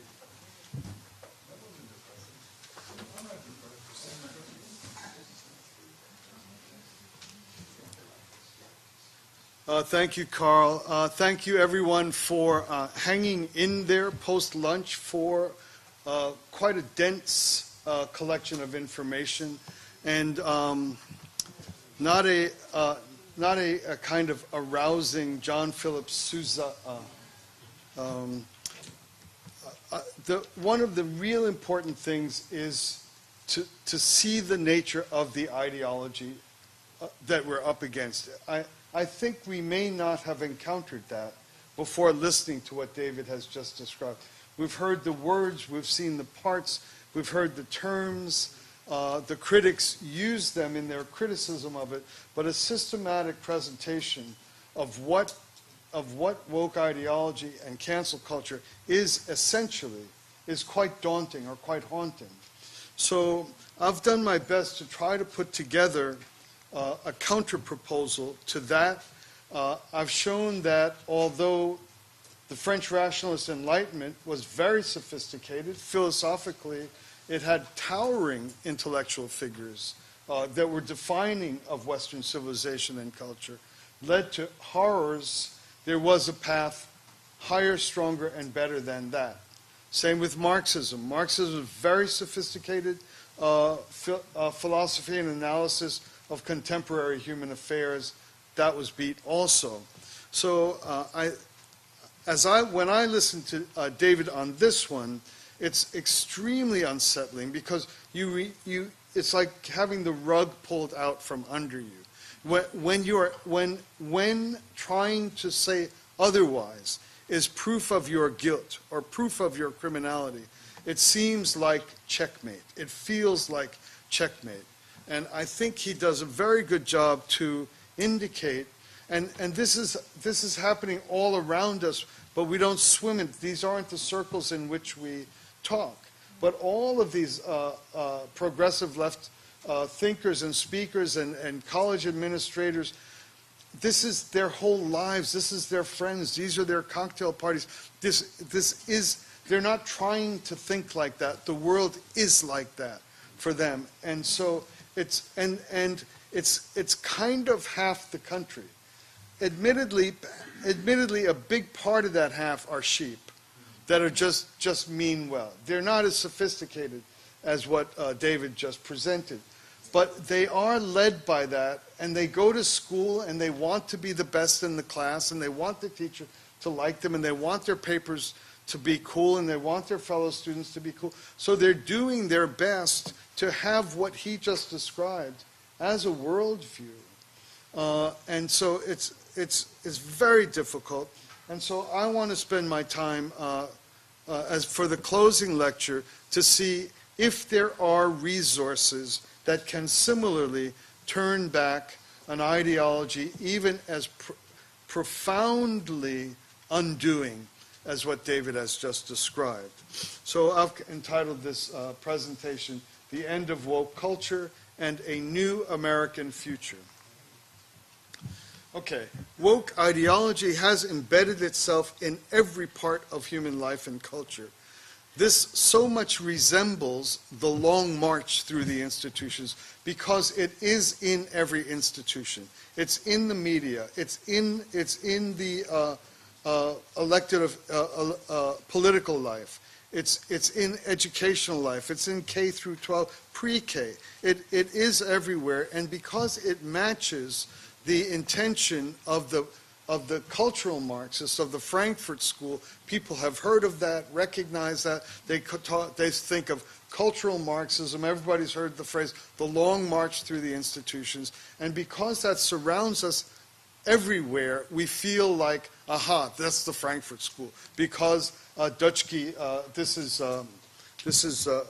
Gramsci, but Dutschke was a German thinker that came up with that phrase, the long march through the institutions, because we see the assault embedded everywhere the best used phrase is American Marxism or cultural Marxism or the Frankfurt School. As David pointed out, in the 90s, that died. It died. And the sophistication or the thoroughness of replacing it with a power grid out of which there is no escape. It's like Kafka. It actually makes Kafka look like William F. Buckley. It's thorough. And so this long march is people mistakenly attributed to the Frankfurt School. It is not Marxism anymore. It's a mistake, although the woke ideology looks foolish a lot of the time. Voila. It looks foolish most of the time, but it's far more virulent and invasive than its rationalist and materialist predecessors. Insisting on calling it American Marxism is a way to lose our country fast. And I think we're convinced of that now, after having sat through what David presented. Calling cancel culture, woke ideology, DEI, ESG, SEL, calling that Marxism to me is no different than calling what an F-35 Lightning II is no different from a World War II P-51 Mustang. They're both planes, they both fly, they were both built for the same reason, but it would be a mistake to go to war without knowing the difference. And that's part of why we do what we're doing today. So far we've seen a binary, the twin rails of choice in response to excessive injustice. One rail removes God and faith, one rail renews God and faith. This is the options, revolution, reformation. You have the one that removes God and faith, you have the one that affirms God and faith. Reformation and awakening eventually blossomed into the birth of this country, into the birth of the United States of America, and into the eventual spread of freedom worldwide. Countries all over the world emulated the American democratic experiment, and that became the ideal of life in the world. This was from the simple decision of reformation over revolution. As a result, as I pointed out, the result of that decision resulted in 2 or 3 centuries of the radical increase of human equality, gender equality, racial equality. It produces the result which everybody likes to see.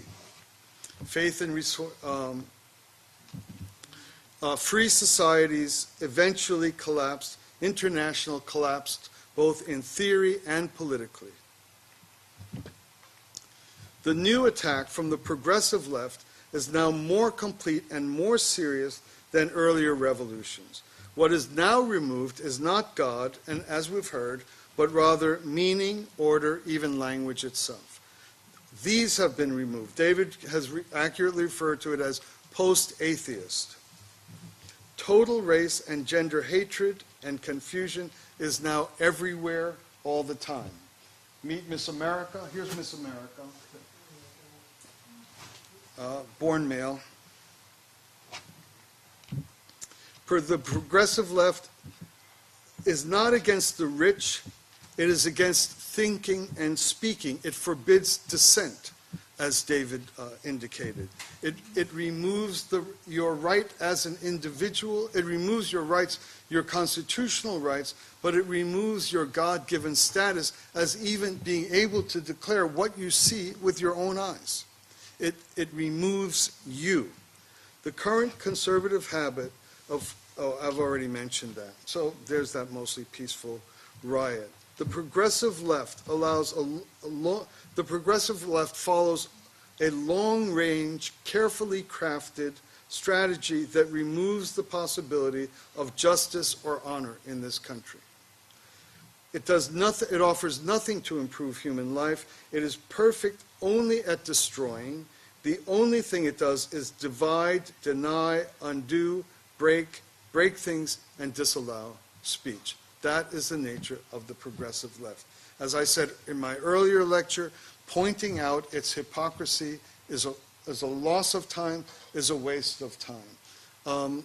We need the same systematic pursuit strategically as the left. I don't know if we're ever going to pick up that habit. It's not something we tend to do. The purchase of the judicial system and the suffering that we're going through now by having DAs and judges all over America undo our country is the fruits of systematic and serious pursuit.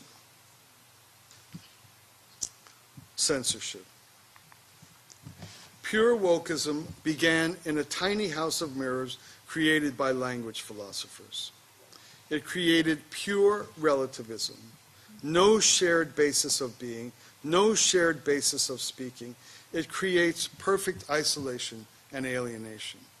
That's what happens to people. Not only does it philosophically undo our capacity for identity, but by removing the ground by which any social engagement is legitimately possible, its outcome is a generation of people thoroughly isolated, thoroughly alone, unprotected. The vulnerability, like if you look at the charts, you see like up until like 1980, lesbianism in America, like 0.5%, 1%, 0.5%, 1%. And then suddenly with the woke revolution, 28%, 33%, the individual is unprotected. It is isolated. And part of the isolation is removing the ground by which even a possible common space of conversation is possible. As we heard from David, utter and thoroughgoing relativism and no origin point of identity, isolation and alienation. How did this obscure philosophy become such a menacing power? How did this small, self-absorbed little club of language philosophers survive? Just as David explained, when the Soviet Union failed, Marxist race and gender theorists, critical theory arose, and it was a match made in, the phrase is heaven, match made in hell. It was a match made in hell because the race and gender hustle is based on permanent victimhood. That needed, now what we have is racism and gender oppression everywhere all the time. Daily life in the country is haunted by this. Every person around you is an oppressor. It originated in the Foucault power grid or social determination of who and what we are. In short, postmodern critical theory rose from the grave and became the prevailing ideology of division, leading the charge to destroy America with such surgical precision that it makes Marxism look small. By bringing the war of violence and vengeance into race and gender, these new fans of critical theory were able to do what Marx could not. It's not oppression from corrupt clerics. It's not oppression from monarchs or capitalists or bourgeoisie. It's oppression from everyone, everywhere, all the time. And who decides? Again, as David points out, my feelings decide. No basis of rational explanation is needed. In fact, rational discourse itself, again from David, rational discourse itself is a form of racism. It's a form of oppression. So, where do the binary options that I've introduced as an antidote, as something that helped us out of the two prior secular systems, worked before the American Revolution succeeded where the French Revolution didn't? The American century of equality and human rights grew while Marxism killed. Where do those same options appear today in something as thorough and depressing and undoing as the radical relativism that David just described? Where does it fit in with these new and perfected forms of anti-human and anti-America agents? The first rejection of God, French Enlightenment, dealt with our inner life, our faith in God, so that our religious belief. The second rejection of God happened in our physical life. French Revolution, Rationalist Revolution, Russian Revolution, Marxist materialist revolution. First was from this is the worship of reason. First from our inner life, next from our outer life. The bitter invasion of woke ideology is attack on our whole being. That's why David concluded his comments with the focus on identity. Your identity. Do you identify with how you think, how you believe, how you understand, how you interpret the world? Do we identify with that? Is that part of who I am? It absolutely is. Do you identify with your physical body? Is that part of who you are? It absolutely is. So the woke ideology movement starts like the French Revolution just dealt with the inner life. The Marxist Revolution dealt with the physical life. The woke revolution deals with the whole of ourselves, mind and body, so that neither has a ground of origin point, a ground of anchor, a ground of system in which the world makes sense. Neither the world of belief, of thought, of rational life, of common discourse, of language makes sense, nor the belief even of my physical body, that I'm male. Even that's not available. So the attack on identity is complete in the woke revolution. That's why identity politics is the carrier of this insidious thought system. We are no longer exterminated for what we've done. We are to be exterminated for how we were born. Our identity is evil. Born male, born heterosexual. Denying your crime is proof of your guilt. The French and Russian revolutions were directed at political systems. The woke revolution focuses on the destruction of culture and human relations. Because if you remove language, if you remove meaning from language, human relations are not even possible. The woke revolution is not aimed at systems, it's aimed at you individually, you personally. It's not aimed at something you've done, that you're a greedy aristocrat or a bourgeoisie or a corrupt priest or something like that. Just your birth.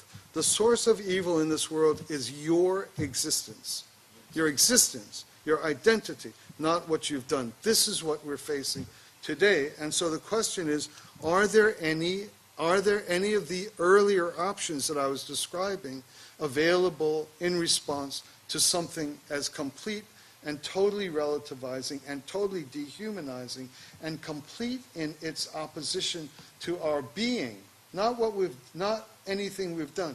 Is there something available? Either there is a creator and a God and faith, or it has to be replaced by something lesser. It's that simple. It's that simple. Either there is a creator, or you must develop an entire view of the world that's based on something less than that. What is the source and origin of our identity? Is our identity our color? In David's case, in Carl's case, yes. In my case, no, I'm only kidding. Is it based on your culture? Is it based on the activities of your ancestors? Is it based on your opinions, your station in life, or where you live? Is that the source of your identity? No, these are called secondary characteristics of identity. These are called secondary characteristics. The antidote is just as it's always been. and it's enshrined in our nation's founding. We hold these truths to be self-evident, that all men are created equal, they are endowed by their Creator with certain unalienable rights. Our identity, oh, thank you. Our identity comes from the fact, the simple statement that I am created. Oh, you want to know something else about me? I'm created equal. That you're equal to me. You're equal to me. That's something I know about myself. Unalienable. These are elements. These are my identity. I come from somewhere. I have an origin. It isn't socially constructed. So the first step in responding to the radical relativization that David depressed us with for over an hour just a second ago is that I come from somewhere. I start from somewhere. Love comes to me. The nature of why I exist is not defined by power relations. It's defined by love and origins. So at a certain, even when you have a system as thorough in assaulting the whole of you, nevertheless, the first step in the antidote is simply declaring that my identity is defined, and you don't even have to be religious. My identity is defined by the fact that I am a creature. Deny that, please. Please tell me that, well, some of these trans people, you can say they created themselves from various parts or whatever, but, But anyway, so identity starts with the declaration of the founders, and this is an important thing to adhere to with all of our heart. It's the first line of defense, because people are trying to put things on you to say who you are, and you have to be able to say that is not who I am. And they say, oh well, who are you? Well, the first thing I am is created. Everybody must agree to that, and then I'll tell you what it means to be created. Equal. That's the next thing, and so forth. Okay, so that's an important first step. Identity is given to God by each person. The primary characteristics of our identity is that we are equal, we're free, we have rights, our value is infinite, universal, and common to every person. That comes from the fact of our creation. Affirming a creator makes you a champion of equality and human rights. Period. The only way you can be a champion of equality is to find something that is common to every single human being equally. And that is what's available for that. Otherwise, you're going to have shades of gray and shades of white and shades of, not blue, but maybe somebody's making themselves blue these days. I don't know, but do you understand what I'm saying? To be a champion of equal rights and human rights requires nothing other than to affirm the simple, logical common sense of being created. Identity politics, on the other hand, pits every person against every other person, returning us to Hobbes's Leviathan, which he described as a war of all against all, and he described as we heard earlier today, solitary, poor, nasty, brutish, and short. And do you know what is the solution to that? Do you know what Hobbes's solution to that was? The establishment of a central government. Sound familiar? Okay. This is why our time feels so intense and so heavy. Divisiveness is everywhere and constant, even in our preschools. We see how much worse and thorough wokeism is than earlier, simpler ideologies like Marxism. Under Marxism, the people who needed to be exterminated were the bourgeoisie and the capitalist class. A tiny number of people. That's who are the enemies of people, and they needed to be exterminated. How many, just in 70 years, they killed over 100 million people, having identified only a tiny group of people that needed to be exterminated. What is going to happen when the enemy is not a small class of people? It's everybody, everywhere, all the time, everywhere, by birth. This is the danger we're facing today. Now attacking human identity has resulted in horrifying forms of self-hatred, people carving themselves up into little inoperative pieces, trying to deny and destroy their birth identity. Identity is the problem now. As David pointed out, transsexual medical experimentation on human beings and children is the ultimate conquest of woke ideology. So what can be done? Here's what I want. Since I've said that the binary is always this: God or not God, faith or not faith. When there's a problem, do you destroy it? Do you fix it? And throughout the day, I've been pointing to the American roots. We hold these truths to be self-evident, that all men are created equal and with certain unalienable rights. Is what exists in American roots sufficient to meet something as thorough and corrosive and divisive as what David described? In certain ways, yes. Created equal, endowed by our Creator. This is, as I just said in a few slides, this is the first step that all must take. All must take. And we have great champions like Carrie who spoke, and the gentleman, Dr. Dean. We have champions who are fighting wars for the sake of our good. All we want to do is give this small little part to just augment and enhance and put us on common footing so that we are all one in our first knowledge of our marching orders. Where do I come from? What's my identity? That makes me invulnerable to the onslaught of the radical relativism of the woke ideologists that David burdened us with. Okay, so this is good. It's good, but is it enough? This is what I want to look at, and this is what the young lady in the back brought up earlier in the day, and I gave that aggravating response. We'll get to that. The ideology, so is it enough? That's the question, and that's what I want to look at as we close.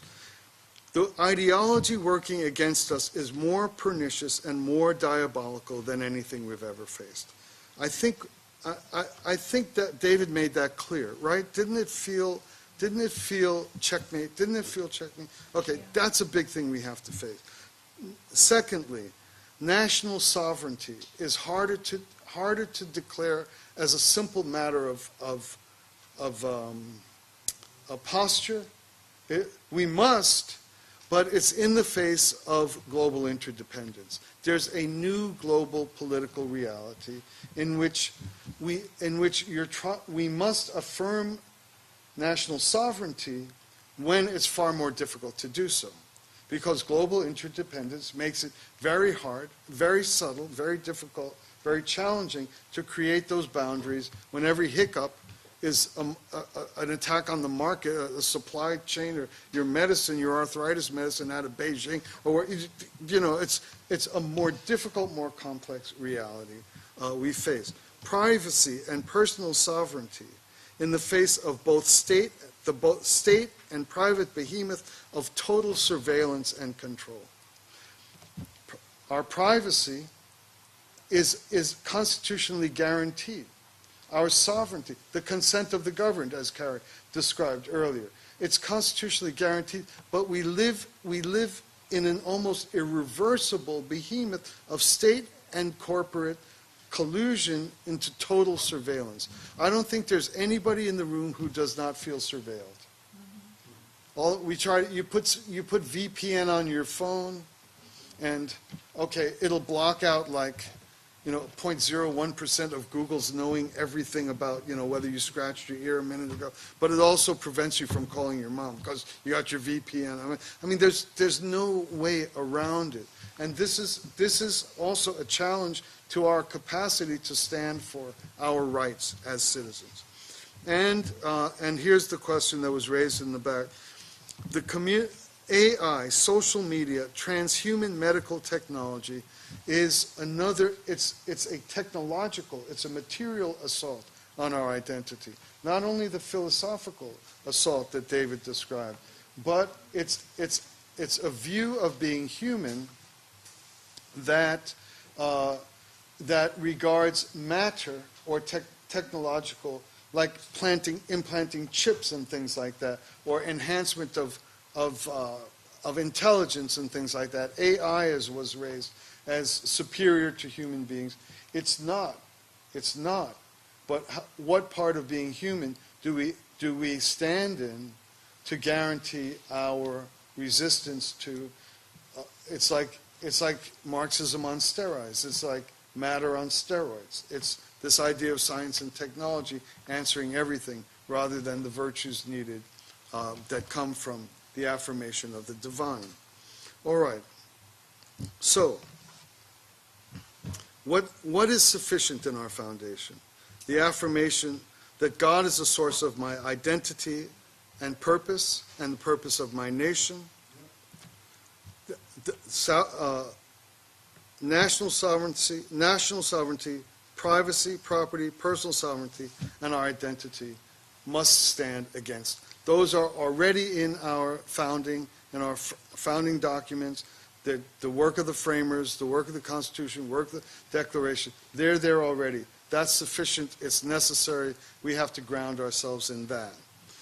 What might be insufficient in America's founding, in America's framing documents, in this affirmation? Is there anything that needs to be augmented, added, that's not sufficient yet? One of the things I want to point out is that America was able to stop the Christians from killing each other. The Christians in Europe killed each other for 30 straight years to such a degree, the 30 Years' War, that do you know why the 30 Years' War ended? The 30 Years' War was between Catholics in the South, the Southern Romance language, Mediterranean Europeans, and the Protestant North. Do you know why that war finally ended? No more people to kill. No more people to kill. Catholics and Protestants. They were exhausted. They wiped out a huge percentage of the male conscriptable population. There was nothing left to war on. These were Christians.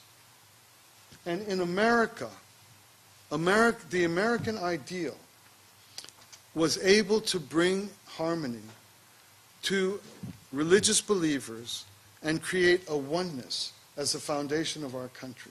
The greatest miracle of American development was the ideal of religious liberty, the ideal of freedom of worship that stopped narrow parochial people who was willing to, religious people, believers in God, from thinking it's all right to kill somebody who believes differently.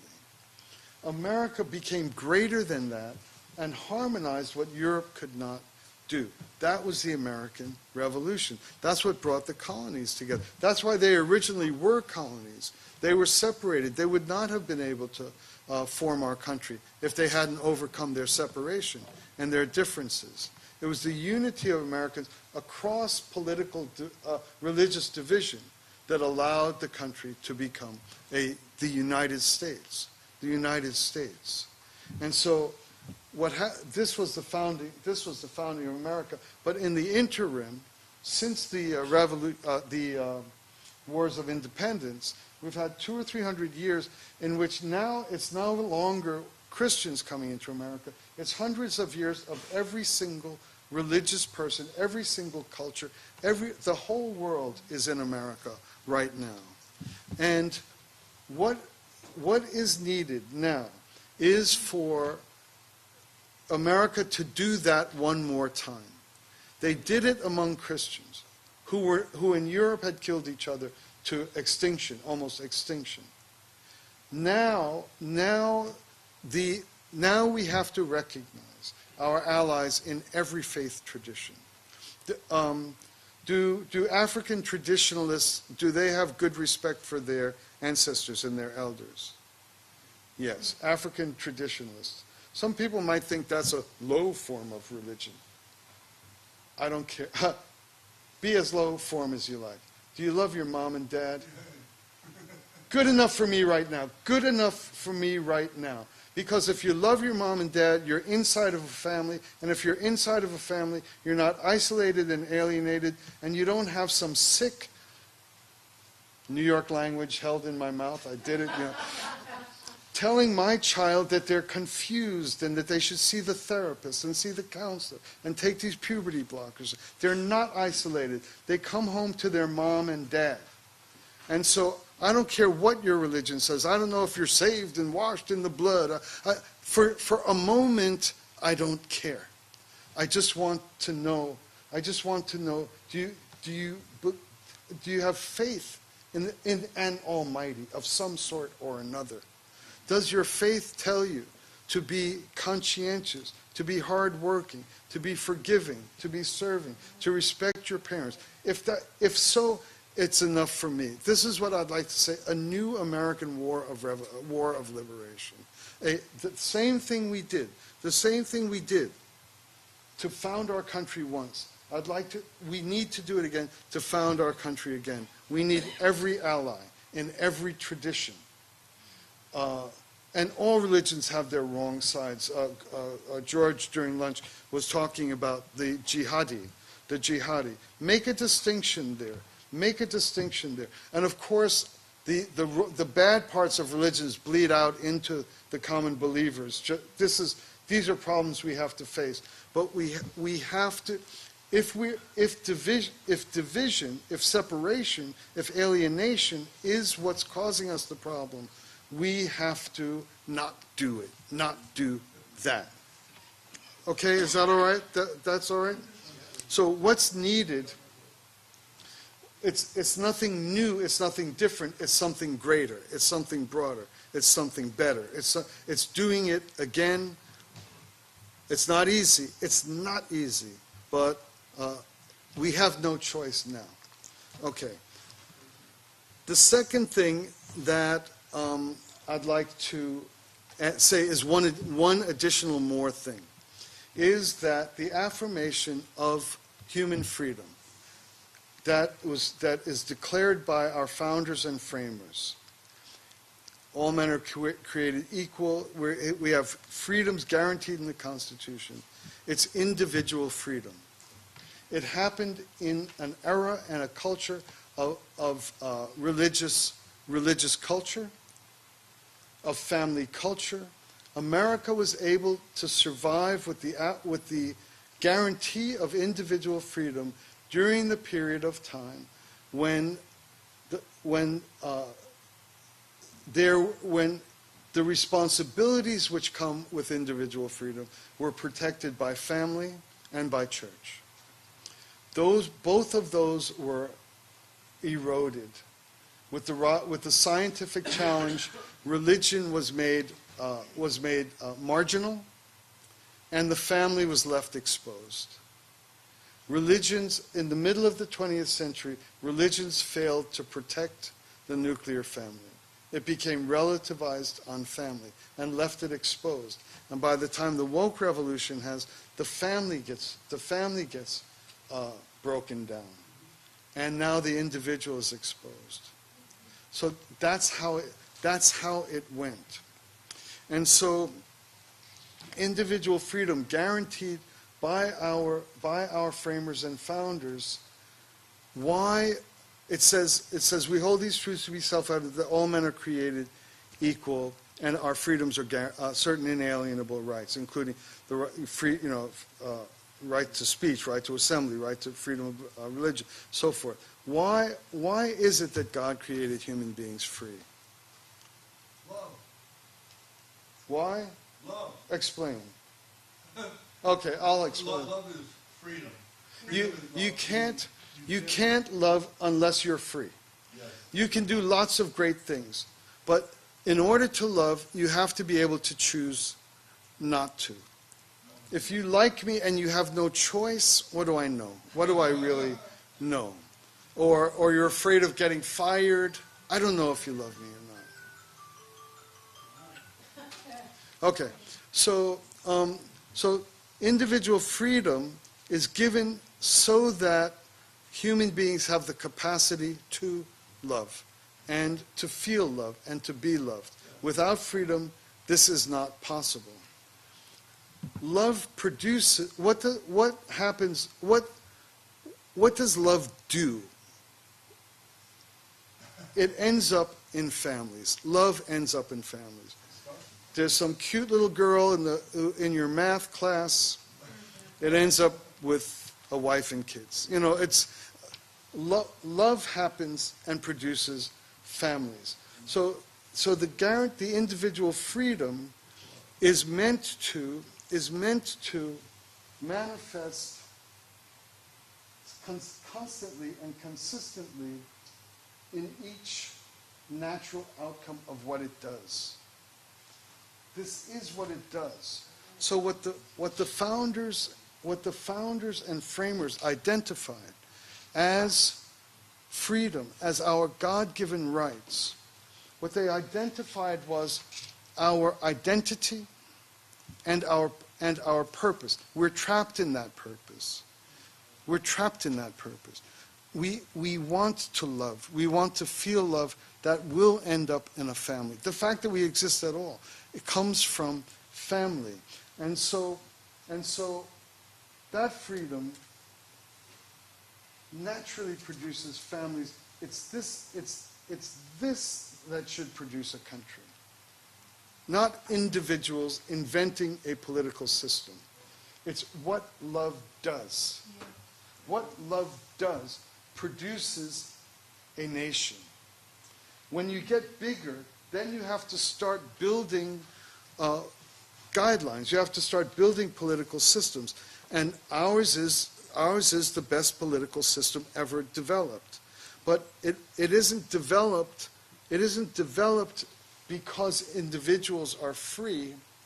It's developed because free individuals produce populations, produce societies, produce cultures. That's what happens. So when we founded America, when America was founded, radical individual freedom was protected by communities, church, families, and so that my identity had a home, had a buffer, had protection. Now that protection has been stripped away. The individual is vulnerable, is exposed, and we've seen what happens. There's no protection for individuals. So what the second thing I'd say that is needed in addition to, as part of a new American revolution, a new American founding, a second founding, is that which had provided the non-abuse of human freedom. Like when we founded America, citizens were declared free. We're free, right? We're not governed by anybody except by who we grant consent to be governed by. We're absolutely free. Why didn't they just have a sudden explosion of transgender people? Just the moment I'm free, I can do it anything I want. The phrase that every conscientious person talks about is there's no freedom without responsibility. There's no freedom. That's a fact. It's true, but it's just an utterance. It's just an aphorism or a slogan. There's no freedom without responsibility. How do we add responsibility into a society in which the individual is utterly isolated, and that religion has already been emaciated by the rise of science, Like someone said, who needs God when you got Google? You ever hear that one? I mean, it's a horrible saying, but family automatically produces, parents are completely free. If you have kids, there's responsibility there. They don't remove your freedom, but they fulfill it, they match it, they complete it. All parts of the family always add the completion of what a radically free individual is like. I'm free. I can do anything I want. I can. I'm an American. I can do anything I want. There's my wife sitting right there, Hiroko. It's not that, it's because she's sitting right there. It doesn't mean I can't do anything I want. I still can do anything I want. I won't. I wouldn't. It's not a burden. It's not a constraint. It's what the nature of freedom is. And in the family, freedom is its true and accurate thing. And so this is the second additional Americanism that we're hoping to kind of introduce with settlement. One is we have to be able to do what we did once before. You know, like the Blues Brothers, putting the band back together. This time I'm going to even be friends not only with a Catholic, for God's sake, you know, but on top of that, with a Hindu. Imagine that. That's crazy. One more time, and better. And then the second thing is, I'm not just declaring stuck here. I'll just work it off of here. Thanks. Okay. I'm not just affirming the freedom, my God-given freedom, born free, to do whatever I want. I'm identifying why. Why? Why are you born free? I don't think anybody disagrees with that. Yeah, that's right. You're born free to love, right? You're not born free to, means you can go on a cruise or something like that. You can go on a cruise even if you weren't born free, but you can't love if you're not born free. And so the second little additional thing for an America a second time, an America that beats that. And that's a tough-looking opponent right there. I mean, you're watching the videos, the tapes of their last 3 fights. You're feeling bad about getting into the ring, honestly speaking. But one more time, religious breadth, religious acceptance, non-divisiveness, and plus not only just I'm free. That's fine when you have a religious culture and a family culture. Why? Love. But that's not the punchline of this conference. The punchline of this conference is that love makes families, and families make nations. Families make nations. They just do. Thank goodness that this is what happens in families. And so the assault on the family was not particularly done by the woke people. That had already been accomplished. They arrived at a bunch of people that are unprotected by their moms and dads. Their moms and dads, these households are a mess. These households are a mess. These kids are downstairs playing video games for days on end. The parents don't even know if they're home or not. And then they go out, then they end up shooting up schools and things like that.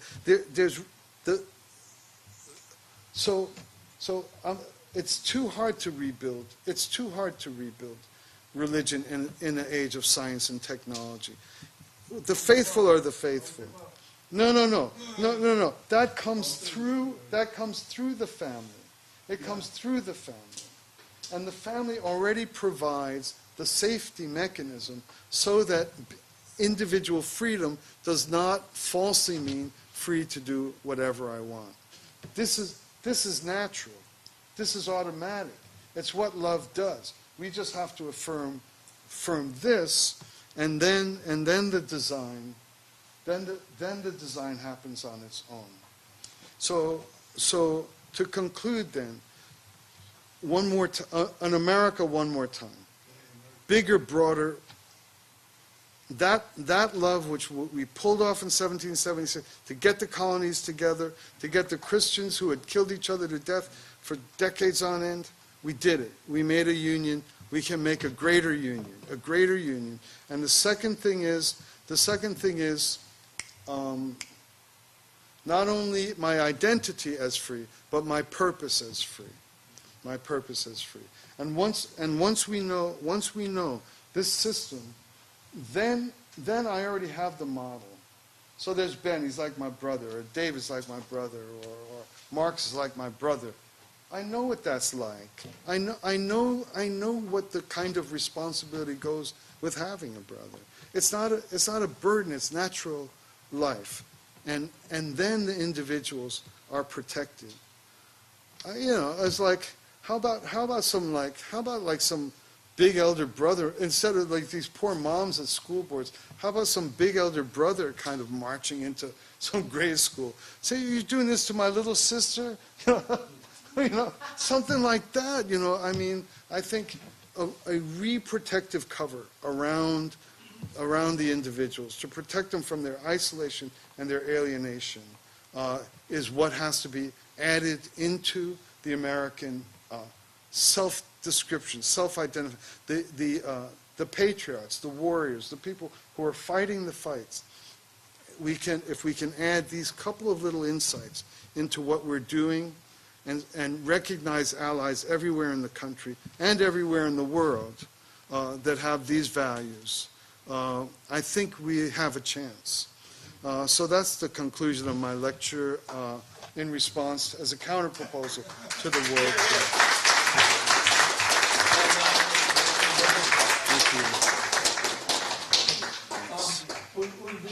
Before anything else, Aaron, can you wait 1 second so we can do a group shot, or we just want to do a quick group shot? If we, you gotta go. Oh, okay. Yeah, she's gonna go. Okay, got it. Okay, thank you.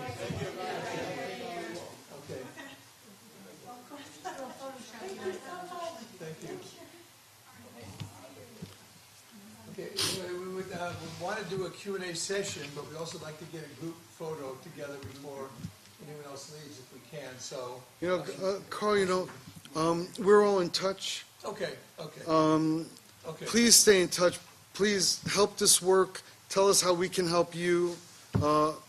Let's build everything we can. We have no time and no chance to win this without giving our all. Let's get a picture, and people need to rush off. Yeah, sure. And then you can follow up with questions to Mark, Frank, and Dave online and so forth. Yeah. So why don't we maybe up in front here? We can just get a quick. Yeah. If everybody can come up in the front here.